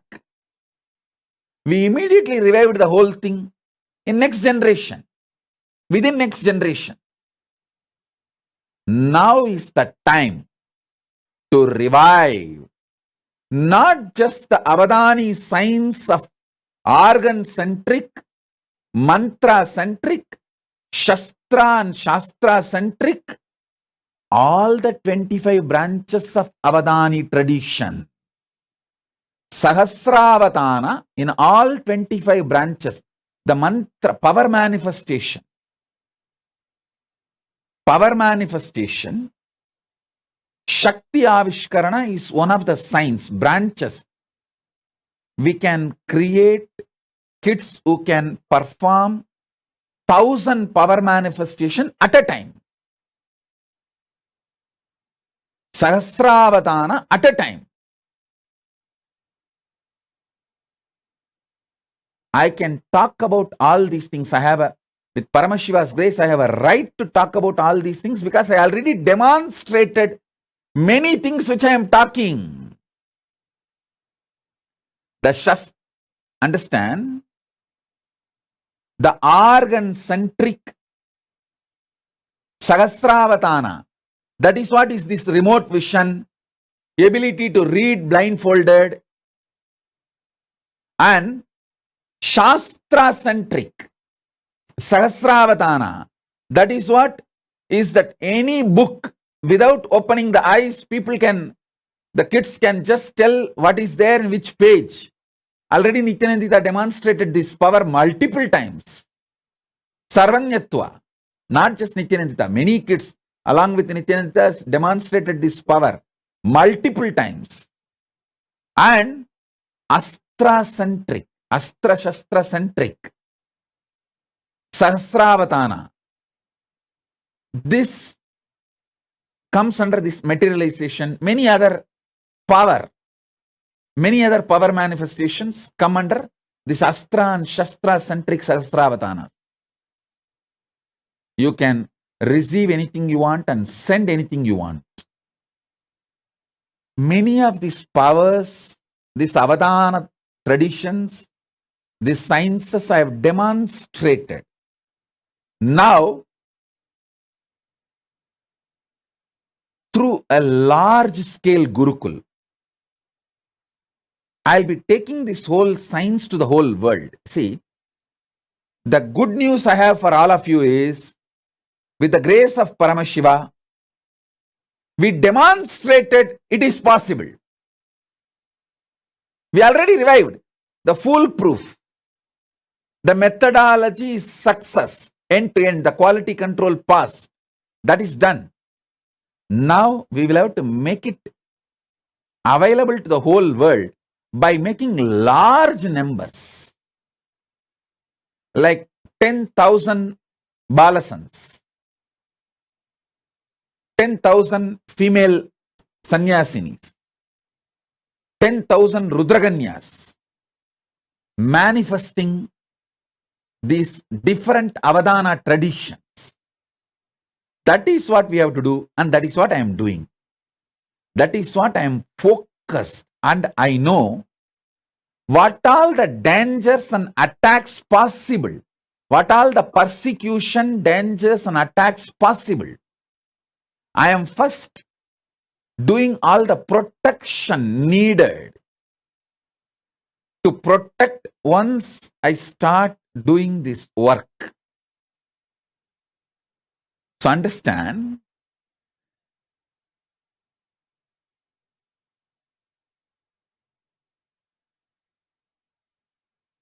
with the grace of Paramashiva, we will do it, and he is doing it.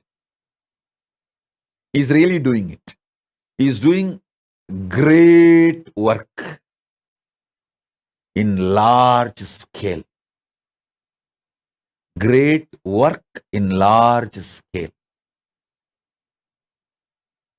I am just creating the infrastructure needed to host these thousands of kids, thousands of Gurukul Balasans, thousands of sannyasis, rudraganyas, apat sannyasis, who will work on the superconscious mutation, start manifesting these powers.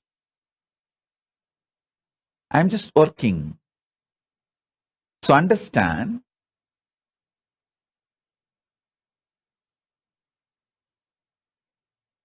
By the time I evolve these infrastructures, all of you who put the message, Shrikant, Nithyaramani, Ramesh Ramani, all of you, you guys plan for getting more and more Brahmin kids. Your very DNA which you want to revive, start working. If you feel, oh, it is little late for me, Swamiji, especially Ramesh Ramani may say, I think Swamiji, it is little late for me. But no problem. You have daughters, you have sons and daughters. You tell your daughters to give birth. Let the next generation. See, if possible, you give birth. If not, your sons and your daughters. Ask them. If you want 2 child for your family, have 2 for you. And give few more kids birth to at least 2-3 more, and let that child go and be part of the Gurukul and revive the Sanatana Hindu Dharma. I tell you, sending a child to the Gurukul will be equivalent to donating $1 billion to Hindu society. Because even if you give $1 billion, what will I do? I have to find a living DNA, kids, who will go through the superconscious mutation process and manifest this to the world. I can do all the Sahasravatana, but one person doing, maybe it will bring glory to me. But I am interested in bringing the glory to the whole Hindu tradition, not just me. I am interested in reviving this whole tradition where 10,000 kids perform the superconscious mutation process of Sahasravatana.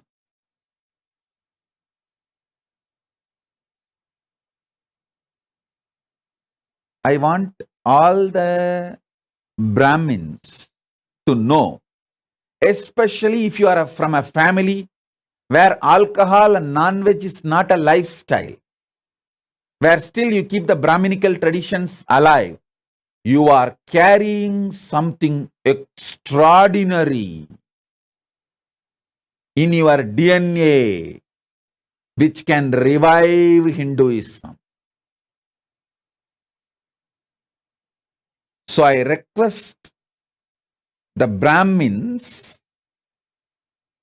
especially still who are living the Brahminical lifestyle of no non-veg, no alcohol, that lifestyle. You all need to know you are carrying something extraordinary in your DNA, and your kids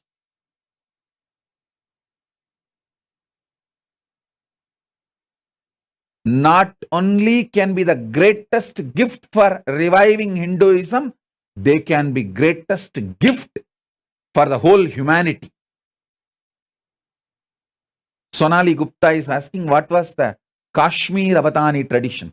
Kashmir Avatani tradition was power manifestation science. On power manifestation, Shakti Avishkarana. If you see the whole Kashmiri Shaivite tradition, it was all about the power manifestation, Shakti Avishkarana. They were able to manifest 1,000 powers at a time. Sahasravatana on Shakti Avishkarana tradition. See, a university, Hindu university, this is the way it existed. Fortunately, I could get the blueprint of at least 12 universities that existed. Tarukavanam. Tarukavanam is one of the greatest Hindu university where the rewriting of all the Puranas happened. The Tarukavana rishis. And then the Kadambavanam. Kadambavanam is around the Madurai. There was a university. Madurai was called Kadambavanam, and around the Madurai, one university. And Vedaranyam. Vedaranyam, forest of Vedas in Tamil Nadu, Vedaranyam, and Kanchi. Like that, different universities' blueprints I got. Fortunately, Paramashiva gave access to me. In that, I saw all these universities had 25 branches of Sahasravatanis. People who can perform 1,000 actions spontaneously, simultaneously, synergetically.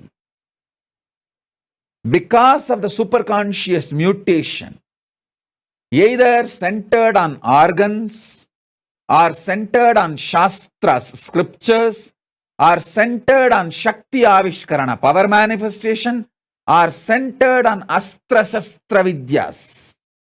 Like these 25 branches, the metallurgy and arts, the whole Vishwakarma Sampradaya. Understand, we had Vishwakarmas who can perform 1,000 acts at a time on the science of sacred arts. Vishwakarmas are called Vishwakarma Brahmins. You should know that. They are Brahmin DNA. That was one of the branch in the 25 branches of the university. With Paramashiva's grace, we will revive all the 25 branches. Sahasravatanis in each branch. At least few thousand kids, so that it is kept alive forever in the future. I have already demonstrated the grace of Paramashiva, the science Paramashiva gave to me is working. I have already demonstrated. Now I just needed to scale it up. And I also realized what all the external attacks and internal attacks possible. When I scale it up,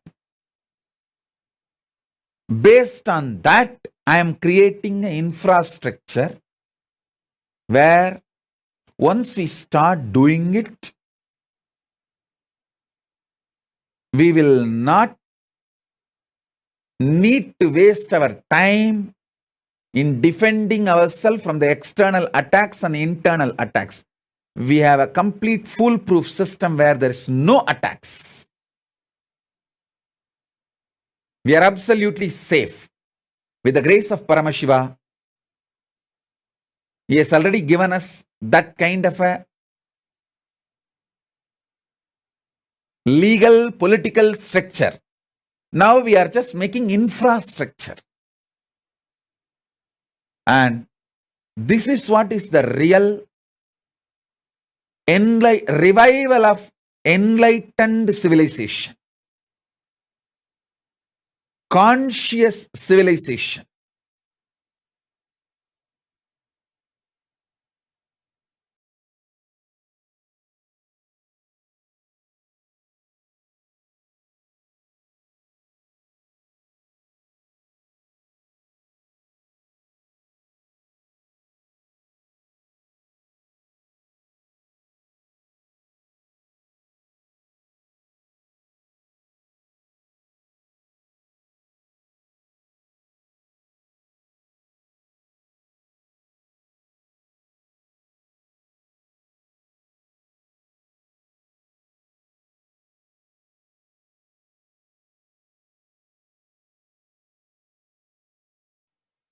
And I know now what I said, what I focused,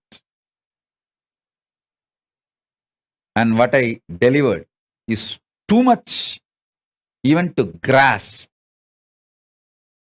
These Avadani traditions which I described, 4 different Avadani traditions. Organ-centered, mantra-centered, Shastra-Astra-centered, sacred arts-centered. Just understanding this 4 itself, you need to watch this satsang at least for 10 days. And you should first of all understand Avadani. You should see few Avadanis. Only then you will understand what is this Avadani tradition. Only if you see my Gurukul Balasans manifesting some 10-12 powers, you will understand this power manifestation is possible. Till then you can never understand. You may think, no, it is not possible. It is all just humbug. You can go on. But only if you see, check for yourself, foolproof, you will understand, wow, it is all true.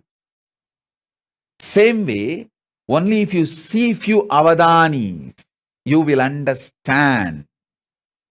The Avadani tradition is possible. Is possible. And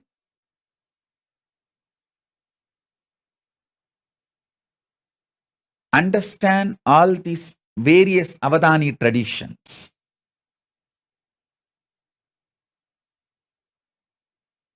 Totally 25 different Avadani traditions existed in Hinduism, documented as the documents I could see. Whatever documents I could see, I saw these 25 traditions. So, I am going to revive this 25, and Paramashiva has blessed me with the knowledge, ability, energy, Kundalini Shakti to perform the superconscious mutation for all these 25 traditions.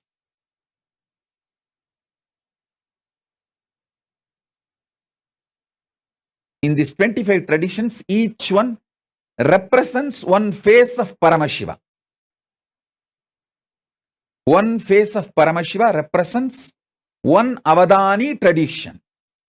Avadani is a person who can perform multiple acts simultaneously, spontaneously, synergetically.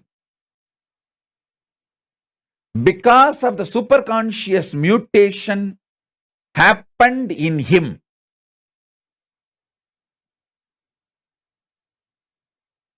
It can be in the field of organs.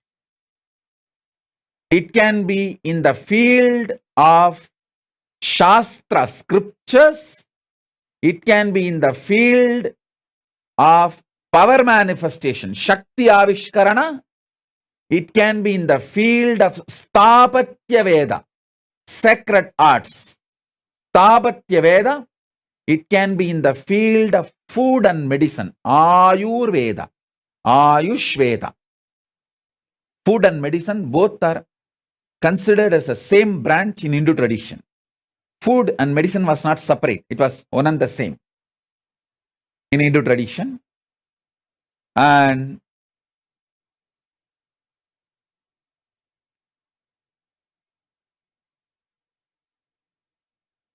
all these 25 branches, with the grace of Paramashiva, we will be reviving through the superconscious mutation process. Paramashiva himself is here to do this work, to do this job. All the major Hindu universities we had, Naimisharanya, Tarukavana, Katambavana, Vedaranya, all these were the great universities which had all these 25 traditions, 25 Sarvanya Pitas.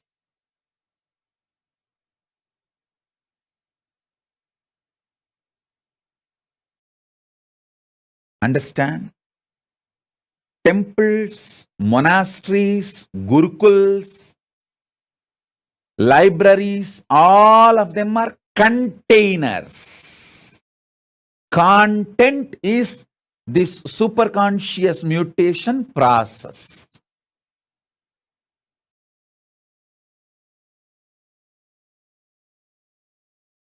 Especially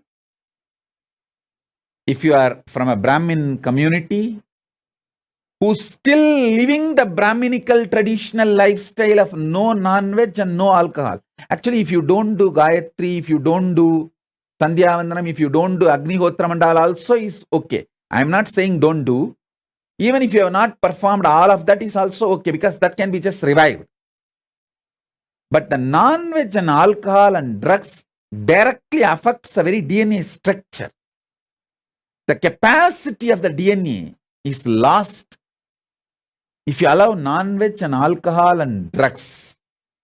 If you have kept non-veg, alcohol, drugs away and lived the Brahminical lifestyle, if you just keep these three away, that Brahminical lifestyle will be more than enough. You are still carrying a powerful DNA which can be a great blessing not only for Hindus, for the whole world.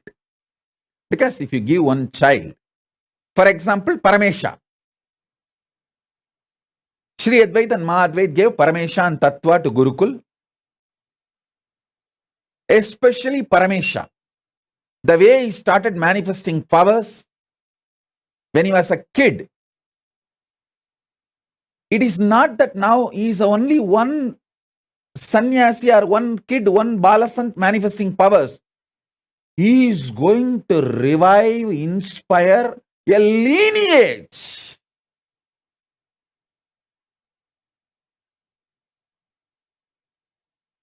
I'm giving an example. If he becomes a Pitadipati, once fully able to perform Sahasravatana, 1,000 actions, he can easily perform 50 at least right now. 50 power manifestation he can perform right now, simultaneously, spontaneously, synergetically. I just need to support him with an ecosystem, and it will be just hardly 2-3 years work for him to become 1,000 Sahasravatani in power manifestation, in Shakti Avishkarana. Because he's a Tamil Brahmin, the Tanjavur Brahmin DNA, he will be naturally centered on mantra, the Shastra, scripture centric Sahasravatani, that he will naturally manifest with the power manifestation. Because power manifestation directly I am giving. So you will be able to do both, like a power manifestation Sahasravatana and mantra, Shastra manifestation Sahasravatana. Both he will be able to easily perform. So when he does that, if he becomes a Pidadipati, a sannyasi, he will be inspiring millions of the next generation to become sannyasis and take this science forward.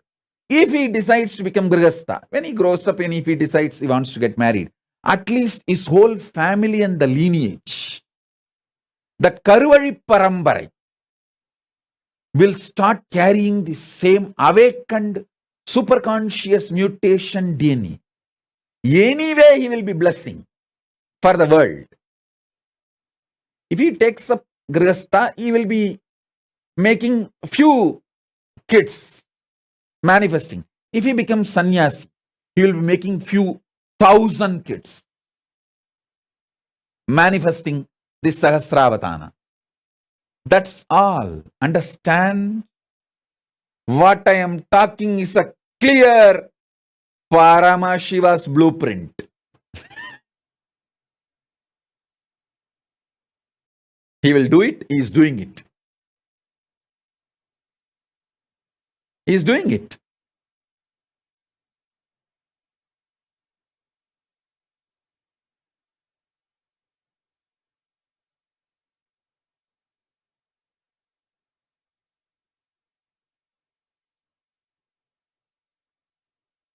I tell you, the real work is all about superconscious mutation.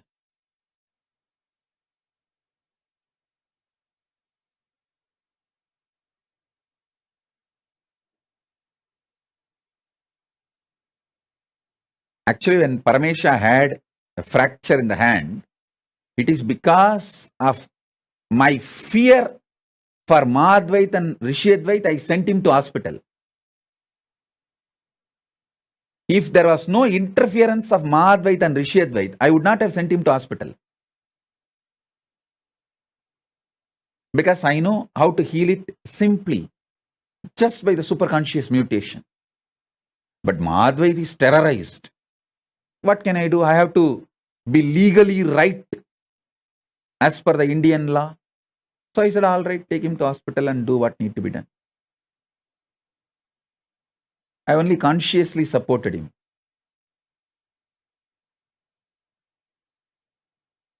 If I did not have Madhvait, Rishiyadvait's interference, all it would have taken for me is 10 minutes to remove the pain, next 10 minutes to make the bone set.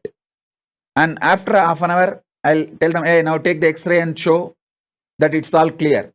The X-ray will prove he's all right, it's all clear. That's it. No question of any other things needed.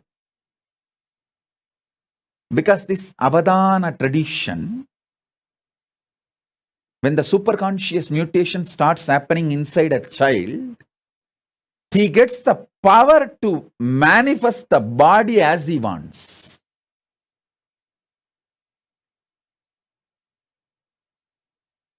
Paramesha did not have pain when he had a fracture, his connection with me. But he has to be sent to hospital for medical attention is because of Mahadvait and Rishiyadvait's fears. Middle class Hindus, what to do?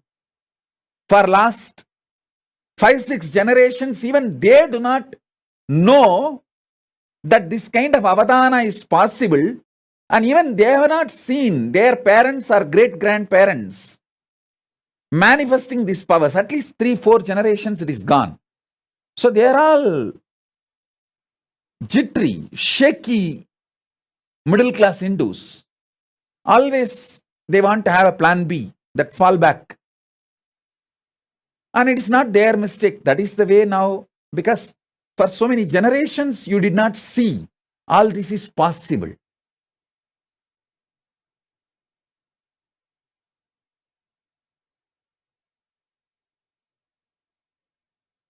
Forget about Mahadvait, Rishiyadvait, Paramesha getting medically treated.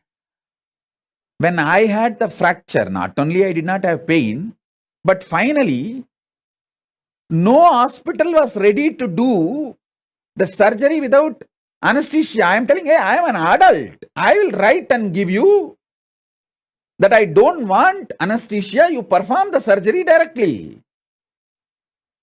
Actually, I did not even want to go to the allopathy hospital. I want to go to the Puttur. In Tamil Nadu, there is a place called, sorry, not Tamil Nadu, Andhra. There is a place called Puttur, Nagari Puttur, where the Sahasravadanis of medical field, in that one branch is still alive.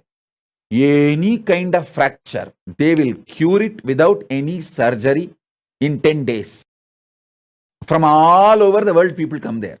I want to go there actually.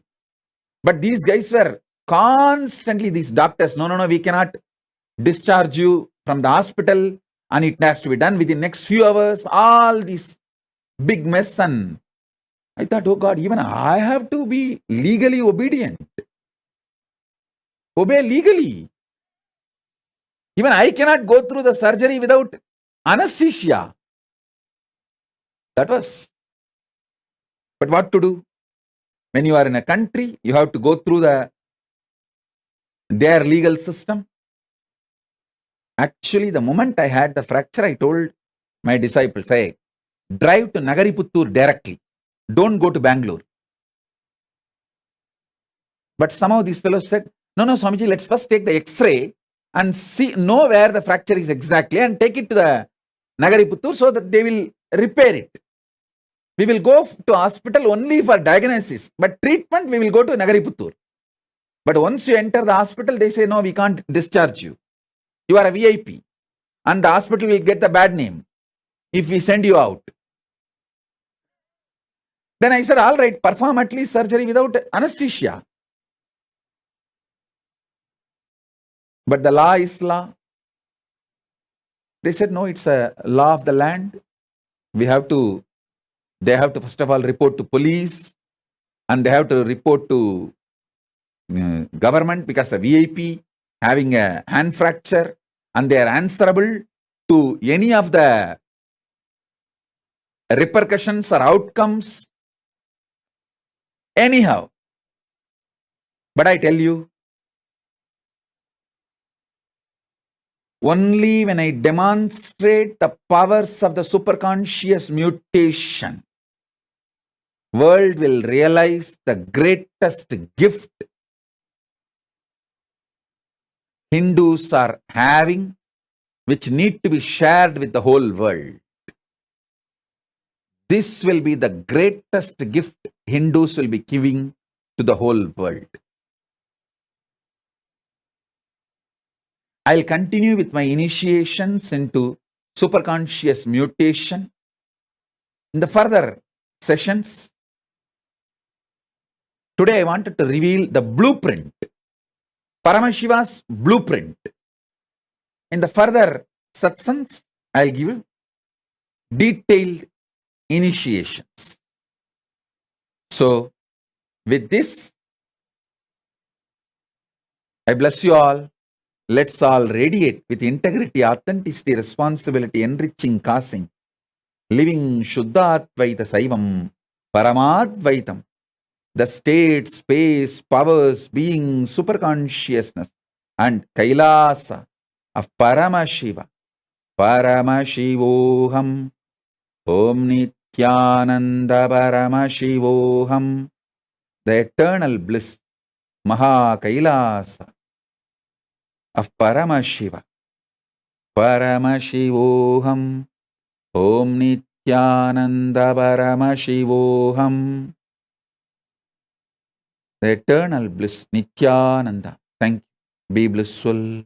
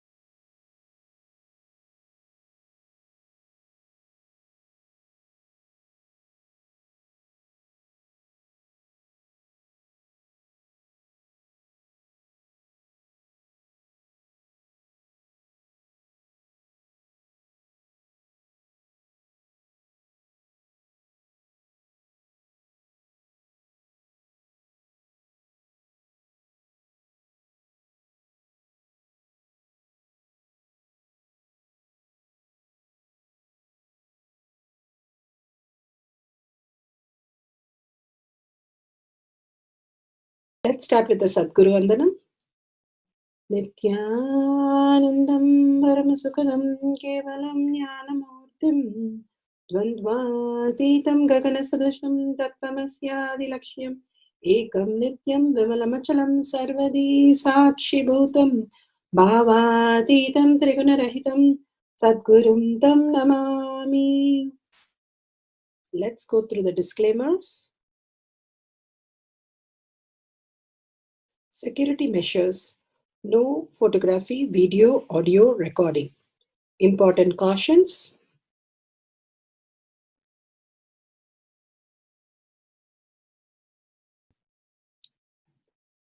Please be aware of the important cautions.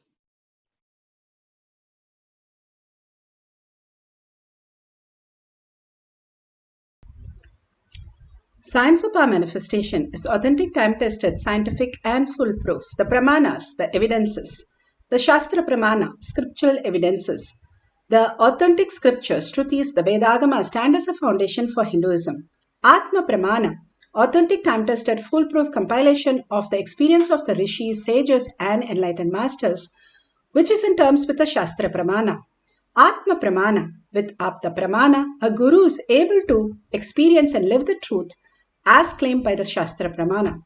Shakshi Pramana, manifestation and experience of Guru's initiation in the disciple of a particular lineage, which is demonstrable to the world.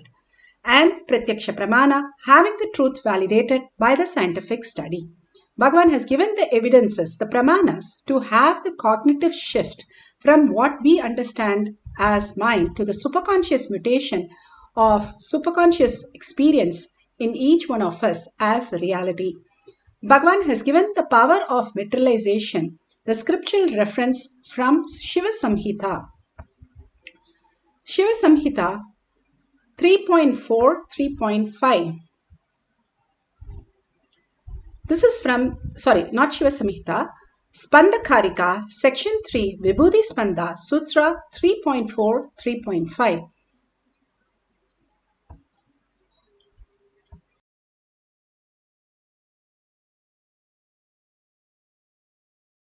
Sahaja Samaji, Bhagavan described. Now let's go to the Shastra. The eternal truth is taken from the Spandakarika, section 3 of Vibhuti Spanda, Sutra 3.4 and 3.5. Yatha hi arto sputo drishta savadhane pichetasi bhuyah sputataro bhati swabalodyyoga bhavitaha तथा यत्परमार्थेन येन यत्र यथा स्थितं तत्तथा बलमाक्रम्य न चिरात् सम्प्रवर्तते. Bhagavan Paramashiva, for the power of materialization, the scriptural reference is taken from Spandakarika, section 3, Vibhuti Spanda, Sutra 3.4, 3.5. Bhagavan Paramashiva has beautifully given us the sutra to make us understand the deeper science. He says, indeed, just as the object, which is in spite of the attentiveness of the mind, is perceived and seen indistinctly at first, then appears and manifests more distinctly and clearly when observed with the power of third eye, strength of the vision power. The whole science is given to us to make us understand the deeper truth of how we exist, where we are established. Beautifully, there is a story in the Srimad Bhagavatam where Sukacharya, he is narrating how the Jatabharata, he was living in such a space of oneness that he established himself as consciousness. He is, in spite of what is happening, he established himself as consciousness, as enlightened. And the tribal people saw him because he was very well built, and they thought, okay, we can give a bali, a sacrifice for Kali today of this person. And they took Jatabharata and he went also, and they gave him a good bath. He happily had a bath. And they took him to a place where they're going to slaughter him, they're going to cut him. And there's a huge person with a huge knife standing there and in front of Kali, and he has to lie down there. But before that, he was supposed to eat. So they served him food, but they were shocked. He ate 3 times a normal person, because only when in celebration you usually eat, but he's going on eating and he has no fear. And then they asked him to go and lie down. And he went and lied down. He had no fear, no resistance, nothing. Absolutely, he was just obeying to what the tribal group was saying. Kali was so shocked to see the restful awareness, the peace that he demonstrated, and he knew that he was in oneness with Paramashiva. Simply Kali came and she danced on everybody and literally removed everybody from that place. And she asked Jadabhadra. Jadabhadra got up and started walking and did not say anything to Kali. So Kali asked, "What is this? I saved you from all these people. You're not saying anything." And Jadabhadra says, "What did you save from? What is there first to save? We are consciousness. Where is the body that is to be saved?" And he was in such a bliss, that consciousness, Kali was so happy, he blessed and gave a boon. The whole science, how the whole happening, they live in such a oneness. Adi Shankaracharya also had demonstrated the same thing. He was in such a bliss when Bhairava tried to kill him. Padmapada took the ferocious space of the whole space and Narsimha and killed all the Bhairavas that time to safeguard Adi Shankara, and he himself, Adi Shankara, has sang a poem on this. These great Mahatmas do not get disturbed. They know very well something will happen and they will be, if they have to get saved, they'll be saved. If they are to leave the body, the karma is over, they have to go. But the manifestation is happening from the different possibilities into us. Then only it really fulfilling. Like Bhagavan said, they were all living as Avadani of multiple orders. The more and more realized, more and more intelligent you are, the higher and higher dimensions of vertical time zone you are traveling. You understand only length, breadth, depth. You are caught up only in the materialist work, and that is your decision. Bhagavan clearly says, since we have never seen an Avadani before, we get scattered away into the fear and greed. But if our mind is dissolved in Paramashiva, established in Paramashiva, we will raise to the higher intelligence to understand the higher possibilities. How these things is not to be scared of, but these things can be fixed in a just as a solution.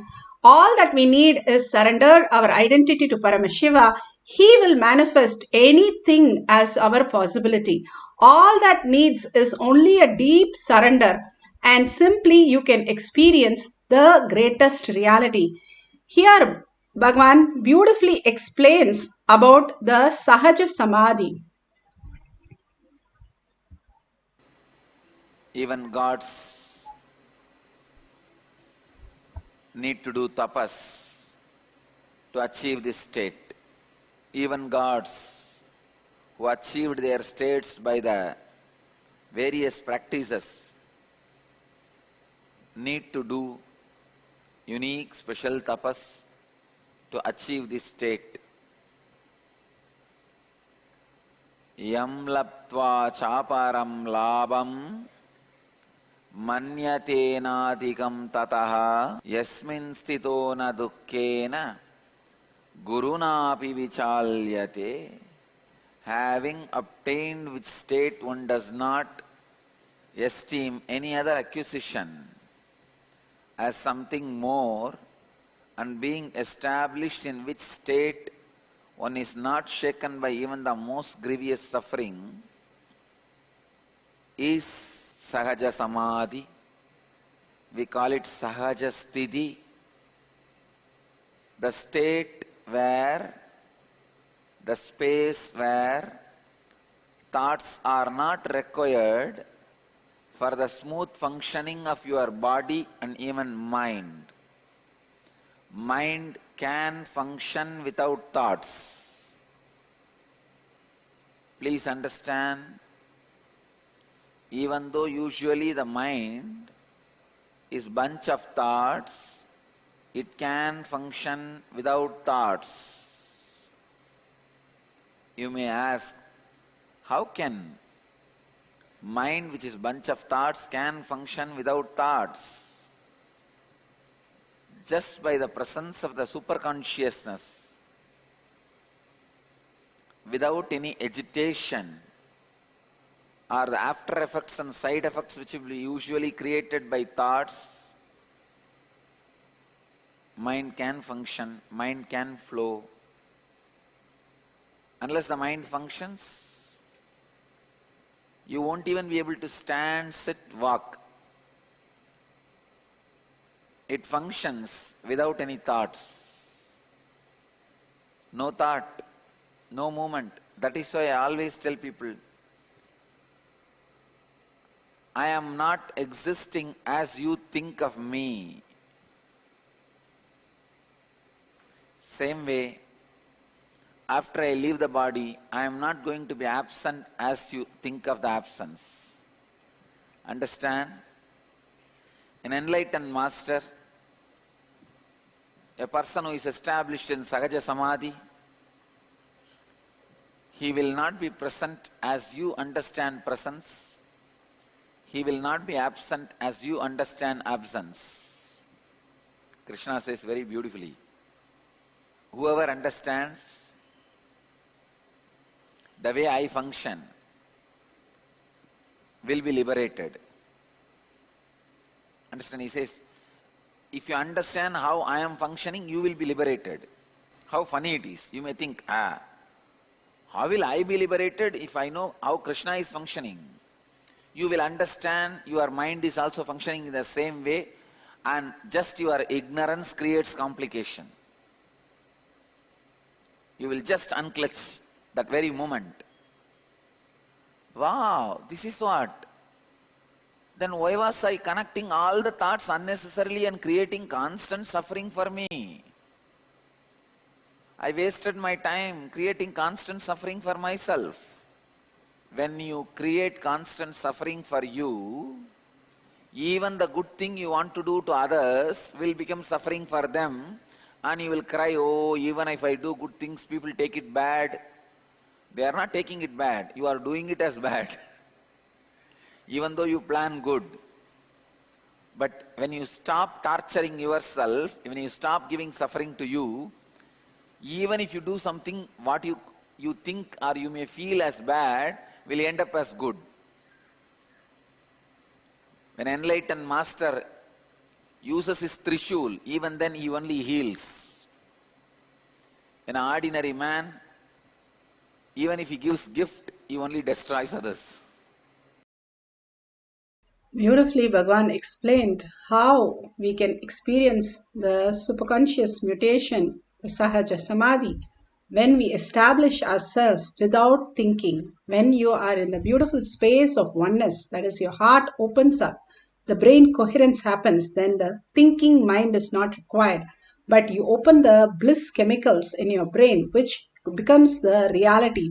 That is what here Baba Satya Sai Baba is demonstrating, the materialization just from the pure space he is.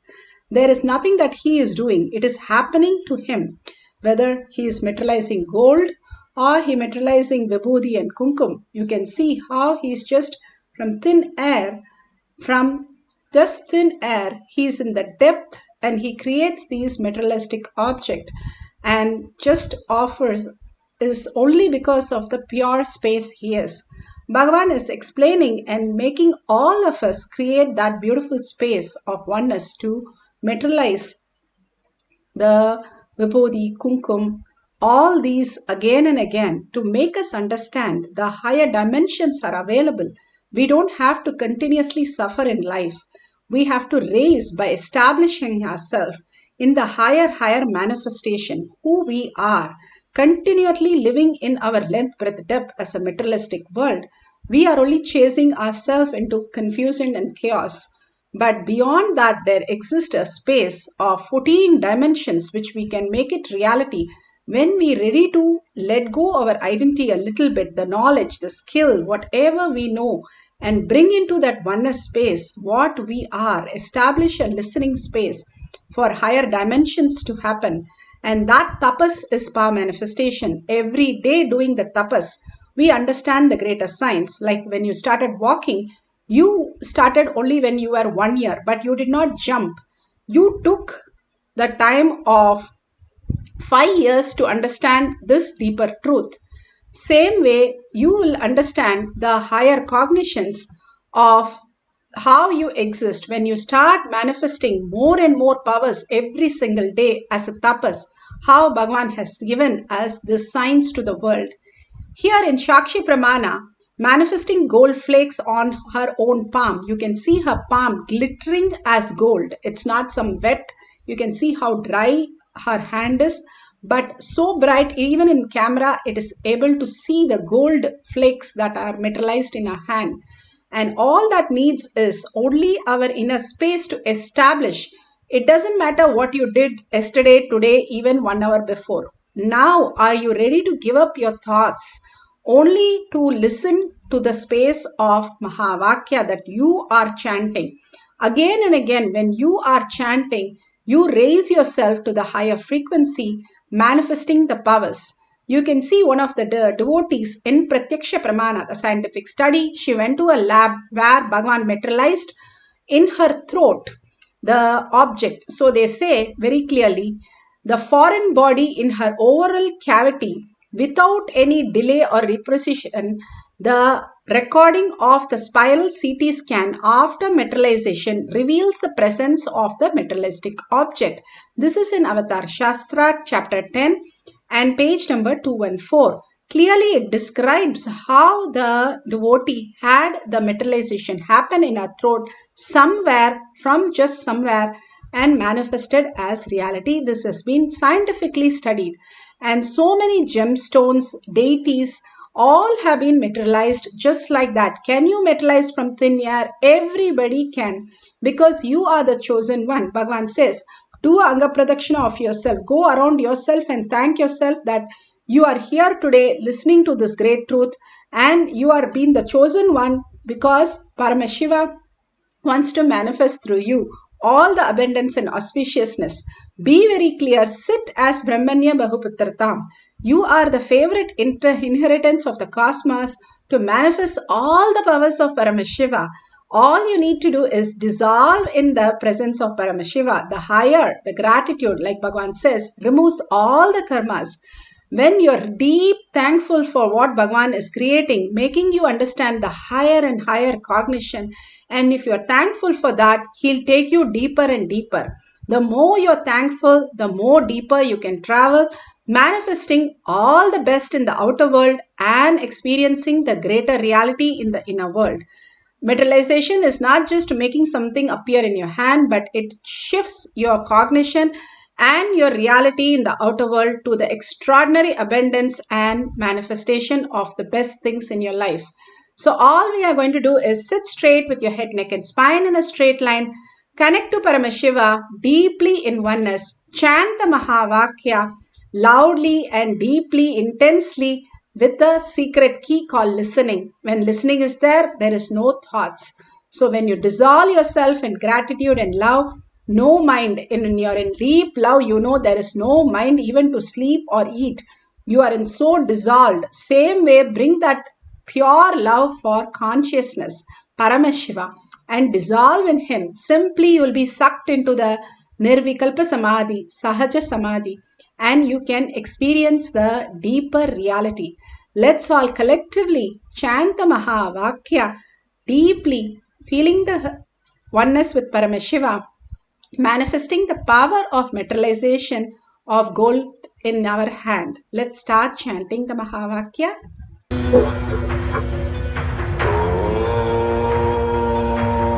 Nithyananda Paramashivam.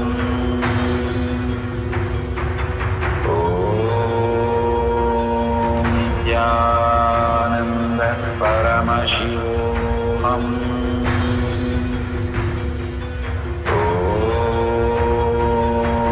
Nithyananda Paramashivoham.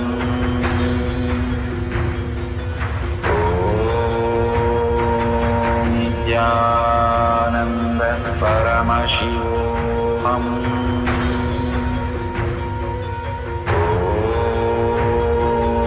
Nithyananda Paramashivoham.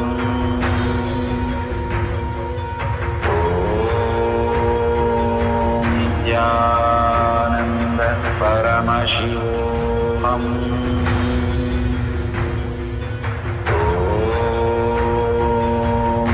Nithyananda Paramashivoham. Om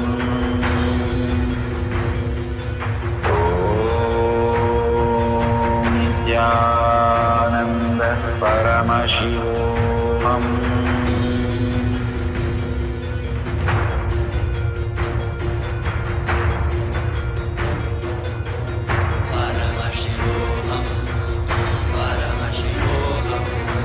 Let Paramashiva's third eye manifest in all our third eyes. Let the Amrita pour, let the Varni open up, manifest in all of us.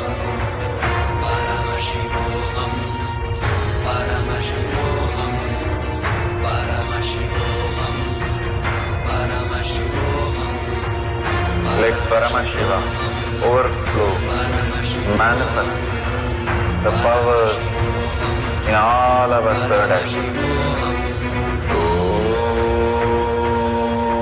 Nithyananda Paramashivoham. Om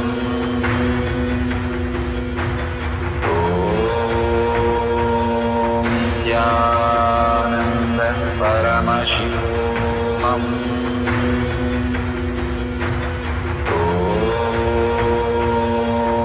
Nithyananda Paramashivoham. Om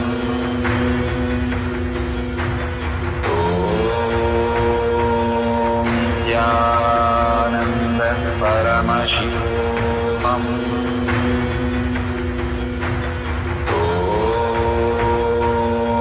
Nithyananda Paramashivoham.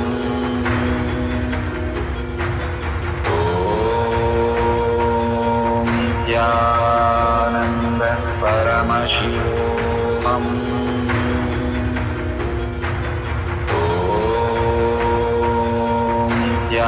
Nithyananda Paramashivoham. Om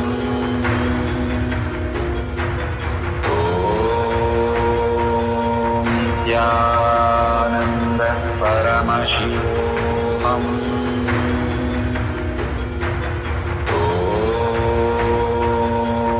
Nithyananda Paramashivoham. Om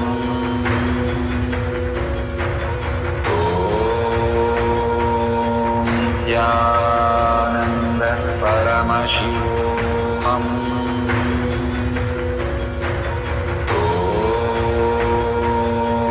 Nithyananda Paramashivoham.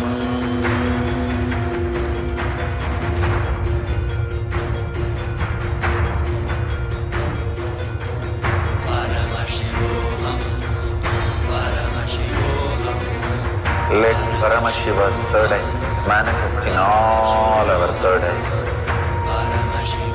Let the Amrita pour, let the Varni open up, manifest in all of us.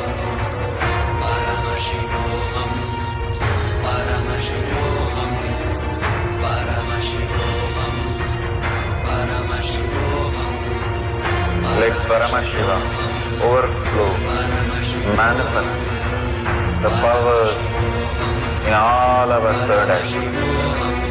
Om Nithyananda Paramashivoham. Om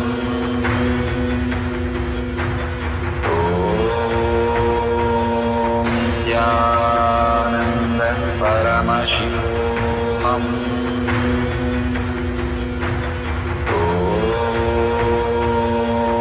Nithyananda Paramashivoham. Om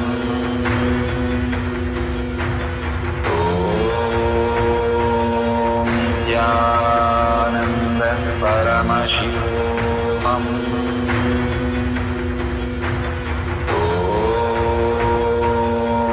Nithyananda Paramashivoham.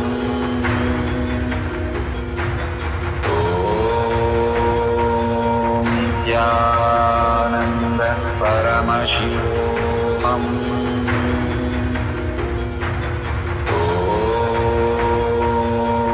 Nithyananda Paramashivoham.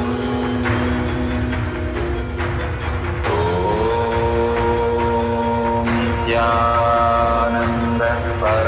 Paramashivoham.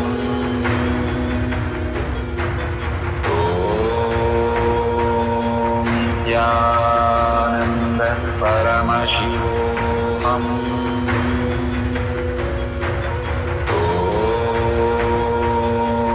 Nithyananda Paramashivoham.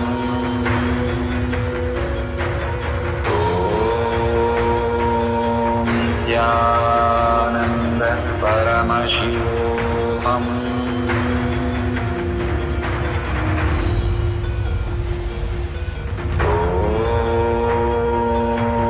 Nithyananda Paramashivoham.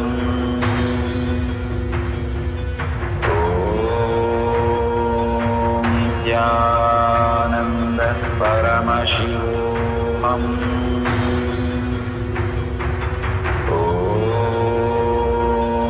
Nithyananda Paramashivoham.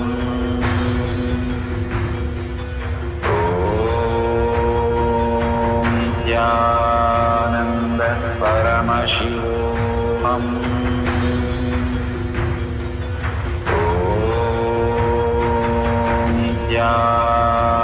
Nithyananda Paramashivoham.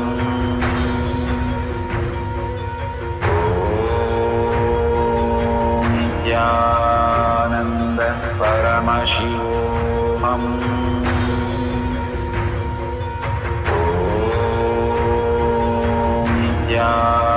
Nithyananda Paramashivoham.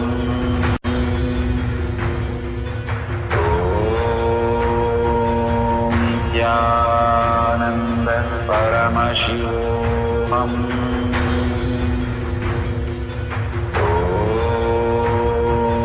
Nithyananda Paramashivoham.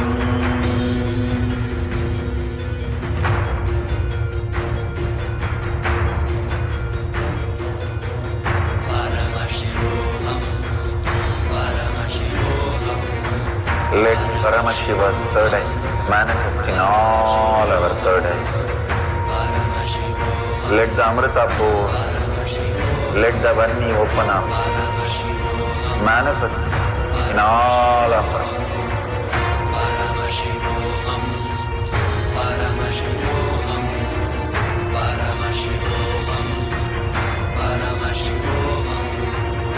Let Paramashiva overflow, manifest the powers in all our third eye. Nithyananda Paramashivoham.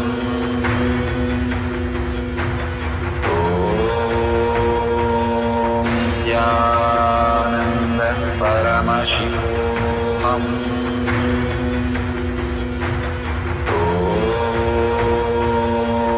Nithyananda Paramashivoham.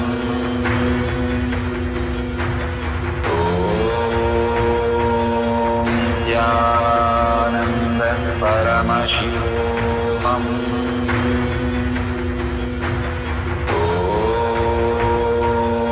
Nithyananda Paramashivoham.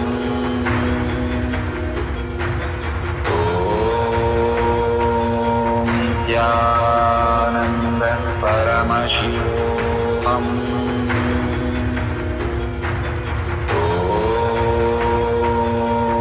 Nithyananda Paramashivoham.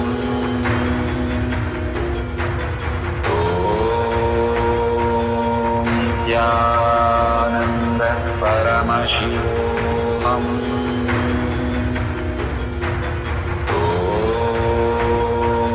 Nithyananda Paramashivoham.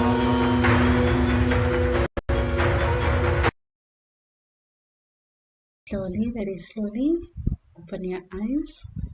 Whatever Paramashiva has shown, please go ahead and take a picture of the whole, whatever has materialized, a gold dust in your hand. Then you can put the camera, your phone torchlight on your hand, you can see any dots or any of the materialization that has happened, or anywhere on yourself. Take a picture of that and share it authentically in tinyurl.com/powermanifestation or in your social media with the hashtag Paramashivoham Shakshi Pramana, hashtag Powermanifestation, hashtag KAILASA, hashtag Nithyananda. More and more Bhagavan is asking us to share, is bring more listening space to us. More and more we celebrate Paramashiva and thank Bhagavan for all the greatest truth into our physical reality, manifesting as the greatest reality again and again every single day. We'll start experiencing the greater reality as our life itself, establishing ourselves as Paramashiva continuously throughout the day. So go on celebrating, sharing the powerful cognitions that you have experienced and how outer world the things are shifting in your life, more and more positive and more enriching and causing yourself and others into the higher reality. And all this power manifestation, you can share and cause them for more programs, more Kailash Kotyad, more satsangs, more yoga, all this greater truth that Bhagavan is offering for each one of us every single day. So let's thank Bhagavan for showering all this great truth, all the gifts from Kailasha for each one of us, surrendering all the powerful cognition and power manifestation at Bhagavan's lotus feet in deep gratitude. Thanking all of you in this social media, manifesting the powers of Paramashiva. Thank you so much, and thank you for sharing all this in the social media. Also, hundreds and thousands of people are enriched whenever you share your experience to the world. And with that, let's end the session with a Purna Mantra. Holding the powerful cognition, Paramashiva is real in my thought, word, and action. Seeing everything, everyone as Paramashiva throughout my day. Holding that powerful space and bringing the powerful space to my third eye. Sit straight with the head, neck, and spine in a straight line and chant the Purna Mantra. Om Purnamada Purnamidam Purna Purnamudashyate Purnasya Purnamadaya Purnameva Vashishyate. Om Shanti Shanti Shanti. Hari Om Tat Sat Sarvam Bhagavate Sri Nithyananda Paramashivam Padukat Paramastu. Om Nithyanandam. Thank you so much for being here. Next session will be after the darshan and satsang. And see you in more manifesting sessions. Thank you, Nithyanandam.